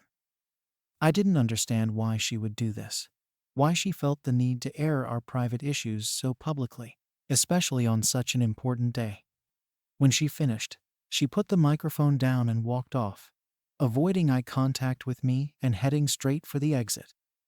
She left immediately, not even staying for the rest of the reception. My son was visibly upset, and his new wife was trying to hold back tears. The rest of the night was a blur. I don't even remember how we got through it. All I knew was that the wedding had been completely overshadowed by my daughter's actions, and I was left reeling, unsure of how to make sense of it all. In that moment, I felt a mixture of anger, sadness, and betrayal. I didn't know what I'd done to deserve this, why she felt the need to humiliate me and the rest of the family in such a public way. I'd tried my best to be a good mother, to support her even when she pushed me away, but it seemed like nothing I did was ever enough. The wedding was supposed to be a new beginning, a chance for all of us to come together. Instead, it felt like everything was falling apart, and I was left wondering if I'd somehow failed as a mother, if I'd missed something crucial that led her to feel this way. And that's where everything changed, setting off a chain of events that would only deepen the divide between us. After that night, I was left completely shaken. My daughter's speech had taken everything I thought I knew about our relationship and turned it upside down. She hadn't just made a scene. She had brought out deeply personal, private family matters in front of everyone we knew. It wasn't just embarrassing, it felt like a betrayal, a deliberate attempt to tear down everything I'd worked so hard to build. And I couldn't understand why she would do it in such a public way. The reactions from the rest of the family were mixed. My son was devastated, his new wife even more so. They'd spent months planning this wedding, pouring all their energy into creating a beautiful day, only to have it overshadowed by a personal attack none of us saw coming. Some guests were kind enough to reach out afterward, offering their sympathies and saying they couldn't believe what they'd witnessed. But others, particularly extended family, seemed to side with my daughter, as if her speech had given them a glimpse into some hidden truth about our family. I started receiving messages, some sympathetic, others judgmental, questioning why things had gotten to this point. At first, I felt angry. I wanted to call her, to demand an explanation, to find out what in the world could have motivated her to do something so hurtful on such an important day. But I knew that calling her right away wouldn't get me anywhere. She had made it clear that she didn't want to talk, walking out as soon as she'd finished her speech. So instead, I waited a day, hoping she'd reach out and maybe, just maybe, offer an apology or even an explanation. But she didn't. Days passed, and there was only silence. Eventually, I decided I had to be the one to reach out. I sent her a message, trying to express my hurt and confusion in the most honest way I could. I told her that I loved her and that I wanted to understand what was going on, but that what she did had hurt me deeply, not just me, but her brother and the entire family. I reminded her that the wedding was supposed to be a happy occasion, a day to celebrate, and that her actions had taken away from that. I also offered to talk things out, even to go to therapy together, if that's what it would take to mend things. Her response was cold and brief. She said that she was only telling the truth, and that if I couldn't handle that, then I was proving her point. She went on to accuse me of being more concerned with appearances than with addressing the real issues in our family. She dismissed my offer for therapy, saying it was too little, too late, and that nothing would ever change because, in her words, I didn't actually want to listen to her, I just wanted to save face. That last part stung. I had genuinely wanted to make things right, to understand her pain and find a way forward. But she was shutting me down at every turn. After that exchange, I felt utterly defeated. I didn't know what else I could do. She had made it clear that she didn't want to reconcile, at least not on any terms that felt constructive. I tried to talk to my other children about it, to see if they had any insight into what might be going on, but they were just as baffled as I was. My son was furious, saying he couldn't believe she would ruin his wedding day like that. He told me I was being too forgiving, that I shouldn't be the one reaching out when she was the one who had done the harm. My youngest, on the other hand, was a bit more understanding, suggesting that maybe she had been holding on to these feelings for so long that they just came out in the worst possible way. But even he admitted that he didn't understand why she would choose such a public setting to address it. As the days went on, I found myself spiraling into guilt and self-doubt. Had I missed something? Was there truth to her accusations that I had ignored her pain, that I had somehow failed as a mother? I replayed moments from her childhood, our arguments, the times I may have brushed off her complaints, all in an attempt to pinpoint where things had gone wrong. But the more I thought about it, the less clear it became. I knew I wasn't a perfect mother, no one is, but I had always tried my best, and it was painful to think that, in her eyes, that wasn't enough. To make matters worse, things escalated when my daughter took her grievances online. She didn't mention our names directly, but anyone who knew us could easily connect the dots. She posted about the wedding, about how she had finally spoken her truth after years of silence, and about how I was a mother more interested in image than in addressing the real issues that affected her. The post gained traction, with people commenting, supporting her for her bravery, and some even attacking me without knowing the full story. I felt like my reputation, the one I had worked so hard to build, was unraveling before my eyes, and there was nothing I could do to stop it. Seeing her post and the responses was a turning point for me. It felt like she had made a deliberate choice to paint me as the villain in her story, and no matter what I said or did, she wasn't interested in seeing me any other way. I felt humiliated and helpless. watching as strangers and even some family members jumped on her side, applauding her for exposing the truth while dismissing my pain. I had tried reaching out, apologizing, offering therapy, none of it mattered. She didn't want reconciliation. She wanted validation for her anger. At that point, I knew I had to set boundaries, both for my own sanity and to protect the rest of my family. I couldn't keep letting her drag me through the mud publicly, especially if she wasn't willing to work things out privately. So, I sent her another message, one that was harder to write than I expected.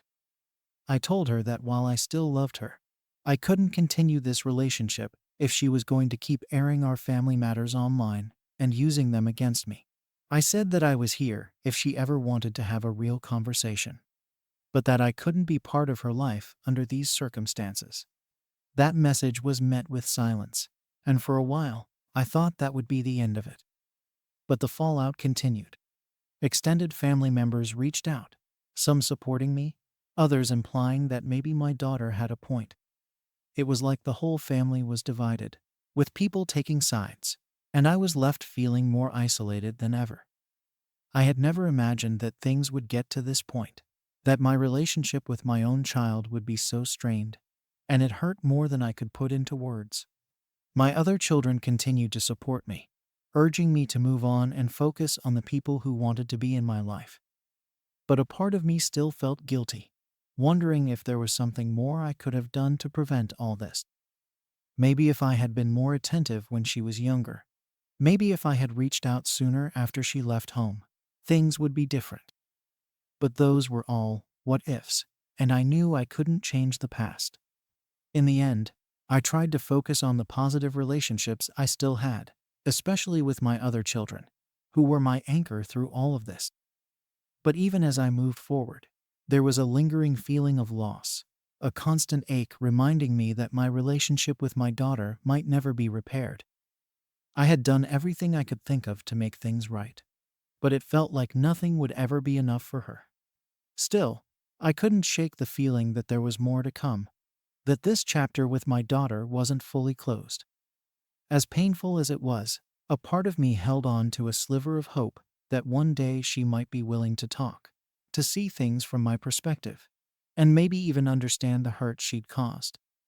But until that day, I had no choice but to move forward and try to protect myself and my family from any further damage. As the weeks passed, I tried to settle back into some sort of normal routine. My daughter's outburst at the wedding and the online post had created a mess that I couldn't clean up overnight. But I had to keep going for the sake of my other kids and myself. I had done everything I could think of to reach out to her, to make things right. But she clearly wasn't interested in reconciliation. She was choosing to keep her distance, and I had to accept that, no matter how painful it was. For a while, things were quiet. I focused on my family, my work, and my friends who had stood by me through everything. It was hard to shake the feeling that I'd lost my daughter, but I tried not to dwell on it. I had other relationships that needed my attention, people who wanted to be part of my life without the drama and resentment. I kept telling myself that I'd done everything I could, that if she ever decided to come back and work things out, I would be here for her. But it wasn't something I could force, and I knew that. Then, one day, I got a message from a cousin who'd seen my daughter post another story about me online. This time, it was even worse. She'd shared more about her childhood, bringing up things from the past that were twisted and exaggerated. She claimed I had ignored her, prioritized her brothers over her, and refused to see the pain she was going through. She painted me as a heartless mother who cared more about appearances than her own child. Reading it felt like a punch to the gut. She had taken every minor issue, every misunderstanding, and blown it up into a narrative that painted me as some sort of villain. This time, she was more direct. She hinted at specific incidents, times when I was supposedly cold or dismissive, and even referenced our conversation after the wedding, making it sound like I had brushed off her feelings completely. She mentioned things that were half true or exaggerated to the point that they barely resembled reality. It was like she was rewriting our history, creating this version of me that fit her story. And people were eating it up, flooding the comments with sympathy, support, and praise for her bravery in speaking out. I felt helpless. Every time I tried to reach out, she pushed me further away. Yet she was fine sharing our private matters with the world and making me look like a monster in the process. It was like nothing I said or did would ever change her view of me. I wanted to defend myself, to tell my side of the story, but I knew that engaging publicly would only make things worse. I didn't want to turn this into a public feud, airing every personal detail for everyone to see, but it was hard, watching her tear me down, making me the villain in her story without any chance for me to defend myself. After that, I stopped checking social media as often. Every time I saw her post or another comment about me, it brought back all the pain, the hurt, and the feeling of betrayal. I tried to focus on what I could control: my relationships with my other kid, my job, and my own mental health. But every now and then, I'd hear from someone who had seen her posts or heard the rumors, and it would all come flooding back. I felt like I was constantly defending myself, explaining that things weren't as black and white as she was making them out to be. Eventually, I decided to take a step back and talk to a therapist. I realized that I couldn't carry this burden alone, that I needed help processing everything and figuring out how to move forward. Therapy helped me see things from a different perspective, to understand that my daughter's pain was real, even if her version of events wasn't entirely accurate. It didn't make her actions hurt any less, but it helped me let go of some of the guilt I'd been carrying. I started to accept that I couldn't control her actions or her perspective, and that my responsibility was to my own well-being, not to fixing something she didn't want to fix. But just as I was beginning to find some peace, I received another message, this time from a family friend. They told me that my daughter had reached out to them, asking for financial help, claiming that I had cut her off and left her struggling.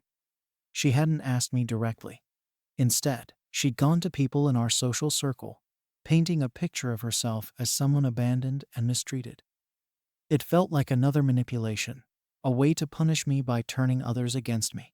I was furious, not just at her for going behind my back, but at myself for feeling guilty again. She was an adult with a job, yet she was making it sound like I'd abandoned her completely. I wanted to confront her, to demand an explanation, but I knew it would just lead to more arguments, more accusations. She didn't want to resolve things, she wanted to keep the drama alive, to keep me on the defensive. And I was exhausted. I was tired of trying to win her approval, of constantly worrying about her next move, of feeling like I was in some twisted game that I couldn't win. So, I decided to let it go. I stopped reaching out, stopped trying to defend myself, and focused on building the life I wanted without her in it. I thought that would be the end of it, that if I stopped engaging, she would eventually move on. But recently, I found out she'd told a mutual friend that she was thinking about writing a blog, or even a book about her experiences. She mentioned how she wanted to help others by sharing her story of growing up in a toxic family. I couldn't believe it. It felt like every attempt I'd made to reach out, to understand her, had been in vain. She was determined to make this her identity, to frame me as the antagonist in her life, no matter the cost. Now, I don't know what to do. Part of me wants to confront her, to demand that she stop dragging our family through the mud. But I know that doing so would only give her more ammunition. If she's set on this path, there's nothing I can say to change her mind. I've tried everything I can think of to repair our relationship, to make amends. But she doesn't seem interested in reconciliation, only in retribution. And I can't keep living in fear of what she'll say or do next. So here I am, left wondering if I made the right choices, if I should have done something differently, or if this was inevitable all along.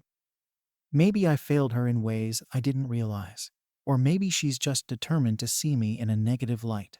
No matter what I do, I still love her, despite everything, and it breaks my heart to think that this might be how our relationship ends.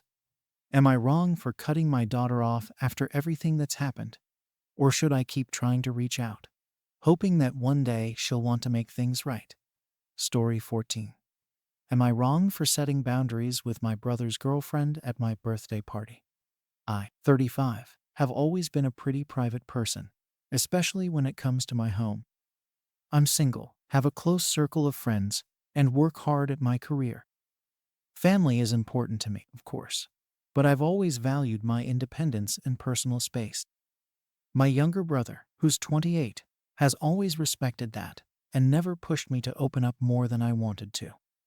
Recently, he started dating someone new, Lisa, who's been, well, a little more enthusiastic than I'm used to. Lisa is the kind of person who wants to be all in, all at once.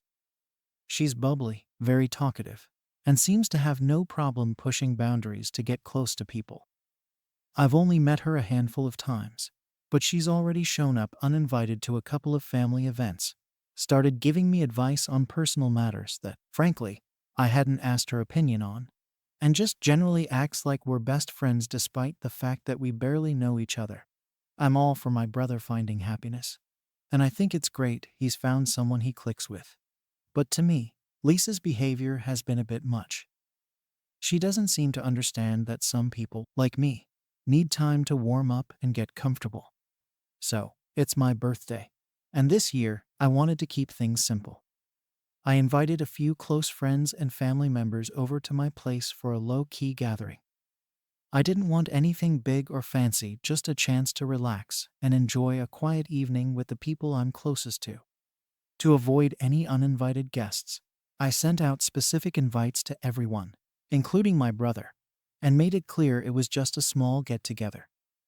My brother assured me he'd be coming alone, and he understood that I wanted this to be a calm, intimate night. The night of the party arrives, and everything starts off well. I'm catching up with friends I haven't seen in a while, laughing, and just enjoying the vibe I'd wanted for my birthday. Then, maybe 30 minutes into the evening, my brother arrives, with Lisa right behind him. I feel a pang of frustration because he told me he'd be coming solo, and I really didn't want any surprises tonight. But I try to brush it off, thinking maybe it'll be fine if she just blends in and doesn't make too much of a fuss. Except, blending in is apparently not Lisa's thing. The moment she steps through the door, she's everywhere.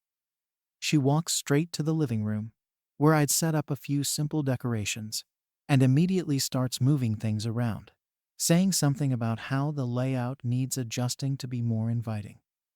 Then she heads over to the music, without asking, and changes the playlist I'd put on to one of her own.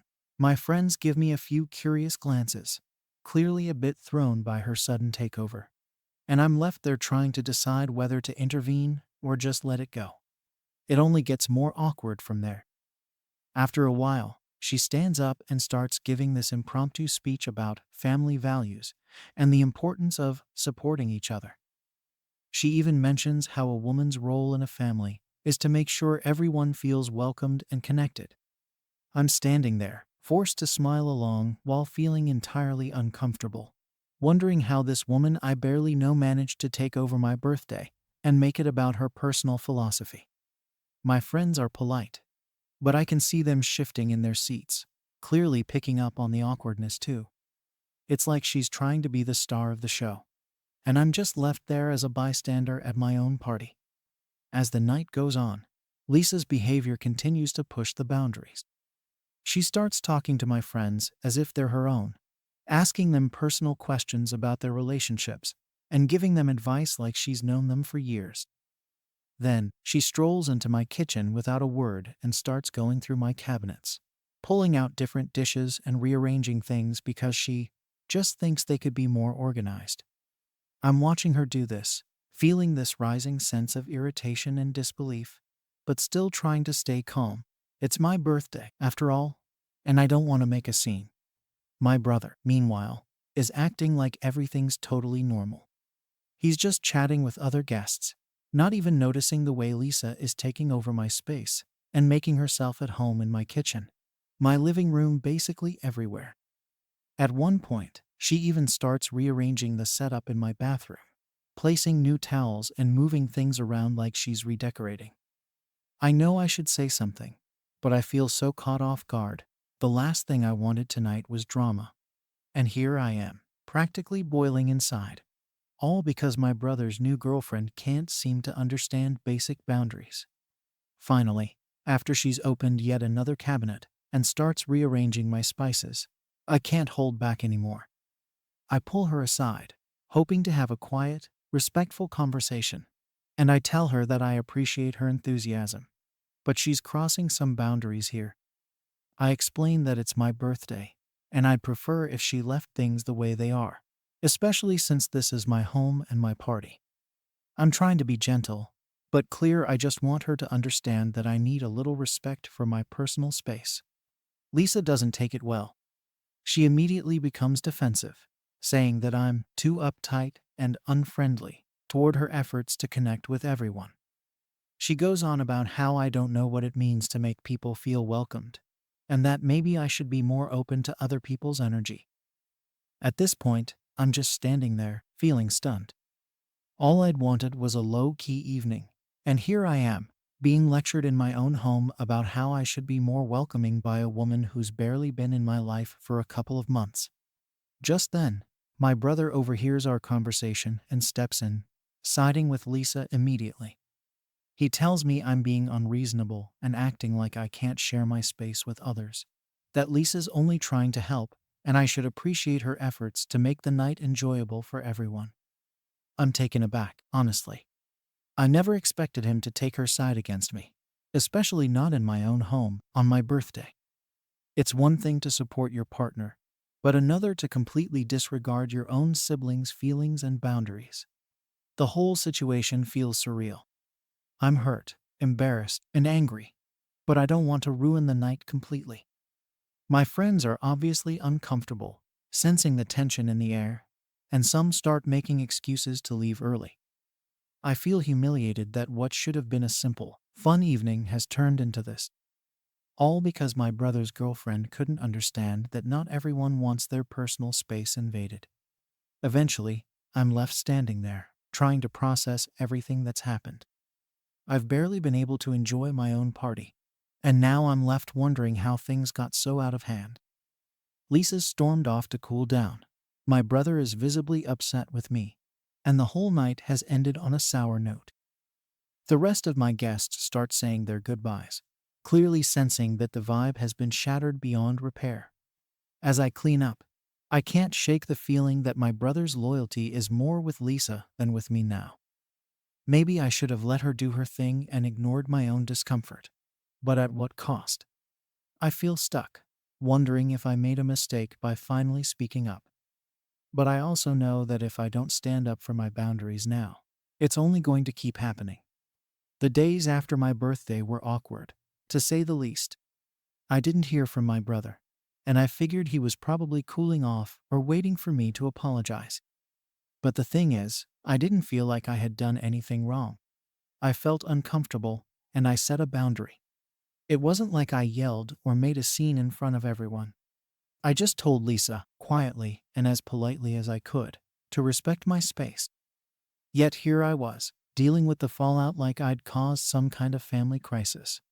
I kept waiting for my brother to reach out, hoping maybe he'd see things from my perspective after thinking it over. But the silence just dragged on, and eventually, I decided to be the bigger person and check in with him. When I called, he didn't sound angry, exactly, but he was definitely distant. I asked if we could talk, and he agreed, but there was an edge in his voice that made it clear he was still upset. When we finally met up, he barely let me get a word in before launching into a whole speech about how I had hurt Lisa's feelings and embarrassed her at the party. He went on about how she'd been trying to make a good impression and how my reaction made her feel unwelcome. According to him, I'd been cold, rude, and overly critical. It was like he'd completely forgotten that it was my birthday, and that Lisa had barged into my home, rearranging my things without asking. I tried to explain that her behavior made me uncomfortable, but he brushed it off, saying that's just who Lisa is, a little extra. I asked him if he understood why I felt disrespected, but he kept circling back to Lisa's feelings, telling me that she's sensitive, and that I could have handled things more gracefully. He said that I should have just let her do her thing since she was only trying to help.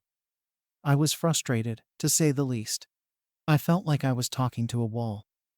My own brother, who's known me my whole life, couldn't see why it would bother me to have someone overstep in my own space.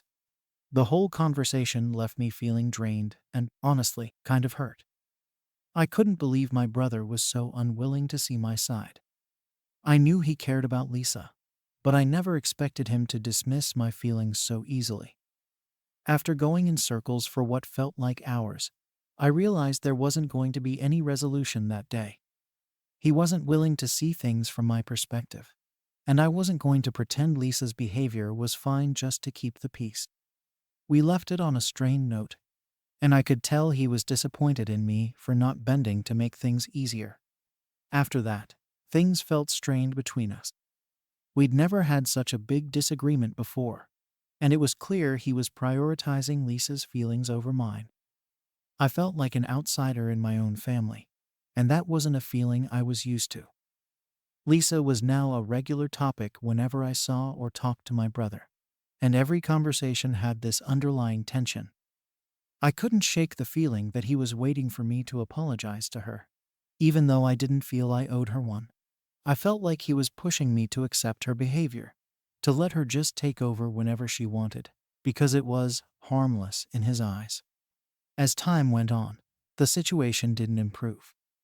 Lisa kept showing up at family gatherings, acting like she was already part of the family. It wasn't just that she was around. It was the way she inserted herself into everything. She was always the loudest voice in the room, always giving her opinions on things that weren't her business, and somehow everyone just accepted it. My parents were polite to her, probably because they didn't want to rock the boat, and I could tell they thought I should just get over it. But it wasn't just a personality clash. It was the way she acted like she had some kind of authority over our family, like she was calling the shots without anyone's permission. The breaking point came when we had a small family dinner a few weeks later. I had hoped for a quiet evening with just family, but of course, Lisa showed up with my brother. She immediately took charge, directing the seating arrangement, making suggestions about the food, and even telling my parents how to arrange their own dining room. I was sitting there, biting my tongue, just trying to get through the evening without causing another scene. I could see my parents exchanging glances, clearly a bit taken aback by her assertiveness, but they didn't say anything either. It was like everyone was walking on eggshells, just letting her have her way to avoid confrontation. At one point, Lisa started asking about some old family traditions, things that were personal to us. She kept making suggestions on how we could improve them or modernize them to make them more inclusive or fun. It felt like she was criticizing our family, trying to fix things that weren't broken, and I couldn't take it anymore. I spoke up and told her, as calmly as I could, that these traditions were meaningful to us as they were, and that we didn't need to change them. I expected a bit of pushback, maybe some awkward silence. But what I didn't expect was my brother jumping in, accusing me of being hostile again. He said I was clinging to the past, and that Lisa was just trying to help us move forward. It felt like a slap in the face. I couldn't believe he was siding with her again, especially over something as personal as our family traditions. I looked around, hoping my parents would back me up. But they just looked uncomfortable, clearly unwilling to take sides. I felt completely alone, like I was the only one who saw how overbearing Lisa was being. The rest of the night was tense, with everyone avoiding eye contact and just trying to get through the meal. After that dinner, I decided I couldn't keep letting this slide. I tried talking to my parents, hoping they'd understand where I was coming from. I explained how uncomfortable Lisa made me feel, how she seemed to insert herself into everything and take over without any respect for our boundaries. They listened, but I could tell they weren't fully on my side. They told me they understood my frustration, but that it was important to support my brother and his relationship. They suggested I try to make peace with Lisa for the sake of family harmony. It was clear that, as far as they were concerned, I was the one who needed to make an effort, not Lisa. Feeling completely unheard, I took a step back from family events. I stopped going to gatherings where I knew Lisa would be, and I kept my distance from my brother. It hurt to feel this wedge between us, but I didn't know what else to do. Every time I tried to express my feelings, I ended up looking like the bad guy, the one who couldn't get along or make an effort. I started questioning myself, wondering if I was being too sensitive, or if I really was the one causing the problem. But every time I thought about how Lisa had acted, I knew my feelings were valid. I wasn't asking for much, just a little respect for my boundaries and my family's traditions. Weeks went by, and I kept my distance, hoping things would eventually cool down. But instead of reaching out to reconcile, my brother seemed to be drifting further away. It felt like I was losing him, like Lisa was taking him away piece by piece. The whole situation felt so surreal, like I was watching my family slip through my fingers because of one person's overbearing presence. I wanted to fix things, but I didn't know how to do that without compromising my own boundaries and values. And honestly, I wasn't sure I was willing to do that, even if it meant keeping the peace. As much as I hated to admit it, I was starting to feel resentful. Resentful of Lisa for inserting herself where she wasn't wanted. Resentful of my brother for not having my back. And resentful of my parents for not seeing my side. I felt like I was standing alone, fighting for something that should have been obvious to everyone. It was my family, my space, my boundaries, and yet, somehow, I was the one who had to bend. Eventually, I decided enough was enough. I couldn't keep pretending that Lisa's behavior didn't bother me, or that I was okay with her taking over every family moment. I felt like a stranger in my own life, and it seemed like everyone was just letting her act however she wanted, no matter how uncomfortable it made me. So, I decided to confront my brother one last time, hoping that, face to face, he might actually hear me out and understand where I was coming from. When we met up, I laid everything out. I explained how her actions were affecting me, how I felt like she was pushing herself into every part of my life without respect for my boundaries, and how I felt like he'd abandoned me in favor of keeping her happy. I told him I wasn't trying to come between them, but that I needed him to see how her behavior was making me feel isolated and unwelcome in my own family. It wasn't easy, and I could see he was uncomfortable. But I'd reached the point where I had to say everything, no matter how he reacted. But his reaction wasn't what I'd hoped for. He listened quietly, but when I was done, he looked at me and said that he thought I was overreacting. He said Lisa was just trying to get close to everyone, and that she meant well, even if her approach was a bit intense. He told me that relationships come with compromises, and that, maybe, I needed to be the one to make a little room for her. According to him, she was becoming part of the family, and if I couldn't accept that, I was the one causing the problem. Hearing that hurt. It was like he'd completely disregarded everything I'd just shared. I felt like he was picking her side again, telling me that I needed to change to accommodate her. I tried one last time to make him understand, telling him it wasn't just about her personality, but about how she disrespected boundaries. But he shut me down, saying that maybe I needed to let go of my control issues and realize that family dynamics change. At that point, I knew there was no getting through to him. After that conversation, I felt defeated. I'd done everything I could to explain my side, and he'd still brushed it off, making me feel like I was the one with the problem. I started distancing myself even more, skipping family events, and only staying in touch with my parents occasionally. It was painful to watch my relationship with my brother deteriorate, but I felt like I didn't have a choice. Every interaction with him felt forced and tense, and I could tell he wasn't willing to meet me halfway. Lisa, meanwhile, continued to act like she was in charge of everything. My parents started including her in more family plans, inviting her to gatherings without even checking with me. She became the unofficial planner of family events, deciding what we would do, where we would go, and how everything would be arranged. It was like I'd been replaced, like my role in my own family was no longer important. I felt like a ghost, watching from the outside as my family moved on without me. One day, my mom called and mentioned that Lisa was planning a family vacation. She'd apparently organized the whole thing, picking a destination, making the reservations, and setting up the schedule. My mom was excited, talking about how it would be a nice chance for all of us to bond. But the whole thing felt wrong to me. How could Lisa just decide something so major without asking me if I wanted to be a part of it? It felt like the final straw, like she was taking over every part of my family life and leaving me no room to belong.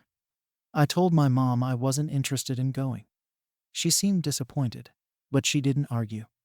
She said she understood, but I could tell she wished I'd just go along with it. I knew everyone else would be there: my brother, my parents, and, of course, Lisa. They'd go on this family vacation, take photos, make memories, and I'd be left out. All because I couldn't bring myself to accept the way things were changing. It felt like a punishment, but I couldn't bring myself to bend anymore. The vacation came and went, and I spent the week at home, trying not to think about it. I knew they'd probably had a great time, but a part of me felt relieved that I didn't have to watch Lisa taking over even more, making herself the center of yet another family event. When they got back, I barely heard from my brother, and the few times we did talk, he was distant, as if I'd crossed some line by refusing to join in. Since then, things have only gotten worse. I'm practically a stranger in my own family now. My brother and I barely talk. My parents are distant. And Lisa is now a permanent fixture in every family event, every conversation, every plan. It's like she's replaced me, filling the space I used to have, and no one seems to see how it's affecting me.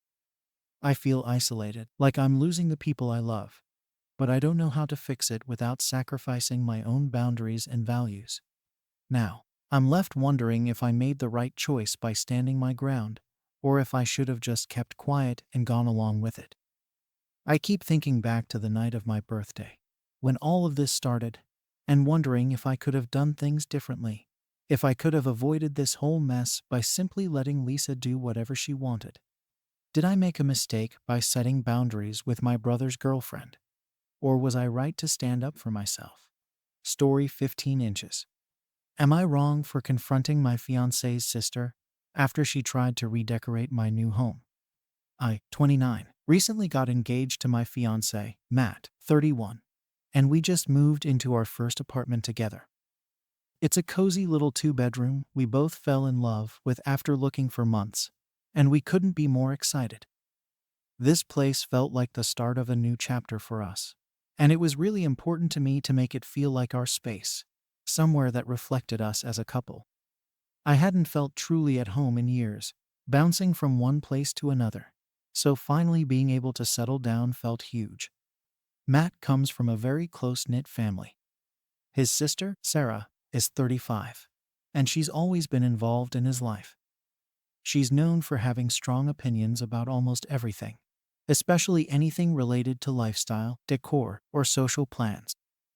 People in Matt's family often say she's just a take-charge person, but from what I've seen, it's more that she likes things done her way, and she's not shy about pushing her opinions onto others. I've always tried to be nice to Sarah because I want to keep the peace, and Matt is very close to her. But honestly, it's been a bit challenging at times, especially when she doesn't seem to recognize boundaries. When we moved in, I started decorating in a way that felt meaningful to me.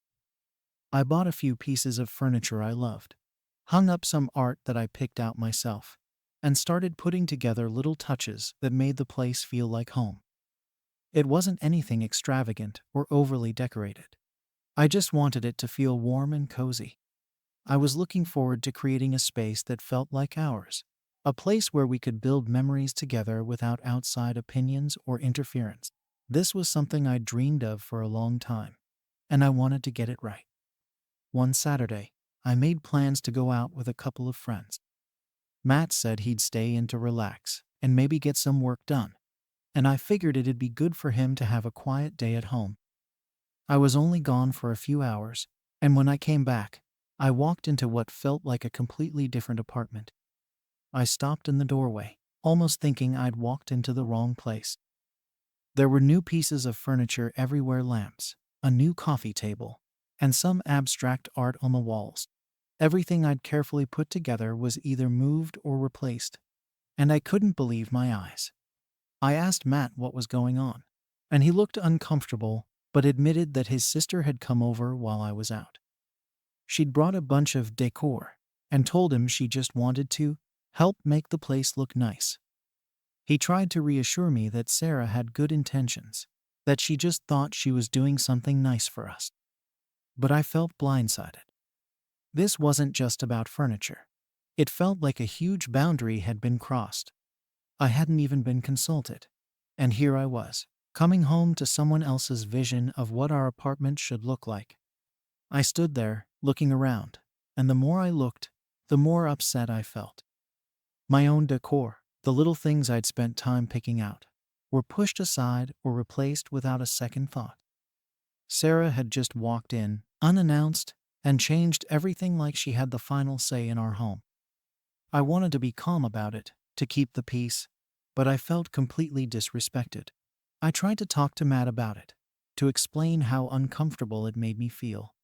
But he just shrugged and said that's just how Sarah is. He said she was trying to be helpful, and that maybe I was being too sensitive. It wasn't even just the fact that she'd changed things. It was the assumption that she could do this without asking. It felt like she saw our place as an extension of her own life, like she was entitled to decide what it should look like.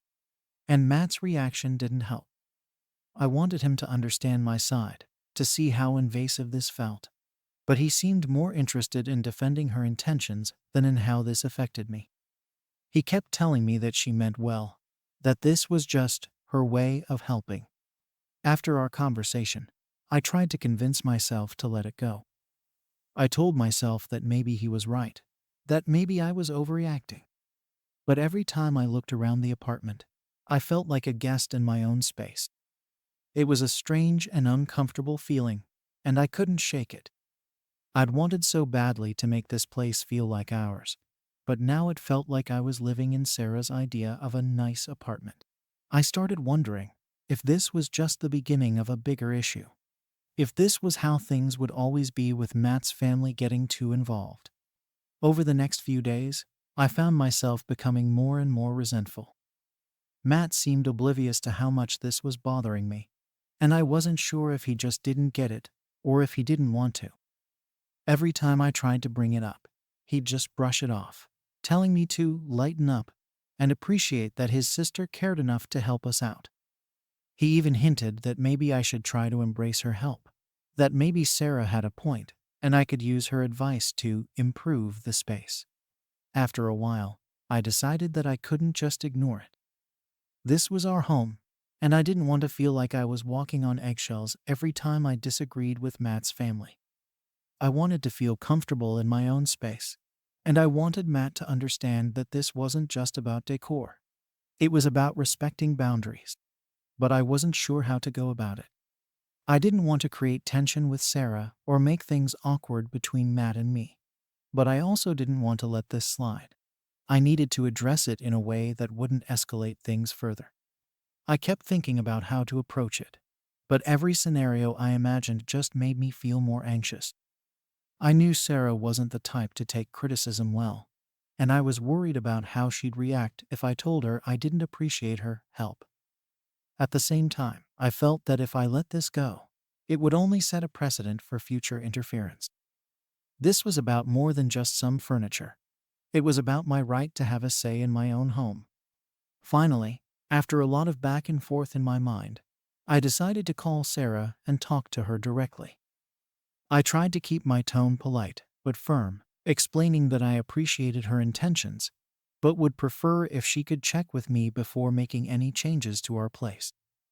As expected, she didn't take it well. She immediately got defensive, telling me that she was only trying to improve our apartment and that I should be grateful for her help. She went on to say that my taste was too plain and that Matt probably liked her ideas better anyway. Hearing that hit a nerve. It felt like she was deliberately undermining me, and I could feel my frustration growing. But I held back and tried to keep my response calm, even though her words stung. I told her that while I appreciated her input, I wanted to be able to make decisions about our home without outside interference. She ended the conversation on a sour note, making it clear that she thought I was being unreasonable. After that call, I felt both relieved and drained. I'd finally spoken up, but it hadn't gone the way I'd hoped. When I told Matt about the conversation, he seemed annoyed that I'd brought it up at all. He said I was being territorial and suggested that I was overreacting. Now I felt even more isolated, like I was the only one who saw a problem here. I started questioning myself, wondering if maybe I had been too harsh. But every time I looked around, I was reminded of how uncomfortable it made me feel. And I couldn't just pretend it was okay. That's where things stand now. I'm left with this lingering feeling of unease, and I can't help but wonder if this is going to be an ongoing issue. After the conversation with Sarah, things felt tense and awkward. I thought maybe speaking up would relieve some of the frustration, but it just left me feeling like the villain in my own story. Sarah clearly wasn't happy with me, and she wasn't shy about letting Matt know. She called him up, telling him that she didn't understand why I was so ungrateful and defensive when she was just trying to help us settle into our new home. From what I could gather, she made it seem like I was the one overstepping, as if I should have been more appreciative of her generosity. Matt didn't exactly side with her, but he wasn't exactly siding with me either. He'd give me this look every time I mentioned the decor, like he was just tired of hearing about it. I felt like he saw me as the difficult one, the one who couldn't let it go. Every time I tried to explain why it bothered me, he would brush it off with, "You know how Sarah is." It felt like he was making excuses for her while ignoring how I felt, which just made me feel more alone. The worst part was the impact it had on our day-to-day lives. I would try to redecorate or put something back the way I liked it, and Matt would notice and make a comment, asking why I couldn't just leave it the way Sarah had set it up. He didn't say it outright, but it was clear he thought her ideas were somehow better than mine. It started making me second-guess myself, wondering if maybe I really did have bad taste, or if I was being petty about the whole thing. This back and forth went on for weeks. I felt like I was living in someone else's space, and every time I tried to make it feel more like home, I got pushback from Matt. It got to the point where I started avoiding certain parts of the apartment because it just reminded me of the whole situation. The living room, for instance, was practically untouched since Sarah's intervention. I'd tried moving things around, but Matt always seemed to prefer how she had arranged it, so I just stopped bothering. It felt like I was slowly being pushed out of my own home. One weekend, I decided enough was enough. I was tired of feeling like a guest in my own space, and I wanted to have a real conversation with Matt about setting boundaries. I needed him to see my side, to understand that this was about more than just furniture or decor. I thought if I could just make him understand how much this was affecting me, he'd finally get it. So, I sat him down and laid it all out. I told him how uncomfortable it made me feel, how it felt like my voice didn't matter in our own home. At first, he listened, but his response was far from what I was hoping for. He said he understood, but that I needed to learn to compromise, especially with his family. He reminded me that Sarah was an important part of his life, and that I'd have to accept her involvement if I wanted things to work with him. He even suggested that maybe I was making too big a deal out of this, and that I should focus on the bigger picture. That was the moment I realized he didn't see this the way I did, and he probably never would. The more I thought about it, the more frustrated I felt. It wasn't just about Sarah decorating the apartment anymore. It was about the lack of respect and support I felt from Matt. I was putting so much effort into making this work, but it felt like he wasn't willing to do the same for me. It made me question what kind of future we'd have if he couldn't even back me up on something as basic as our home. I kept telling myself to be patient, that maybe he'd come around eventually, But deep down, I started to doubt it. Things came to a head one day when I decided to rearrange the bedroom. I'd been wanting to make it feel more comfortable and personal. So I moved a few things around and added a couple of items I'd bought specifically for that space. When Matt got home and saw it, he looked genuinely irritated. He asked why I'd changed things when he thought it was fine the way it was. It wasn't a big argument, but his reaction felt like a confirmation that he just didn't care about my perspective. That night, I lay awake, staring at the ceiling, wondering if I'd made a mistake. I loved Matt, but I couldn't shake the feeling that I was losing myself in this relationship. I felt like I was constantly bending, constantly compromising, while he wasn't doing the same. I started to feel trapped, like I was stuck in a situation where my needs and wants would always come second to his family's opinions. Around this time, Sarah invited us to a family dinner at her place. I wasn't thrilled about going, but I didn't want to cause more tension, so I agreed. The dinner was fine at first, polite small talk, catching up, all the usual family stuff. But then Sarah made a comment about how she was so happy to help with the apartment, how she'd really brought some style to our place. She said it with a smile, but there was something in her tone that made me feel like it was a dig. I tried to brush it off, but it was hard not to take it personally. After dinner, when we were back home, I couldn't hold back anymore. I told Matt that I felt humiliated, that I was tired of Sarah's subtle jabs and tired of feeling like my voice didn't matter.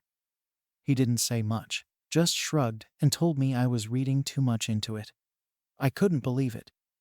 After everything I'd tried to explain to him, he still wasn't taking me seriously. It felt like he was more worried about keeping the peace with Sarah than about how I felt. By this point, I felt like I'd exhausted all my options.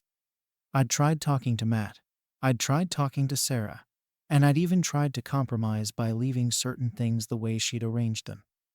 But nothing seemed to make a difference. I felt like I was constantly fighting an uphill battle, and no one seemed to care. I started wondering if this was just how things would be from now on, if I'd always have to tiptoe around Sarah's opinions and Matt's unwillingness to stand up for me. The more I thought about it, the more I realized I was losing respect for Matt. I couldn't understand why he couldn't see how much this was hurting me, or why he was so quick to dismiss my feelings. I started to resent the way he seemed to prioritize Sarah's happiness over mine, and it made me question our entire relationship. I kept hoping he'd come to his senses, that he'd realize how much this was affecting me. But every day that went by, I felt more and more alone. One night, I decided to call my best friend and tell her everything. She listened patiently, and by the end of our conversation, she told me something that really stuck with me. She said, "If he can't stand up for you now, what makes you think he'll do it later when things get even more complicated?" That hit me hard because, deep down, I knew she was right. If Matt couldn't support me on something as basic as our home, how could I trust him to be there for me in the future? Now, I'm left with this gnawing feeling that maybe this relationship isn't as solid as I thought it was. I keep wondering if I'm just setting myself up for a lifetime of feeling like I don't matter. After that conversation with my friend, I couldn't shake the feeling that maybe I'd been ignoring some red flags. I'd always thought Matt and I had a solid relationship, but this whole situation with Sarah made me realize how quickly he'd side with his family over me. I kept trying to convince myself it would get better, that he'd eventually understand my point of view, but a part of me wondered if I was just fooling myself.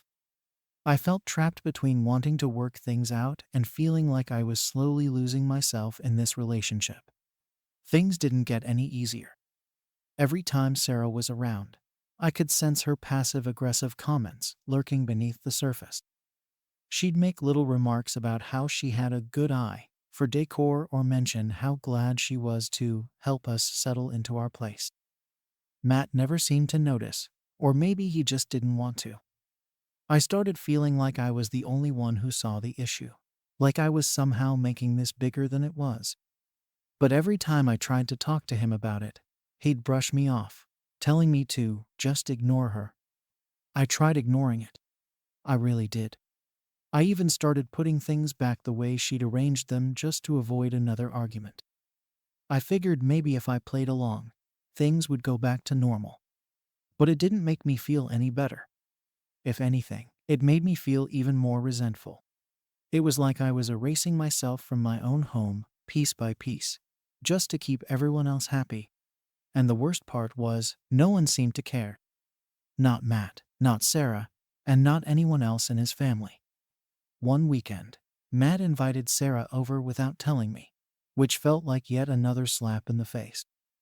I was sitting in the living room, minding my own business, when she just waltzed in like she owned the place. She immediately started commenting on things, suggesting we spruce up the bedroom with some new decor she'd seen online. I felt like I was going to explode. I wanted to tell her that I didn't need her advice, that I was perfectly capable of decorating my own home. But I bit my tongue. I didn't want to make a scene, especially with Matt right there, watching. After she left, I couldn't hold it in any longer. I told Matt that I couldn't keep living like this, that it wasn't fair for me to feel like an outsider in my own space. I asked him why he kept letting her do this, why he couldn't see how much it was hurting me. He just looked at me like I was overreacting, telling me I needed to relax and stop making a big deal out of it. He even said that Sarah was just excited about our place, and that I was reading too much into her actions. I felt so defeated, like no matter what I said, he'd always see her side. At that point, I started thinking about what my friend had said, about how if he couldn't stand up for me now, he probably never would. It was a hard pill to swallow, but deep down, I knew she was right. I started questioning everything, wondering if I could really spend the rest of my life with someone who didn't value my feelings or respect my boundaries. I loved Matt, but I wasn't sure I could keep sacrificing my own happiness just to keep the peace with his family. Things finally came to a head when I decided to redecorate one last time. I didn't even tell Matt. I just went out, bought a few things I'd been eyeing for months, and spent the whole day rearranging the apartment the way I wanted it. It felt freeing, like I was finally taking back control of my own space. For the first time in weeks, I actually felt happy, like this place was mine again. But I knew it wouldn't last. I knew the moment Matt came home, there would be another argument. Another round of him telling me I was being too sensitive. Sure enough, when he walked in and saw the changes, he didn't look happy. He asked why I'd undone all of Sarah's work, why I couldn't just leave things the way she'd set them up. I felt my heart sink. After everything, he was still defending her, still acting like her opinion mattered more than mine. I told him that I needed this place to feel like my home, that I couldn't keep living in a space that felt like it belonged to someone else. He just shook his head and told me I was being ridiculous, that it was just decor. That was the moment I knew I couldn't keep doing this. I realized that if he couldn't understand something as basic as wanting control over my own home, then maybe we weren't as compatible as I'd thought.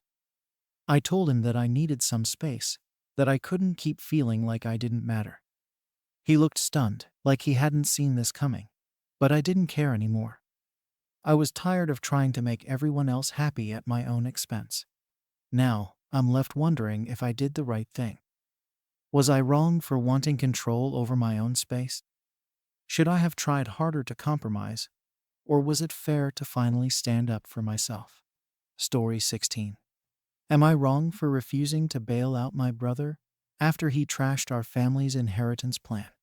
I, Laura, 38, have been dealing with a lot of issues with my younger brother, Ryan, 32, ever since our parents passed away a few years ago. My parents had always been clear about what they wanted for their estate to keep it secure and let it grow so it could be a safety net for future generations. They were meticulous planners, and they didn't want their hard-earned money disappearing on impulse buys or risky ventures. I was given the responsibility to manage it, which didn't surprise me since I'm the one with a more stable job and a family to think about. Ryan, on the other hand, has always been a bit of a free spirit when it comes to money, and honestly, that's putting it mildly. From the start, Ryan didn't like the idea that I was put in charge. He saw the inheritance as a jackpot that was his to spend as he pleased. The idea of waiting, investing, or using it only when truly necessary didn't appeal to him. We had a few tense conversations where he made it clear he felt it was unfair that I held the reins. I tried to explain that I wasn't holding the money, but was just doing what Mom and Dad wanted. They made this choice deliberately, hoping I'd keep the funds safe for the family's future. But he saw it differently, like I was some kind of gatekeeper, blocking him from his rightful share. It was exhausting, and honestly, a bit heartbreaking that we couldn't see eye to eye. At first, I figured he'd cool down, maybe adjust to the situation over time. He's my brother, after all, and I wanted to believe he'd understand. But over the years, he's come to me multiple times asking for access to a significant part of the estate. Each time, he had some new reason or justification first. It was to start a business. Then it was to invest in high-yield stocks. And once, he even asked to buy a boat, of all things. Each time, I'd try to gently remind him of what our parents had intended, that this was a family fund meant to be preserved and used responsibly. But every time, he'd act like I was out to punish him or hold him back. It was a pattern I grew all too familiar with, and one I began dreading because I knew where it would end him angry, me drained, and neither of us any closer to an understanding. A few months ago, things escalated. Ryan came to me again, claiming he had a surefire business idea that would set us up for life. He didn't go into specifics, which immediately set off red flags for me. He said he needed a small portion of the estate to get it started, which to him meant a large chunk. I tried to stay calm, explaining that I couldn't, in good conscience, give him that kind of money without knowing exactly what it was for. I knew if I just handed over the funds, I'd be putting our parents' legacy at risk, which I couldn't do. But to him, that just confirmed everything he already believed, that I didn't trust him, that I was playing the parent or keeping him on a leash, as he put it. He left that conversation furious, saying I'd never give him the chance to prove himself. After that, we didn't talk much for a while. I thought maybe the distance would cool things down, that he'd see things from a different perspective, or maybe even come up with a more realistic proposal. But then I started hearing things. Friends of ours mentioned they'd seen him at some expensive resorts, going on lavish trips, and splurging on new tech and gadgets. I brushed it off at first, thinking he was just having a good time, or maybe he'd managed to save up some money for a break. But then I got more reports, people commenting on his new lifestyle. When I asked him directly, he was vague, saying he had it handled and not to worry. It didn't sit right with me, but there wasn't much I could do at that point without seeming overbearing or prying. Then came the bombshell. I learned that Ryan had taken out a massive loan, one he couldn't possibly afford to repay on his own. He used that money to fund his new lifestyle, but now he was in way over his head, with creditors breathing down his neck. Apparently, he thought he'd pay it off quickly, with some investments that, of course, didn't pan out. It was like watching a slow-motion car crash. I wanted to be there for him as his sister, but I knew the estate was not meant to be a safety net for these kinds of reckless decisions. Ryan, panicked, finally reached out, saying he needed my help, or rather, he needed the estate's help. He was desperate, and I could hear it in his voice. He claimed he had no other options, and that the estate was family money that was meant for times like this. To him, this wasn't just an option. It was a lifeline that he believed he was entitled to. He seemed to think that because I was his sister, and because it was technically our inheritance, I should step in and save him from the mess he'd created. I was torn, to say the least. On one hand, I love my brother, and seeing him like this hurt. But on the other, I couldn't ignore the pattern here. He wanted the money when it suited him, regardless of our parents' wishes, regardless of the future, regardless of anyone else but himself. I had to remind myself of why I was given the role of executor in the first place. My parents knew I'd do my best to protect the family's legacy, even if that meant making the tough calls. Handing over the money to bail him out felt like a betrayal of everything they'd wanted, and I knew I had to consider the long-term consequences of my decision. The more I thought about it, the clearer it became that just giving him the money wouldn't solve anything. In fact, it would probably make things worse. If I bailed him out this time, what would stop him from coming back the next time he got in over his head? It felt like enabling, like setting a dangerous precedent that he could just keep relying on the family's money whenever he made a bad choice. But I still felt guilty, wondering if I was being too harsh, too rigid.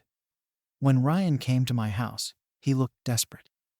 I could tell this was serious for him, but it also made me feel like I was walking into the same old trap. He came in with this sense of urgency, insisting he was in trouble and that I was his only way out. He started right in, saying he needed me to help him just this once because everything was falling apart. I could tell he was frantic, but I couldn't shake the feeling that he was doing this without even considering the consequences either for himself or for the estate. I tried to listen, but he barely let me get a word in. He was so focused on convincing me that I owed him this help, that it was my duty as his sister to step up. He didn't see it as taking from the estate. He saw it as getting what was rightfully his. That was his perspective, that the family money should be used to help family members, especially in times of crisis. I could tell he thought I was hoarding it, just sitting on it like it was some treasure chest I wanted to keep all to myself. That wasn't the case at all, but it was obvious he didn't see it that way. What frustrated me most was how he didn't acknowledge his own role in creating this mess. He kept saying it was a rough patch, and that he just needed a little help to get back on track. But this wasn't some minor hiccup. He'd taken out a massive loan with no real plan for paying it back, and now he expected the family's savings to cover for him. I felt like I was talking to someone who didn't understand the gravity of what he'd done.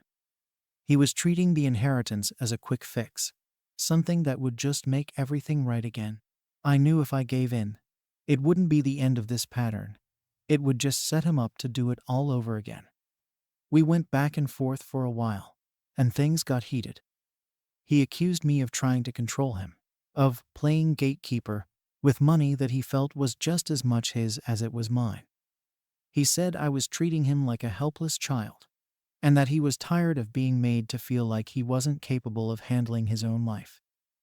That one stung a little because I never intended to make him feel that way. But I also knew that giving him what he wanted wouldn't solve the issue. It would just delay it until the next time he found himself in a bind. Part of me wanted to just say yes, to get it over with, and let him have his bailout. But I knew deep down that would only make things worse. Every time I thought about handing over the money, I pictured my parents and what they'd wanted for us. They worked so hard to build something that could last, something that could be a legacy. And here was Ryan, expecting me to let it all go just so he could cover his debts from a bad choice. I felt torn between wanting to help him as his sister and needing to honor the trust our parents had placed in me. Then, of course, the family got involved. It wasn't long before word got around that Ryan was in trouble and that I was refusing to help him. Some relatives thought I was being too strict, that I should just give him the money and let him figure it out. They kept saying, family comes first, and that I should be there for him in a time like this. They saw it as my duty to help, no questions asked. But there were others who understood why I was hesitant. They agreed that giving him the money would only enable his behavior, that it would just show him he could keep coming back to the family whenever he made a mistake. Ryan kept texting me, calling me, even showing up unexpectedly, pleading with me to reconsider. Every time, he'd go on about how he felt like I was turning my back on him, how he felt abandoned. It was hard to listen to because he genuinely sounded hurt. But I couldn't shake the feeling that he was using that hurt to guilt me into giving him what he wanted. He didn't want to take responsibility for the situation. He just wanted someone else to fix it for him. And in his mind, that someone was supposed to be me. Eventually, I decided I couldn't keep going in circles with him. I sat down and came up with a compromise. I offered to give him a smaller amount, something that wouldn't impact the estate as much, but only on one condition: he'd have to agree to financial counseling and set up a payment plan to repay the estate. I thought it was a fair offer, a way for him to get the help he needed without just bailing him out entirely. I even thought it might be a wake-up call, a chance for him to see the bigger picture and maybe start taking more responsibility. But Ryan didn't see it that way. To him, my offer was insulting. He saw it as me once again trying to control him, to make him feel like he couldn't handle his own life. He refused, saying that he didn't need parenting from me, and that all he wanted was the support he felt entitled to. I was honestly shocked.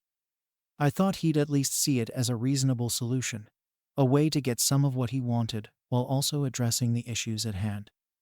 But instead, he took it as an attack on his character, on his ability to be responsible. He made it clear that anything short of a full bailout wasn't good enough. After that, things got worse between us. Ryan stopped talking to me, and I could tell he was hurt. He seemed to see me as the villain in all of this, the person standing in the way of his freedom. I got the cold shoulder at family gatherings, and he barely looked at me whenever we were in the same room.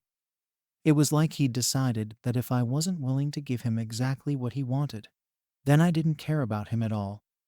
It was painful, to say the least, but I still felt that I was making the right choice. The guilt, though, didn't go away. Every time I thought about it, I questioned myself. Was I being too rigid, too focused on what our parents would have wanted instead of what Ryan needed right now? Was I letting my own pride get in the way of helping my brother? It was like this constant internal struggle, trying to balance my role as executor with my role as his sister. I knew there was a chance he'd never forgive me for this, that he'd see me as the person who chose money over family. But I also knew that giving him what he wanted wouldn't fix the underlying issues. It would only make them worse in the long run. After my offer for a smaller loan and financial counseling was rejected, things between Ryan and me only got worse. He started telling anyone who would listen that I'd refused to help him when he needed me most. Family members reached out, some asking why I couldn't just support him in a time of crisis, while others quietly told me they agreed with my decision, but were sorry for the fallout. Ryan seemed determined to paint me as the bad guy, and it was clear he was hurt.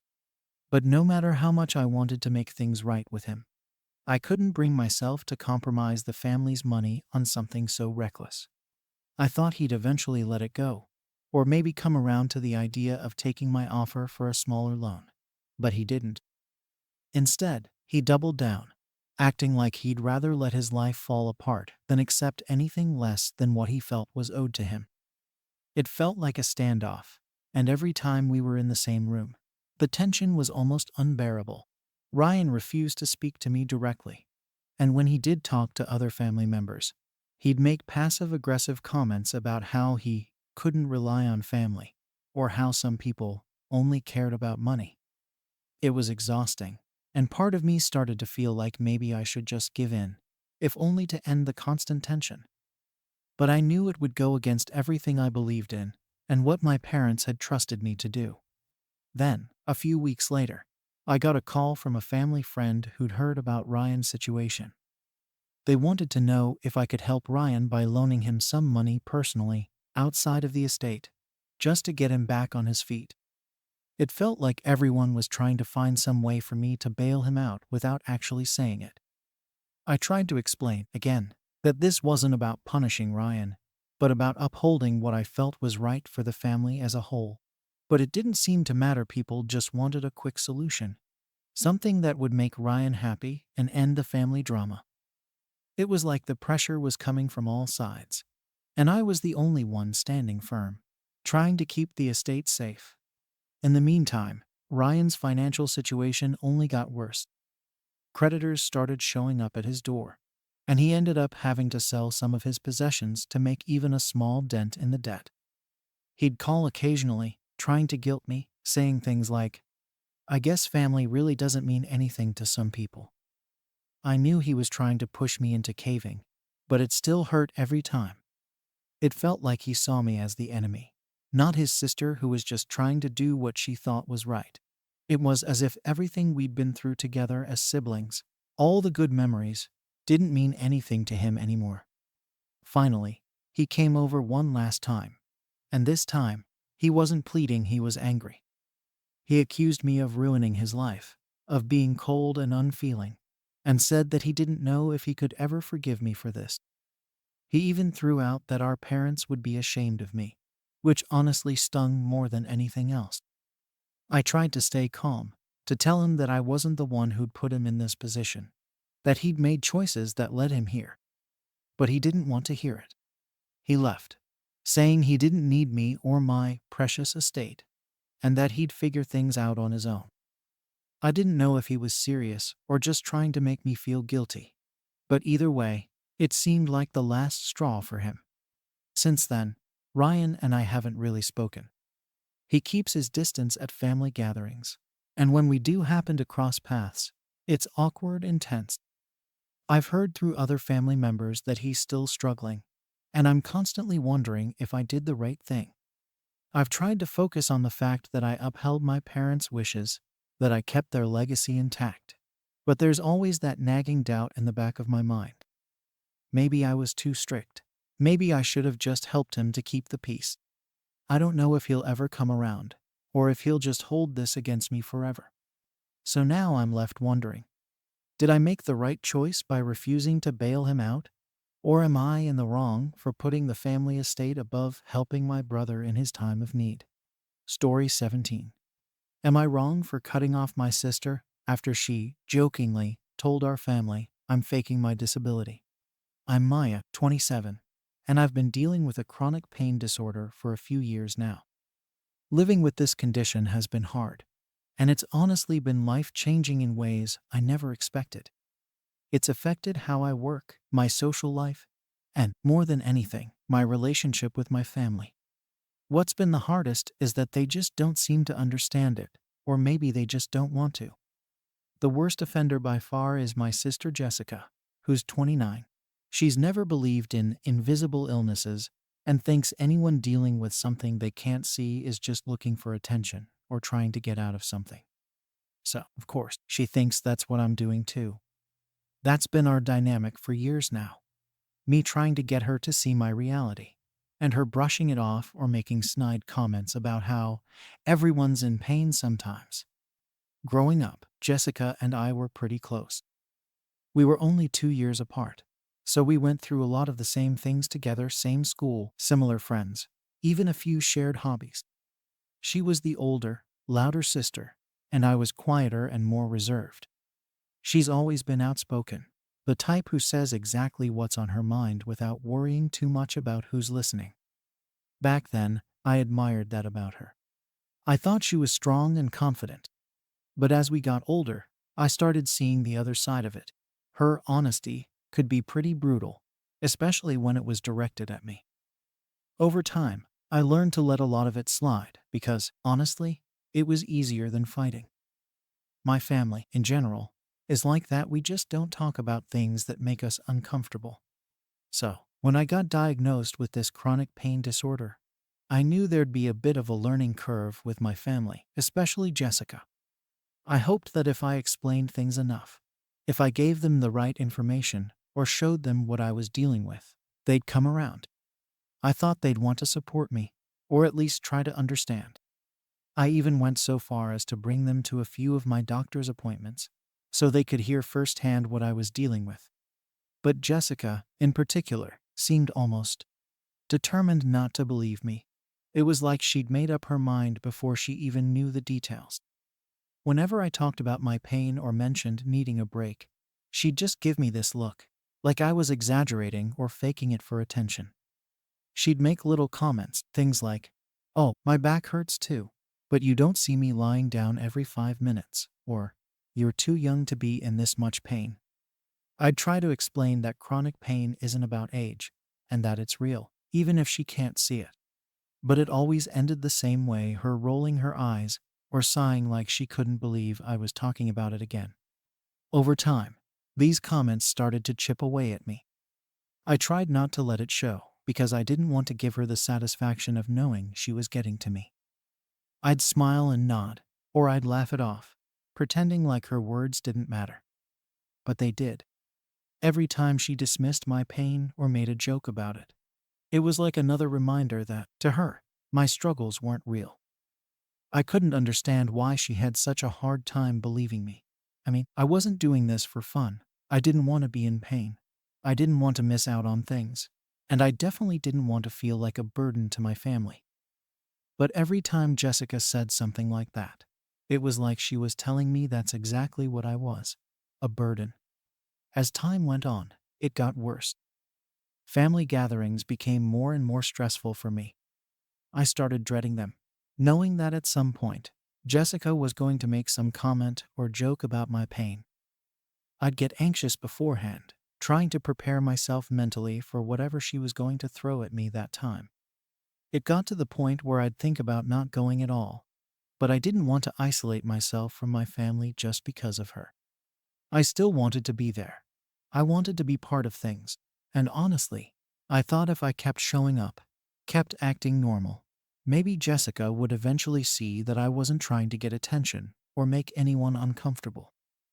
I thought she'd eventually come around and realize that this is just my reality now. The family reunion a few weekends ago was supposed to be a nice day. I was already nervous about it, but I was trying to stay positive. I hadn't seen everyone in a while, and I wanted to catch up. Plus, I thought maybe if I kept things light and didn't bring up my health, Jessica would let it go, just this once. But, of course, that didn't happen. Right from the start, I could feel her watching me. Every time I needed to sit down or stretch, I could feel her eyes on me, judging.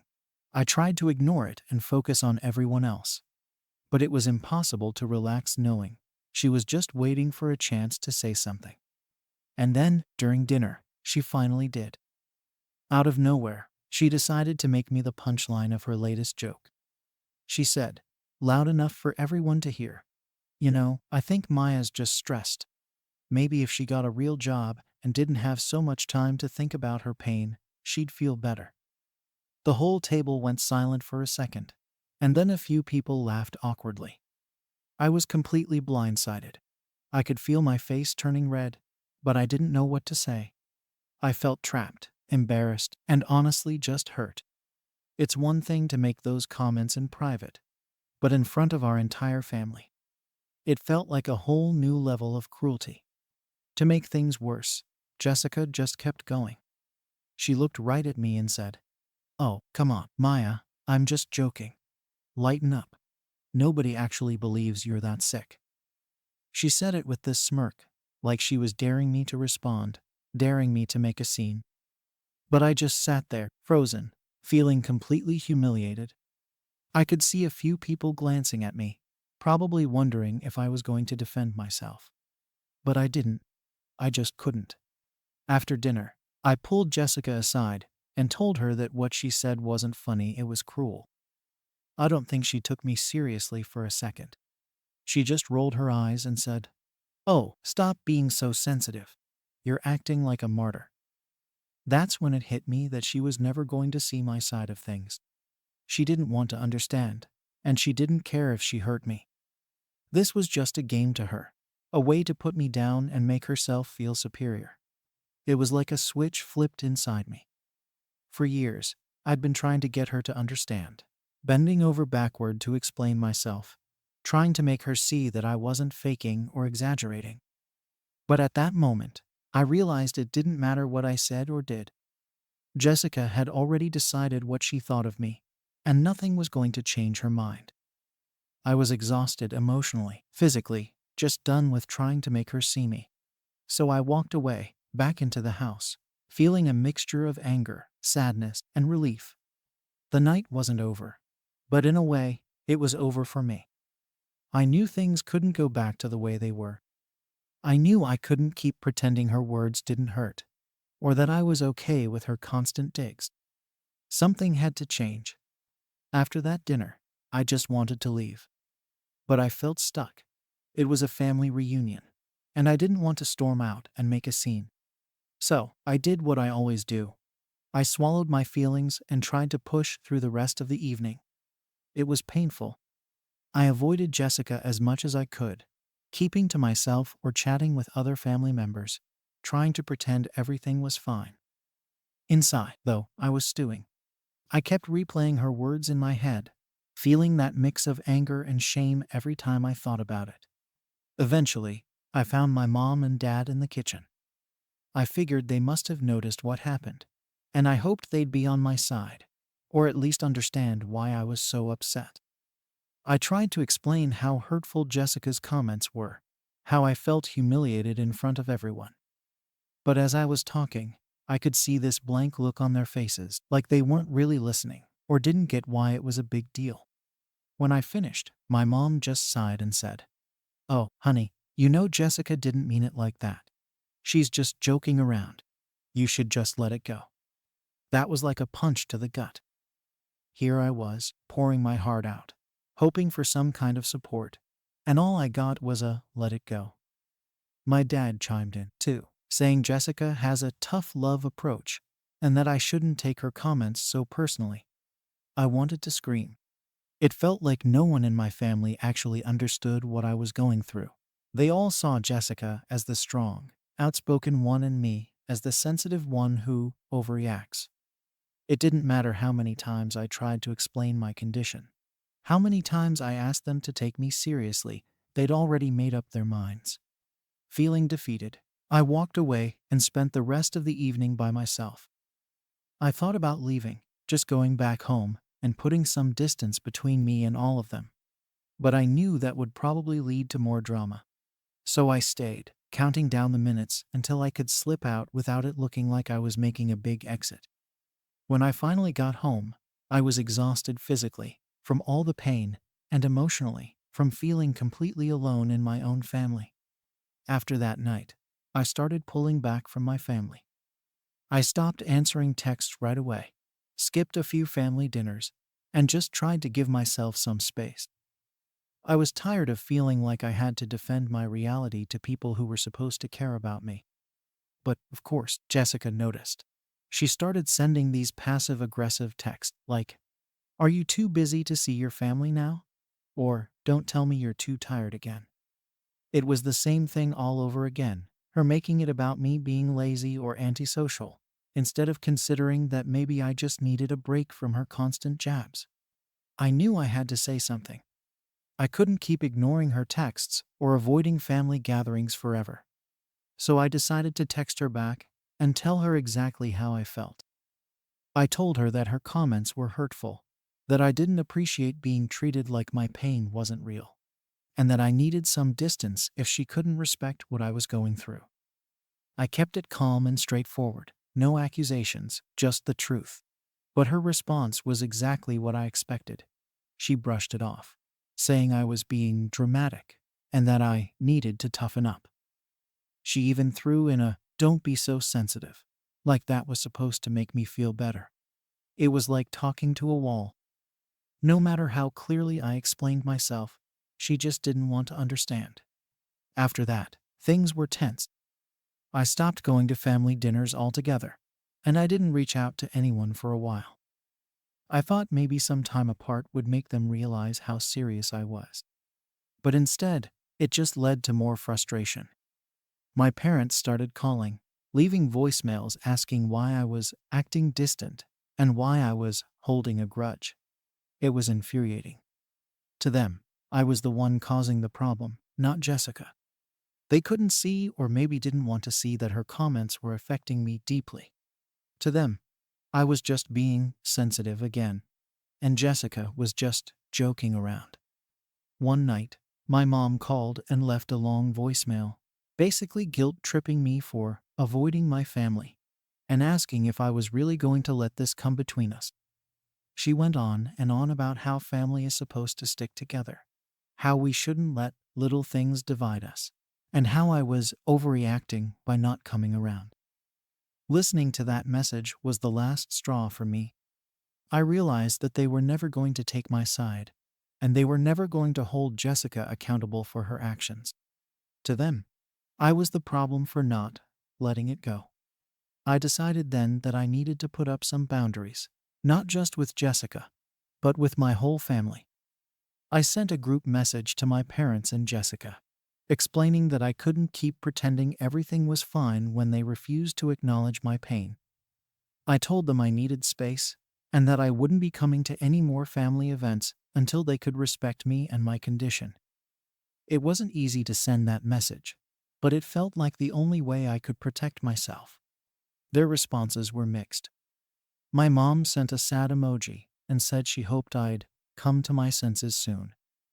Jessica didn't respond at all, which I took as her way of saying she didn't care. My dad just texted back, "Okay," which was almost worse than if he'd said something hurtful. It felt like they were all just dismissing my boundaries, like they didn't take me seriously. After that, I stopped hearing from them as much. They'd still send the occasional family update text, but no one reached out to ask how I was doing or if I needed anything. It was clear they'd all decided I was the one in the wrong, and they were just waiting for me to get over it and come back to them. Part of me wanted to reach out again, to try to make them see my side, but I knew it wouldn't make a difference. I'd tried that already, and it had gotten me nowhere. The hardest part has been accepting that my family might never understand me or what I'm going through. It's painful to think that the people who are supposed to care about you the most can be so dismissive, so unwilling to listen. I'd always thought that family would be there for me, no matter what. But now I'm not so sure. And as much as I want things to go back to the way they were, I don't know if I can ever trust them again. In the back of my mind, I keep hoping they'll reach out, that they'll finally see how much this has hurt me. But every time I check my phone, it's just more silence. A few weeks went by after I sent that group message, and honestly, I felt a mix of relief and sadness.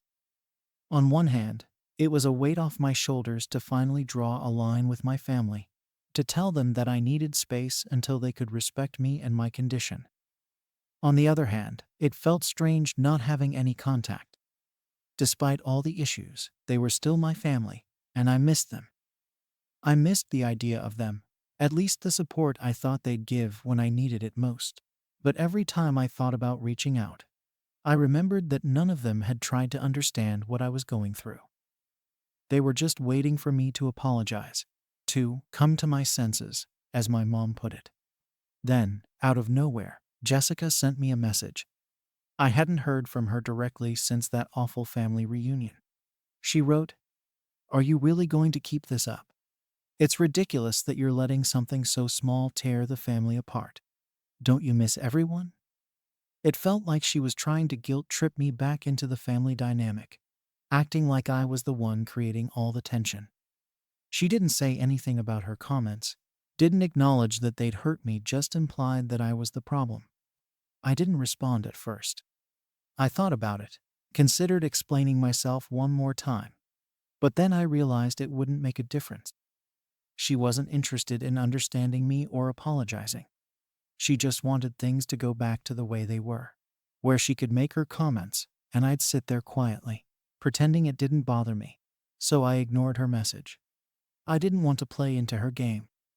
If she couldn't acknowledge what she'd done, then there was no point in talking. After I ignored her, though, the messages kept coming. She'd send a new one every few days, each one a little more manipulative than the last.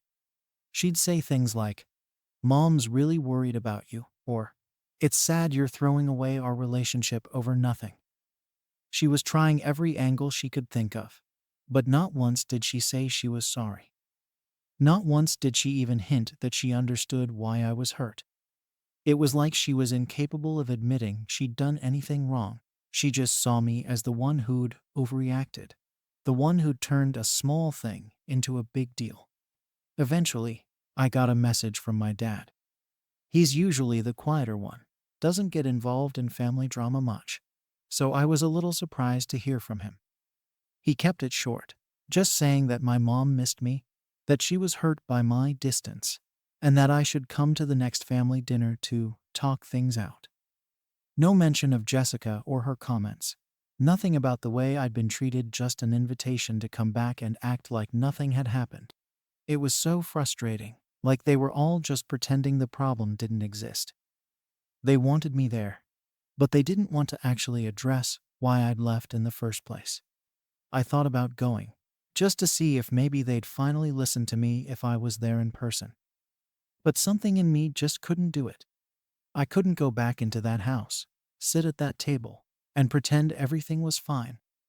I'd spent years doing that, convincing myself that if I just ignored Jessica's comments, if I just put on a brave face, everything would be okay. But it wasn't okay. Pretending hadn't worked, and I was tired of putting myself through it. So, I told my dad I wasn't ready to come back, that I needed them to understand my boundaries first. He didn't respond. Since then, it's been mostly silence from my family. Every now and then, I'll get a group text about some family event or a random message from my mom, but no one's reached out to actually address the issue. It feels like they've all just decided to sweep it under the rug, waiting for me to give up and come back on their terms. And I get it, in a way. It's probably easier for them to think I'm the problem than to actually look at how they've treated me. But it still hurts. I keep hoping that one of them will reach out with an apology, or even just an acknowledgement of what I'm going through. But that hope is starting to fade. Now, months have passed, and I still haven't seen any of them. I've tried to focus on myself, on managing my pain, and building a life that doesn't revolve around their approval. I've been going to therapy, and it's helped me see that I'm not crazy for feeling hurt by their behavior. But even with all that, I still miss them sometimes. I miss the family I thought I had. I miss the idea of them being there for me, of having people who understand and support me, and part of me wonders if I'll ever get that from them, or if this is just how things are always going to be. So here I am, months later, wondering if I made the right choice. Was I wrong for setting boundaries with my sister and my family? Should I have just let it go, even if it meant putting up with their comments? Or am I justified in keeping my distance until they can respect me and my condition? Story 18 inches. Did I overstep my boundaries by revealing my sister's secret to save her marriage? Alright, I don't even know where to start with this. I'm 32, and I've always been really close with my family, especially with my sister Emma, who's 35. We've been tight since we were kids. She's only a few years older than me, so we've always been able to talk about anything and everything. Emma's been married to her husband Mark for nearly 10 years now. Mark is 37, and honestly, he's like a brother to me. Their two kids adore him. He's a hard worker, and up until recently, it felt like they were really solid. I'm not married myself, so in a lot of ways, I kind of look up to Emma and Mark. They seem to have it all figured out. But a few months ago, Emma started opening up to me about how unhappy she was in her marriage. She'd always been someone who kept her problems pretty private, so for her to even bring this up, I knew something was wrong. She'd tell me how disconnected she felt from Mark, like they'd drifted apart and were just going through the motions. She said he was always working late, always busy with something else, and she felt like she was just fading into the background. The way she described it, she didn't feel noticed or appreciated anymore. She'd say things like, "I feel like I'm invisible to him." It was honestly heartbreaking to hear, and I tried my best to listen and be supportive. But there was only so much I could say. I told her to talk to Mark about it, but she kept brushing it off, saying he wouldn't understand or that he'd just get defensive. Then one day, Emma admitted to me that she'd started talking to a guy from work. She assured me it was nothing serious, just someone who was there for her, someone who saw her, as she put it. She claimed it was only emotional, nothing physical. She kept emphasizing that it didn't mean anything, but I could tell from the way she was talking about it that it was giving her something she felt she was missing at home. She said he listened to her, made her feel special, all those things she felt she wasn't getting from Mark anymore. I didn't know what to say. On one hand, I understood where she was coming from. She was clearly lonely and felt neglected. But on the other hand, I felt uncomfortable knowing this was happening behind Mark's back. Emma kept coming to me about it. like I was her confidante in all this. She'd tell me how guilty she felt, but then would say that it didn't feel real because nothing physical was happening. Every time, I'd tell her to think carefully about what she was doing, to maybe try counseling or some way to work things out with Mark before this got any further. But she always had an excuse for why she couldn't. She said that bringing it up would only lead to a fight, that it would make things worse. I didn't know how to respond, so I mostly just listened, but it was eating at me. I was basically holding on to a secret that, if it came out, could potentially destroy her marriage, and that didn't sit right with me. Around this time, Emma and Mark invited me over for a family gathering.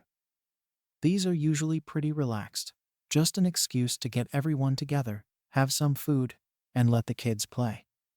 But I noticed something was different about Mark that day. He seemed, I don't know, tense, distracted. He wasn't his usual self, that's for sure. At one point, he pulled me aside and asked if I'd noticed anything unusual about Emma. He said she'd been acting distant, that she seemed to be somewhere else mentally, even when they were together. He told me he was worried about her, that he felt like she was slipping away, and he had no idea why. He looked really upset, and I could see he genuinely had no clue what was going on. In that moment, I felt completely torn. Here was Mark, clearly struggling to understand what was wrong, feeling like he was losing his wife. And there I was, holding on to the very thing that could explain everything. I tried to keep it vague at first, just telling him that Emma was feeling a bit down lately. But he pressed me, asking if she'd said anything to me, if she was maybe unhappy, or if I knew something that could help him understand. I could feel the weight of the secret I was keeping, and as much as I tried to avoid it, I just couldn't look him in the eyes and lie to his face. I didn't give him all the details, but I told him that Emma had been emotionally involved with someone from work. I said it in the least damaging way I could, just so he would understand what was going on without feeling like his whole world was crumbling. As soon as the words left my mouth, I knew there was no going back. I saw the shock, the hurt, the disbelief, all of it washed over his face in an instant. He didn't say much, just nodded and thanked me, but I could tell he was barely holding it together.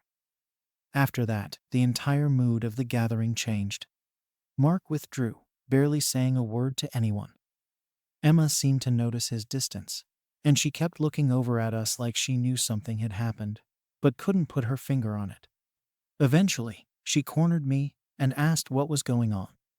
She could tell that something was off between me and Mark, and she wanted to know if I'd said something. I tried to brush it off, but she kept pushing, demanding to know if I'd told him anything. I couldn't lie to her either, so I admitted that I'd told him. The second I said it, her whole face changed. She was furious. She accused me of betraying her, of getting involved in something that was none of my business. She said I had no right to interfere in her marriage, and that I just made things worse by forcing her hand. She was so mad that she wouldn't even listen to my reasons. She stormed off, and I could feel the divide that had suddenly opened up between us. Now I was left feeling completely conflicted. On one hand, Mark deserved to know what was going on, especially since he was trying to save their relationship and had no idea what was really happening. But on the other hand, I'd broken Emma's trust in a big way, and I wasn't sure if she'd ever forgive me for it. After that family gathering, things were never the same between me and Emma. She wouldn't talk to me, barely even looked at me, and when she did, it was like I was the last person on earth she wanted to see. It's hard to describe the level of tension between us now, considering how close we'd always been. It was like every bit of trust we'd built over the years was just shattered. I'd never seen her look so hurt, so betrayed, and it honestly stung. I'd thought telling Mark the truth might help them work things out. But instead, it felt like I just lit a match and walked away, leaving everything to burn. Emma's reaction wasn't even the worst of it. Mark was now fully aware of what was going on, and I could see how much it affected him. He was quieter, withdrawn, and he seemed constantly on edge. I didn't see them together for a while after that. but I could imagine how their conversations must have gone. Emma must have felt cornered, forced to confront something she hadn't been ready to deal with. And Mark, well, I could only imagine how hard it must have been for him, trying to make sense of his marriage unraveling and learning that his wife had been emotionally involved with someone else. It wasn't long before Emma's resentment toward me started seeping into other areas of our family. She told our parents that I'd overstepped, that I'd gotten involved in something that wasn't my business, and painted it like I was trying to sabotage her marriage or something. She made it sound like I was just looking for drama, that I couldn't mind my own business. It hurt because that wasn't true at all, but I didn't want to get into a family feud about it. So, I kept my side of the story to myself, figuring that eventually, things would settle down. But, of course, things didn't settle down. Emma refused to talk to me directly, but our mom kept calling me, saying things like, "Why did you feel the need to get involved?" And, "Emma's marriage is her own to deal with." I tried explaining to her that I'd felt like Mark deserved to know, especially because he'd come to me looking for answers, but it was clear that Emma had already gotten to her first. No matter how I explained myself, it seemed like no one could see my side of things. I felt totally isolated, like I'd done the right thing only to be punished for it. Then one day, I ran into Mark. He looked like he hadn't been sleeping, and he was quieter than usual. We talked for a bit, and he thanked me for being honest with him, saying he wasn't sure he would have found out otherwise. But at the same time, he seemed defeated. He told me they'd been talking about counseling, but that things were tense and complicated. I could tell he was still hurt, still trying to wrap his head around everything. He said he didn't know if he'd ever fully trust Emma again. And hearing him say that, I started to wonder if I'd really helped at all. Maybe I just caused more pain for both of them. In the meantime, I tried reaching out to Emma a couple of times, hoping we could talk things through and maybe salvage some part of our relationship. But every time, I was met with silence or short, dismissive replies. She didn't want to hear anything I had to say. She made it clear that, in her mind, I'd crossed a line I couldn't come back from. She kept saying I'd betrayed her, and it was obvious she saw this as a total breach of trust. The whole situation was eating me up. On one hand, I still believed I'd done the right thing by telling Mark. He deserved to know, especially since he was trying so hard to make sense of the distance between them. But on the other hand, I'd lost my sister's trust, maybe forever. And even though I tried to justify my actions to myself, there was this lingering guilt I couldn't shake. I kept thinking, what if I had just kept my mouth shut? Would they be working through this without all this resentment? Then, out of nowhere, I got a message from Emma. It was short and cold, just a few lines. She said that because of what I'd done, she felt like she couldn't rely on me or trust me with anything anymore. She said she didn't need me, playing therapist, for her marriage, and accused me of making everything worse by involving myself. Reading that felt like a punch to the gut. I'd been hoping for even a small chance to fix things, but her words made it clear she wanted nothing to do with me. She saw me as the reason everything had gone downhill. After that message, I backed off completely. I figured maybe she needed time and space to cool off, that eventually she'd see that I'd acted out of concern. But weeks went by, and nothing changed. I'd see updates on family group chats, pictures of their kids, little things that Emma would post. But there was no sign that she even thought about reaching out. It was like I didn't exist to her anymore. At this point, it felt like I'd lost my sister. And maybe I'd lost Mark, too, even though he'd been somewhat understanding. I wasn't sure what I'd expected to happen by telling the truth, but it definitely wasn't this complete breakdown. Every time I thought about it, I went in circles, wondering if there had been a better way to handle things. Part of me still thought that the truth was the only way, but another part kept asking if I'd been selfish, if I'd let my own sense of right and wrong get in the way of what was best for their family. After Emma sent me that cold message, I started to accept that maybe our relationship wasn't going to be the same again.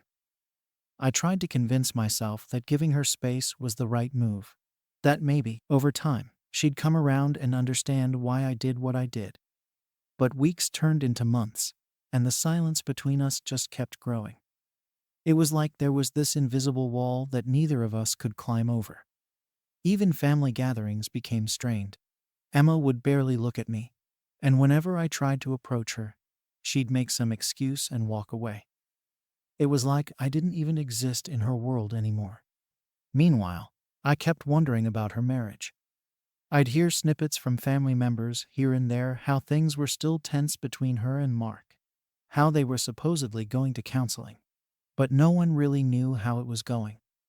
Our parents were constantly worried, asking me if I'd heard anything, but I didn't know any more than they did. I didn't dare reach out to Mark again either. I felt like I'd done enough damage already.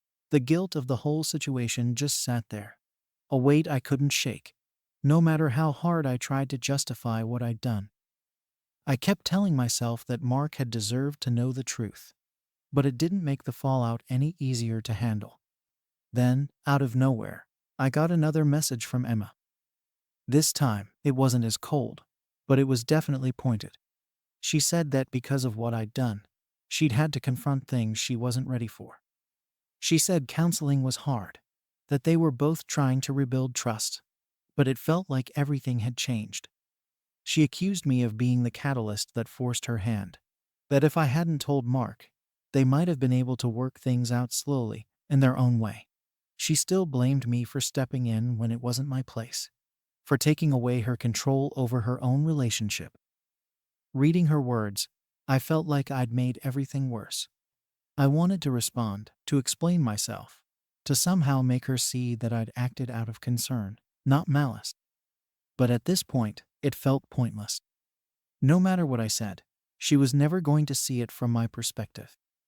In her mind, I was the one who'd betrayed her, and no amount of explanations would change that. So, I didn't respond. I just let it sit there, knowing that she'd made her feelings clear, and that I'd have to live with that. The hardest part was realizing that I might have lost both my sister and the person I considered family in Mark. My relationship with both of them had always been something I valued deeply, and now it felt like they'd both slipped through my fingers. I wasn't sure if I'd made the right choice anymore. It was easy to say that honesty was the best policy, that Mark had a right to know. But when I looked at the wreckage around me, the tension in the family, the broken trust between me and Emma, I started to wonder if I'd been wrong. Maybe I'd overstepped. Maybe I'd let my own values interfere with something that wasn't mine to handle. I tried talking to friends about it, hoping for some clarity, but everyone seemed divided. Some of them agreed with me, saying I'd done the right thing, that Emma was the one who'd put me in an impossible position by confiding in me about her emotional affair.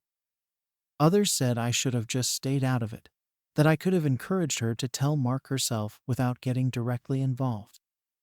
Hearing everyone's opinions only made me feel more lost, like there was no clear answer to any of it. Over time, the rest of my family picked up on the distance between me and Emma, but no one really asked questions. I think they just assumed it was some kind of sisterly fallout, nothing major. If only they knew how deep it actually ran. It felt like there was this big, painful secret at the center of everything, and I was carrying it alone, not knowing how to make any of it right. Now, months later, I'm still questioning myself. Was it my place to say something? Did I cross a line that I shouldn't have? Or was I just doing what I thought was best in a situation where there was no easy choice? Story 19. Am I wrong for not inviting my daughter's estranged father to her graduation ceremony? 45, have been raising my daughter, Maya, 18, on my own since her father, Steve, and I divorced when she was just a kid. To say Steve has been an inconsistent presence in her life would be putting it lightly. He's one of those fathers who shows up once in a while, makes big promises, and then disappears as soon as he's made himself look good. It's always been like this, and it's always hurt Maya. She used to wait by the window when she was younger, hoping he'd show up when he said he would, only for me to be the one picking up the pieces when he didn't. So, over the years, I just focused on being both her mother and her father, Not because I wanted to, but because I had to. Being a single mom was never the plan, but it became the reality. I work as a nurse, so I'm used to long hours and hard work. But there's nothing that compares to the work of being there emotionally for your child, especially when you're the only one showing up. From the moment Steve left, it was just me and Maya against the world. I watched her go from being this bright-eyed, hopeful little girl who thought the world of her dad to a more guarded, cautious teenager who eventually stopped asking about him. She'd grown used to it, I think, and over time, it seemed like she just accepted that Steve was never going to be the kind of dad she could count on. We didn't really talk about him much. She learned not to bring him up because it always led to disappointment. Now Maya's about to graduate high school, and it's a huge deal for both of us. It feels like the culmination of all the late nights, the packed lunches, the sports games, the parent-teacher meetings, and everything else we've been through together. We've been planning this day for weeks: what she's going to wear, where we're going for dinner after the ceremony, how we're going to celebrate. She's the first in our family to finish high school, and I couldn't be prouder. I can't tell you how many times I've stayed up at night, just feeling overwhelmed with pride for her, knowing that she did all of this despite the lack of support from her father. Then, out of nowhere, I get a message from Steve. I haven't heard from him in a long time, long enough that I'm genuinely surprised to see his name pop up on my phone. The message is short and to the point. He wants to come to Maya's graduation. No explanation for why he suddenly cares. No apology for the years of silence. Just, I'd like to be there. I didn't even know what to think. I just sat there, reading the message over and over. After all these years, he suddenly wants to play the role of the proud dad. It doesn't make sense. Why now? After missing out on every other moment that mattered. I waited a day before mentioning it to Maya. I wanted to be sure she heard it from me rather than from him, because I didn't know what he'd say if he reached out to her directly. When I finally told her, she just shrugged. She didn't seem too bothered by it, which I suppose shouldn't have surprised me. She's learned not to get her hopes up with him, she said. I don't care if he comes, Mom. It doesn't matter to me. But the way she said it felt off. I know her well enough to know when she's holding something back. And even though she was saying she didn't care, I could tell there was more to it. It felt like she was saying what she thought I wanted to hear. That she was indifferent because she didn't want to put any pressure on me to make this decision.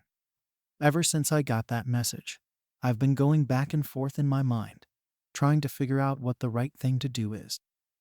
Part of me feels like I have every right to tell him no. He hasn't been there for her, and he doesn't deserve to suddenly get a free pass to show up now, to stand there and take credit for her achievements like he had anything to do with them. But then I wonder if I'm letting my own feelings cloud my judgment. Maybe it's not about him or me. Maybe it's about what's best for Maya. And maybe having him there is something she'll appreciate later on, even if she doesn't say it now.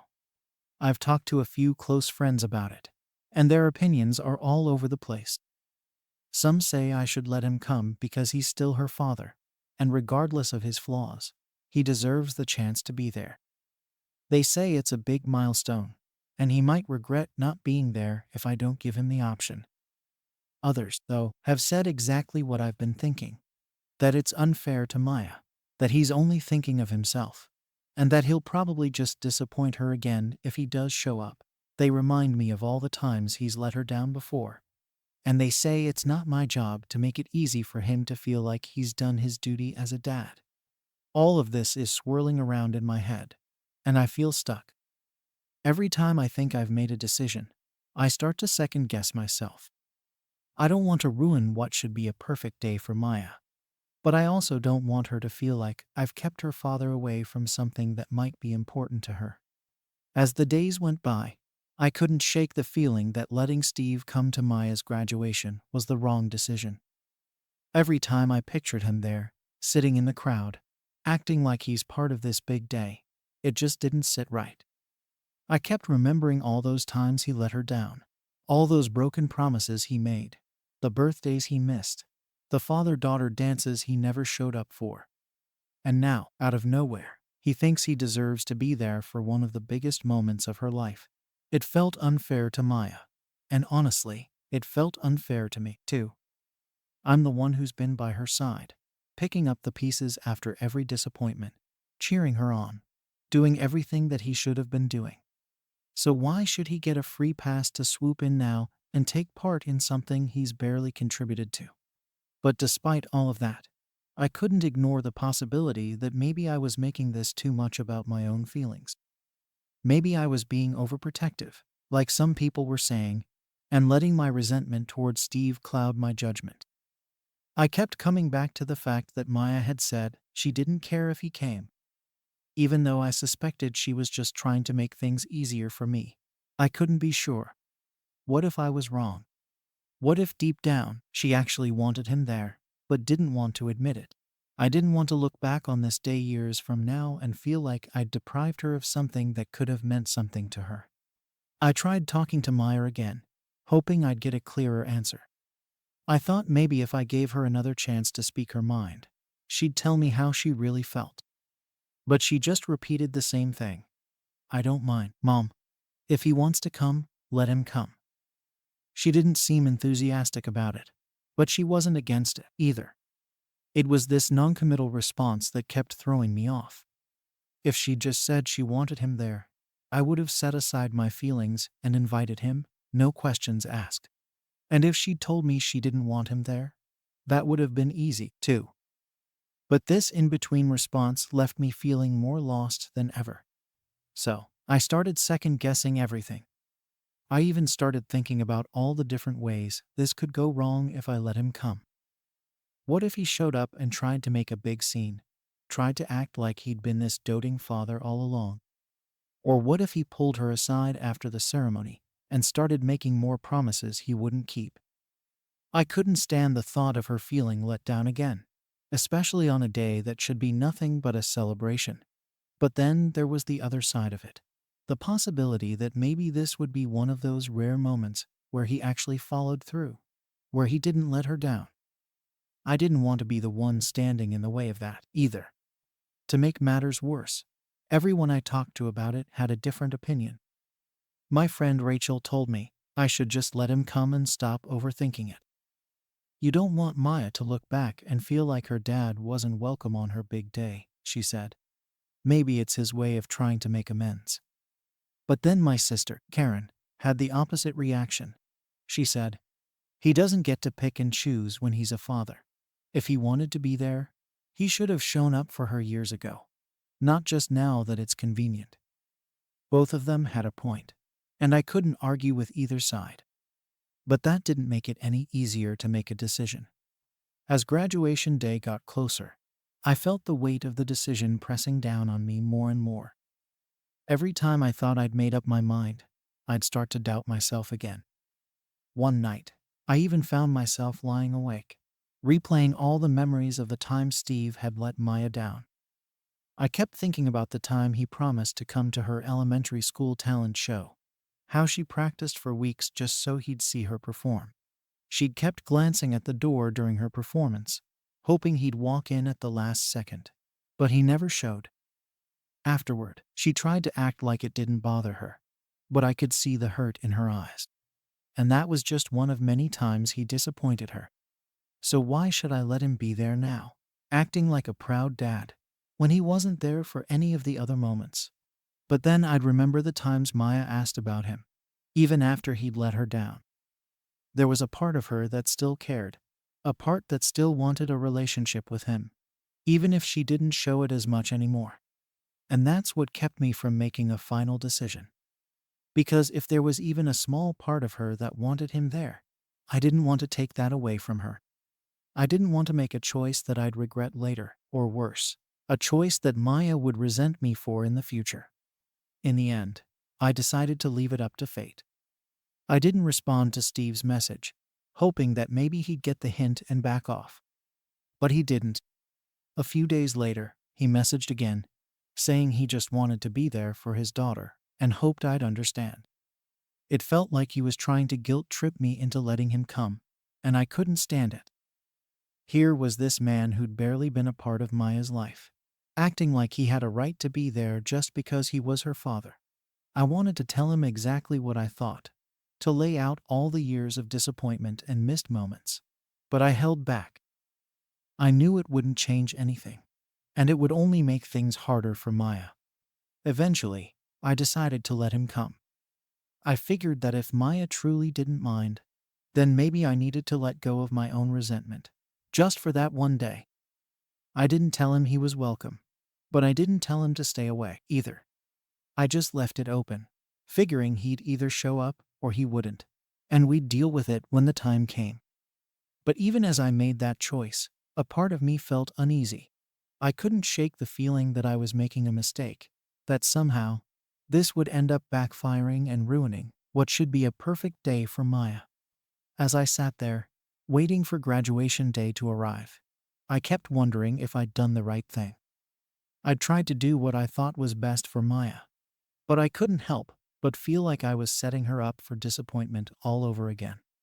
And the worst part was, I wouldn't know if I'd made the right choice until it was too late to change anything. All I could do was wait and hope that, for once, Steve wouldn't let her down.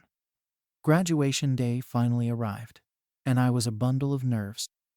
I couldn't stop thinking about Steve and whether or not he'd actually show up. I hadn't confirmed anything with him, and honestly, I half expected him to just drop the idea altogether. That would have been the easiest thing for everyone, but of course, things didn't go that way. I kept looking over my shoulder, scanning the crowd as we waited for the ceremony to start, wondering if I'd see him slip in at the last minute. Maya was excited, buzzing with that nervous energy you get before a big event. She'd worked so hard to get here, and I could tell she was proud of herself, even if she was trying to play it cool. We'd taken some photos together beforehand, and I was doing everything I could to make sure this day was as perfect as possible for her.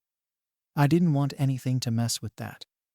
This was her moment, and all I wanted was for her to enjoy it without any distractions or disappointments.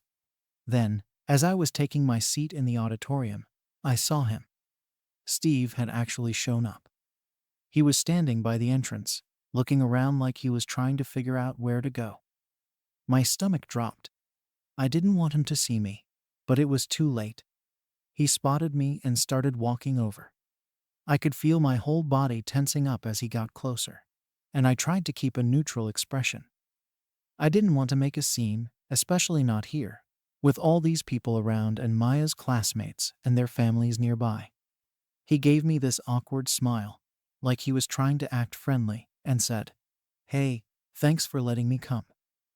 I just nodded, not wanting to get into anything with him. The last thing I wanted was for us to start arguing, or for me to say something I'd regret. I simply told him where to sit, a few rows back, and hoped he'd keep his distance. I could feel him watching me as I turned back toward the stage, but I forced myself to focus on Maya and tried to block him out as best I could. The ceremony itself was beautiful. Watching Maya walk across the stage to get her diploma, I felt this huge wave of pride and relief wash over me. She'd done it, and she looked so happy up there. For a little while, I actually forgot Steve was even there. All I could think about was how far Maya had come, and how hard she'd worked to get to this moment. It felt like everything we'd been through, all the ups and downs, had led to this. And I was so grateful to be there, to see her shine, to witness this moment that was completely hers. But of course, as soon as the ceremony ended, reality came crashing back in. The crowd started to disperse, and I could see Steve making his way over to us. Maya noticed him right away. She looked a bit surprised, but she didn't seem upset, which was a relief.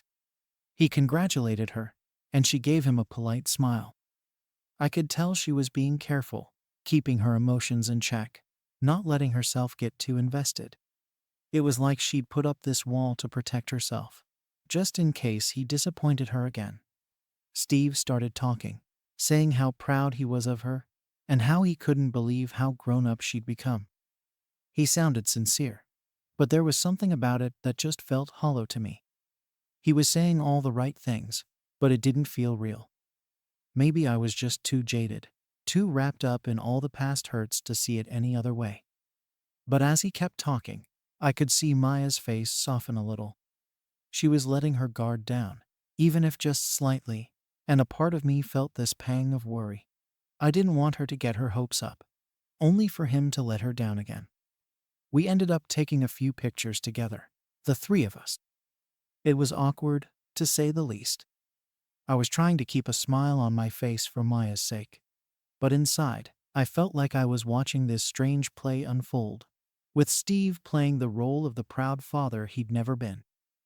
Maya seemed to be handling it well, though, and I kept telling myself that maybe this would be good for her, that maybe having him here wouldn't hurt as much as I feared it would.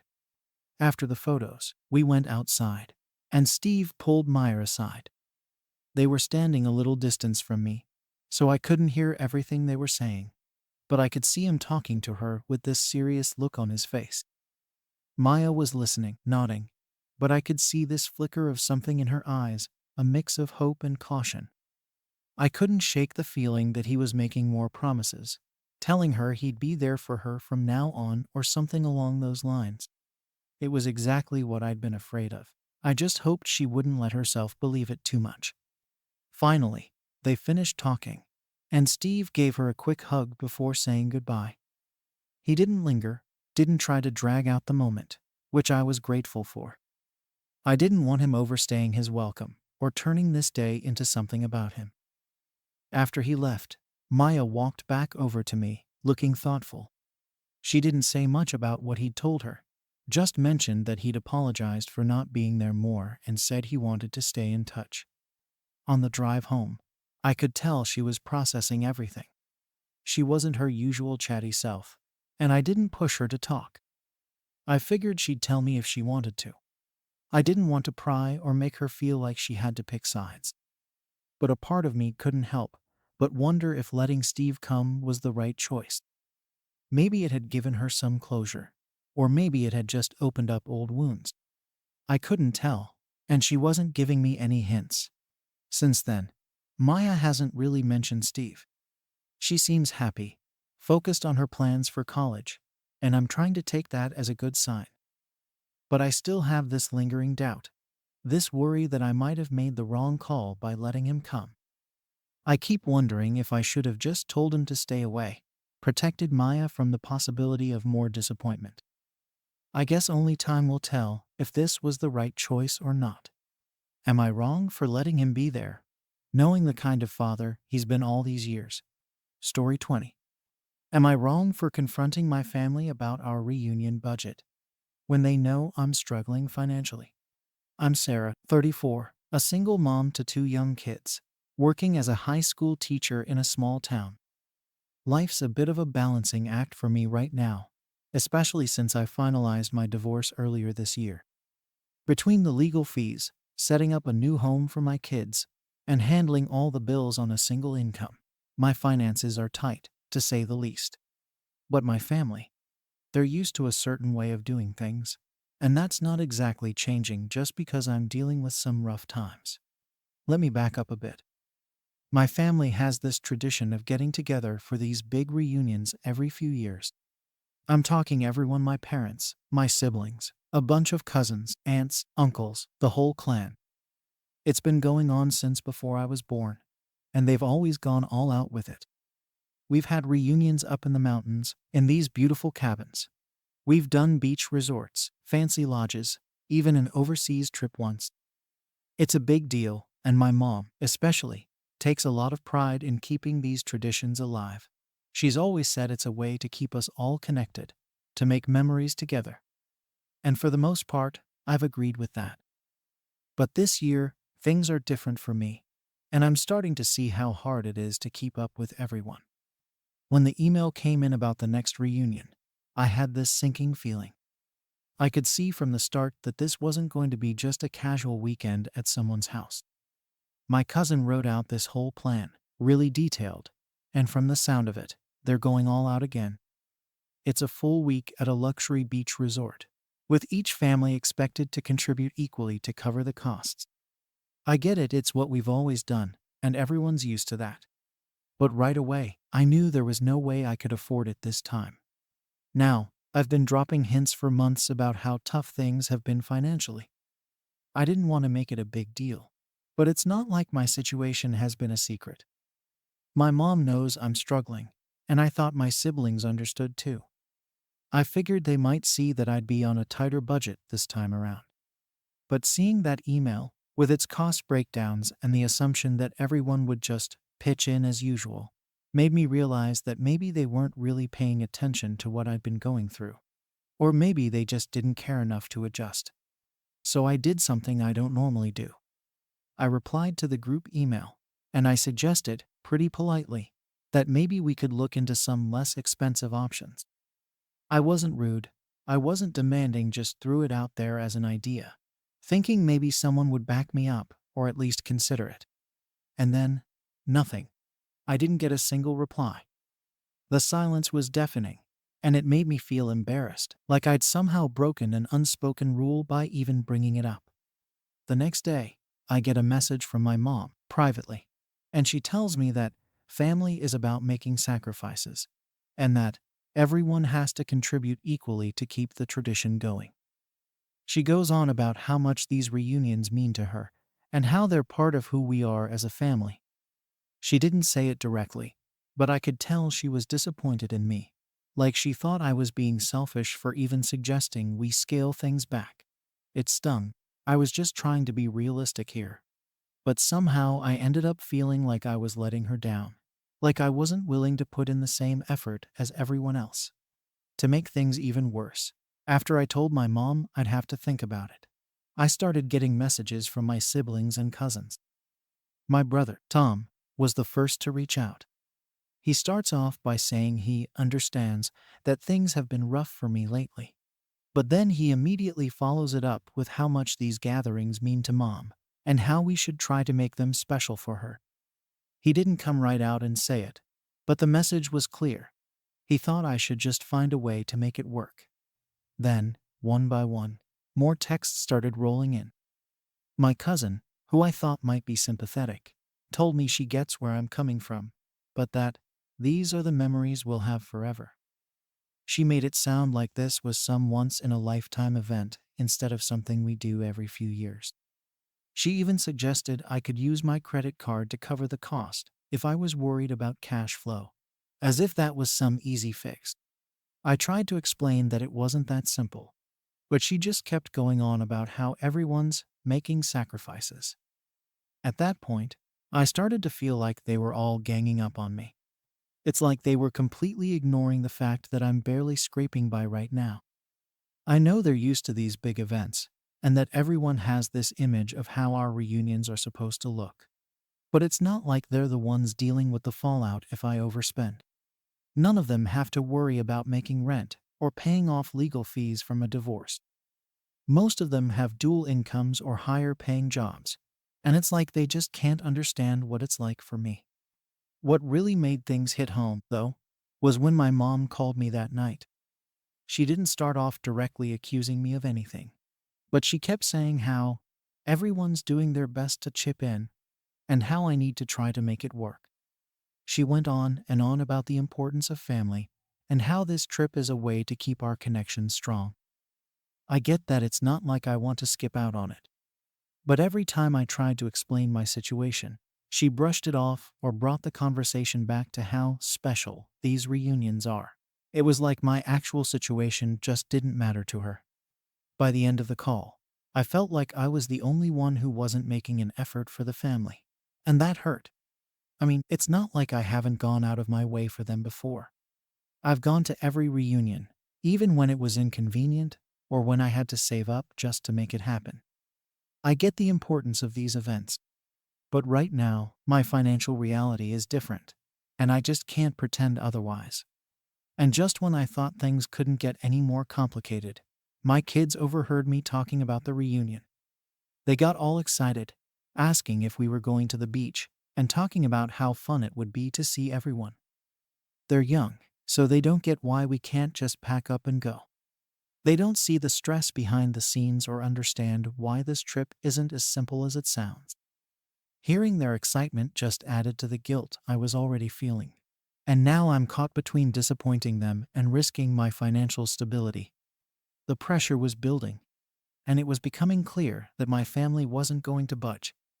After that call with my mom, things just kept piling on. It was clear no one really got where I was coming from, and I started to feel more and more isolated from my family. They were all so focused on keeping up with tradition that they weren't even trying to understand my side. Every message I got just made me feel worse. I went from being a part of this big family to feeling like the odd one out, the one causing problems just because I was asking for a bit of empathy. A few days later, I get another call from my brother, Tom. He was trying to be supportive, or at least that's what he said. But it didn't come across that way. He told me he understood things had been rough for me lately, and he knew that being a single mom with a tight budget was hard. But then he jumped right into how much this reunion means to mom, and how everyone's counting on me to find a way to make it work. He said the same thing mom did, that family traditions are important, and that we all have to make sacrifices. I tried to explain to him that it's not that I don't want to go. It's that I genuinely can't afford it. But he just kept circling back to how everyone else is pitching in. It was like talking to a wall. After that conversation, it hit me that my family really wasn't going to let this go. They were all stuck on this idea that I was somehow choosing not to participate. It didn't seem to matter to them that I was genuinely struggling. I kept replaying the conversation with Tom in my head, and I started to feel angry. It was like no matter how many times I explained my situation, they refused to see it from my perspective. They kept acting like I was being difficult on purpose, and that stung.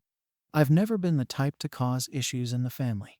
And here I was, suddenly being treated like I was trying to ruin everything. My cousin, who had initially seemed a bit sympathetic, messaged me later that week. She brought up the idea of using a credit card to cover the costs, saying it could be an easy way for me to get there without worrying about the money up front. I told her, again, that it wasn't just about finding the money right now. I'm trying to manage my finances carefully, and the last thing I need is more debt. But she brushed it off, saying that everyone has expenses and that sometimes you just have to make it work. At that point, I was beyond frustrated. I felt like they were all completely ignoring the fact that I have a whole different reality than most of them. My financial situation wasn't a temporary inconvenience, it was a constant struggle. Meanwhile, my kids kept asking about the reunion, and every time they brought it up, my guilt just grew. They were so excited about seeing everyone and spending time at the beach, and the last thing I wanted was to disappoint them. I thought about what it would mean to tell them we weren't going, and I honestly couldn't bring myself to do it. I didn't want them to miss out, but I also knew I couldn't risk my financial stability just to keep everyone happy. It was like I was being pulled in two different directions, and no matter what I chose, someone would be disappointed. Eventually, I reached a breaking point. I was so tired of feeling like the family scapegoat, and I knew I couldn't keep going along with their expectations without standing up for myself. So I decided to make my position clear. I sent a group message to my siblings and cousins, explaining that while I would love to join them, I simply couldn't afford the current plan. I suggested, once again, that we consider a less expensive option, or maybe even a shorter trip. I thought that by laying it all out, they'd finally understand where I was coming from and maybe cut me some slack. But instead, the reaction was worse than I'd expected. My mom was the first to respond, and her message was short and cold. She simply said, "I'm disappointed that you're not willing to make an effort for the family." That hit me hard. I'd been bending over backward trying to explain myself, and all she saw was me not making an effort. Then, a few of my cousins chimed in, some of them saying that I needed to do what I could to make it happen, and that it was unfair for me to ask everyone to change the plan.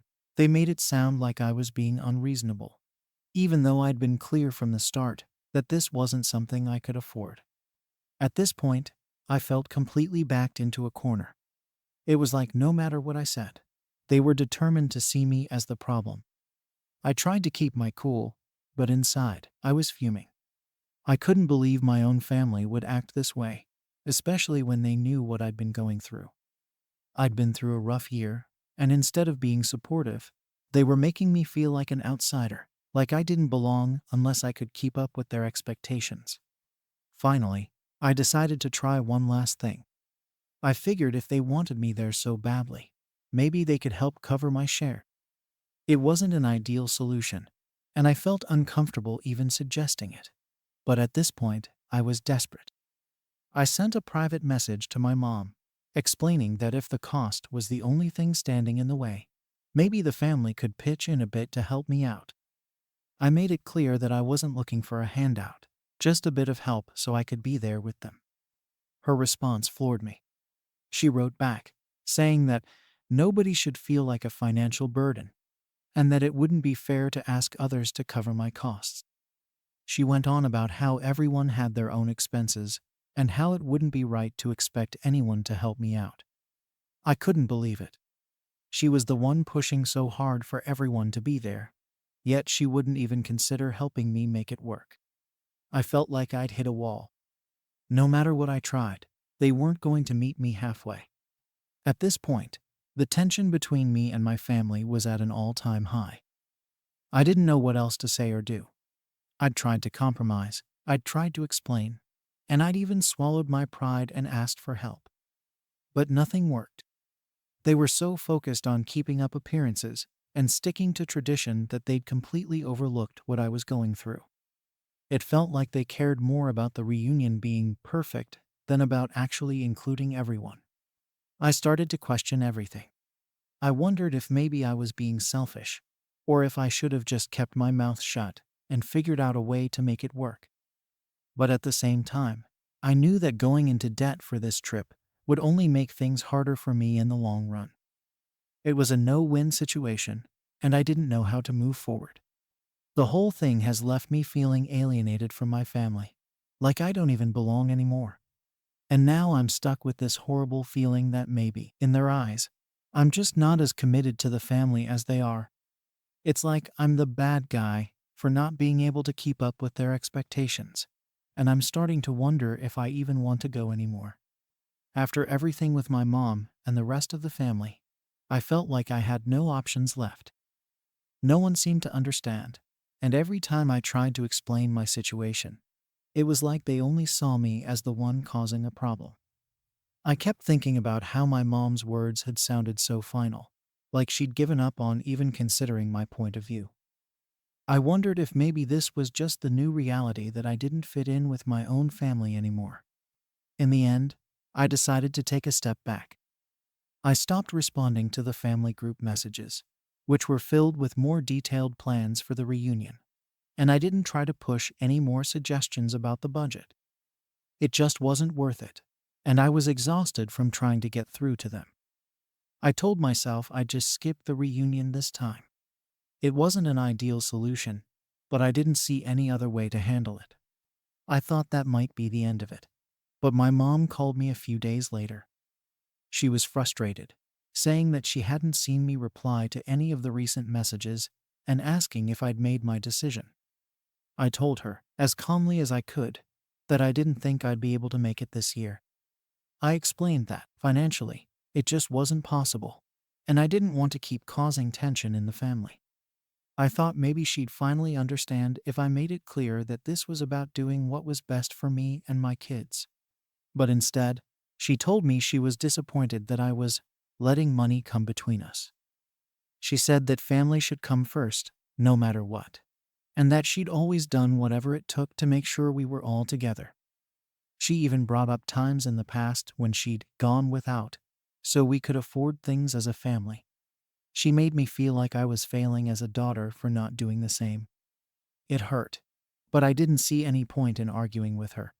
I just told her I'd think about it, even though, in my mind, my decision was already made. A few more days went by, and then one of my cousins posted a long message in the group chat. She wrote about how important these reunions were and how they were part of our family's legacy. She said she understood that some of us had financial concerns, but that this was a once-in-a-lifetime opportunity to make memories together. She didn't name me directly, but it was obvious she was talking about my situation. A couple of my other cousins chimed in, agreeing that it was worth the cost to keep our traditions alive. Reading those messages made me feel sick. It was like they were all ganging up on me, trying to guilt trip me into going. I felt completely alone, like my own family had turned against me just because I couldn't keep up with their expectations. At that point, I knew there was no way I could go, even if I somehow found the money. It wasn't just about the cost anymore, it was about feeling like I didn't belong. I didn't want to spend a week with people who clearly didn't respect my situation or care about what I was going through. I was tired of feeling like the outsider, and I didn't want my kids to be around that kind of energy either. So I sent one final message to the group, saying that I wouldn't be able to make it this year and that I hoped they had a great time. I kept it short and polite, trying to avoid any more arguments. The responses I got back were cold, to say the least. Most people didn't reply at all, and the ones who did just said things like, "Sorry to hear that," or "maybe next time." I could tell they were upset, but I wasn't sure if they were mad at me or just disappointed. Either way, it didn't feel good. I'd always thought family was supposed to be there for each other, no matter what. But this whole situation had made me question that. It felt like the only thing that mattered to them was keeping up appearances and sticking to tradition, even if it meant leaving me out. In the days leading up to the reunion, I tried to focus on other things, but it was hard not to think about what had happened. My kids kept asking if we were going, and I finally had to sit them down and explain that we wouldn't be able to make it this year. They were disappointed, of course, but they took it better than I expected. I promised we'd do something special as a family, just the three of us, and that seemed to cheer them up a little. Still, I couldn't shake the feeling of guilt, like I was letting them down by not being able to give them the same experiences that their cousins would have. The reunion came and went, and I didn't hear much from my family during that time. I saw a few photos pop up on social media, but I tried not to look at them. I didn't want to be reminded of what I was missing, or of how my family had made me feel. I kept telling myself I'd made the right decision, but part of me still wondered if I'd been too stubborn, if maybe I should have tried harder to make it work. After the reunion, my mom reached out again. She didn't say much about the trip, just that everyone had missed me and that she hoped I'd be there next time. She said it in a way that made it sound like she expected me to be there, no matter what. There was no acknowledgement of what had happened, no apology or understanding of how they'd made me feel. It was like the whole thing had never even happened, and I was just supposed to move on and pretend everything was fine. And that's where I'm left now, trying to figure out where to go from here. I still feel hurt and let down by the way my family handled everything. I used to think that family would always have my back, but this whole situation has shown me that maybe that's not the case. Part of me wants to just let it go and move on, but another part of me feels like I need to stand up for myself and make it clear that I won't be treated like this again. So now I'm stuck wondering, am I wrong for asking my family to consider a less expensive option for our reunion, even if it disrupts our tradition? Or should I have just gone along with their plans, even if it meant putting myself in a tough spot?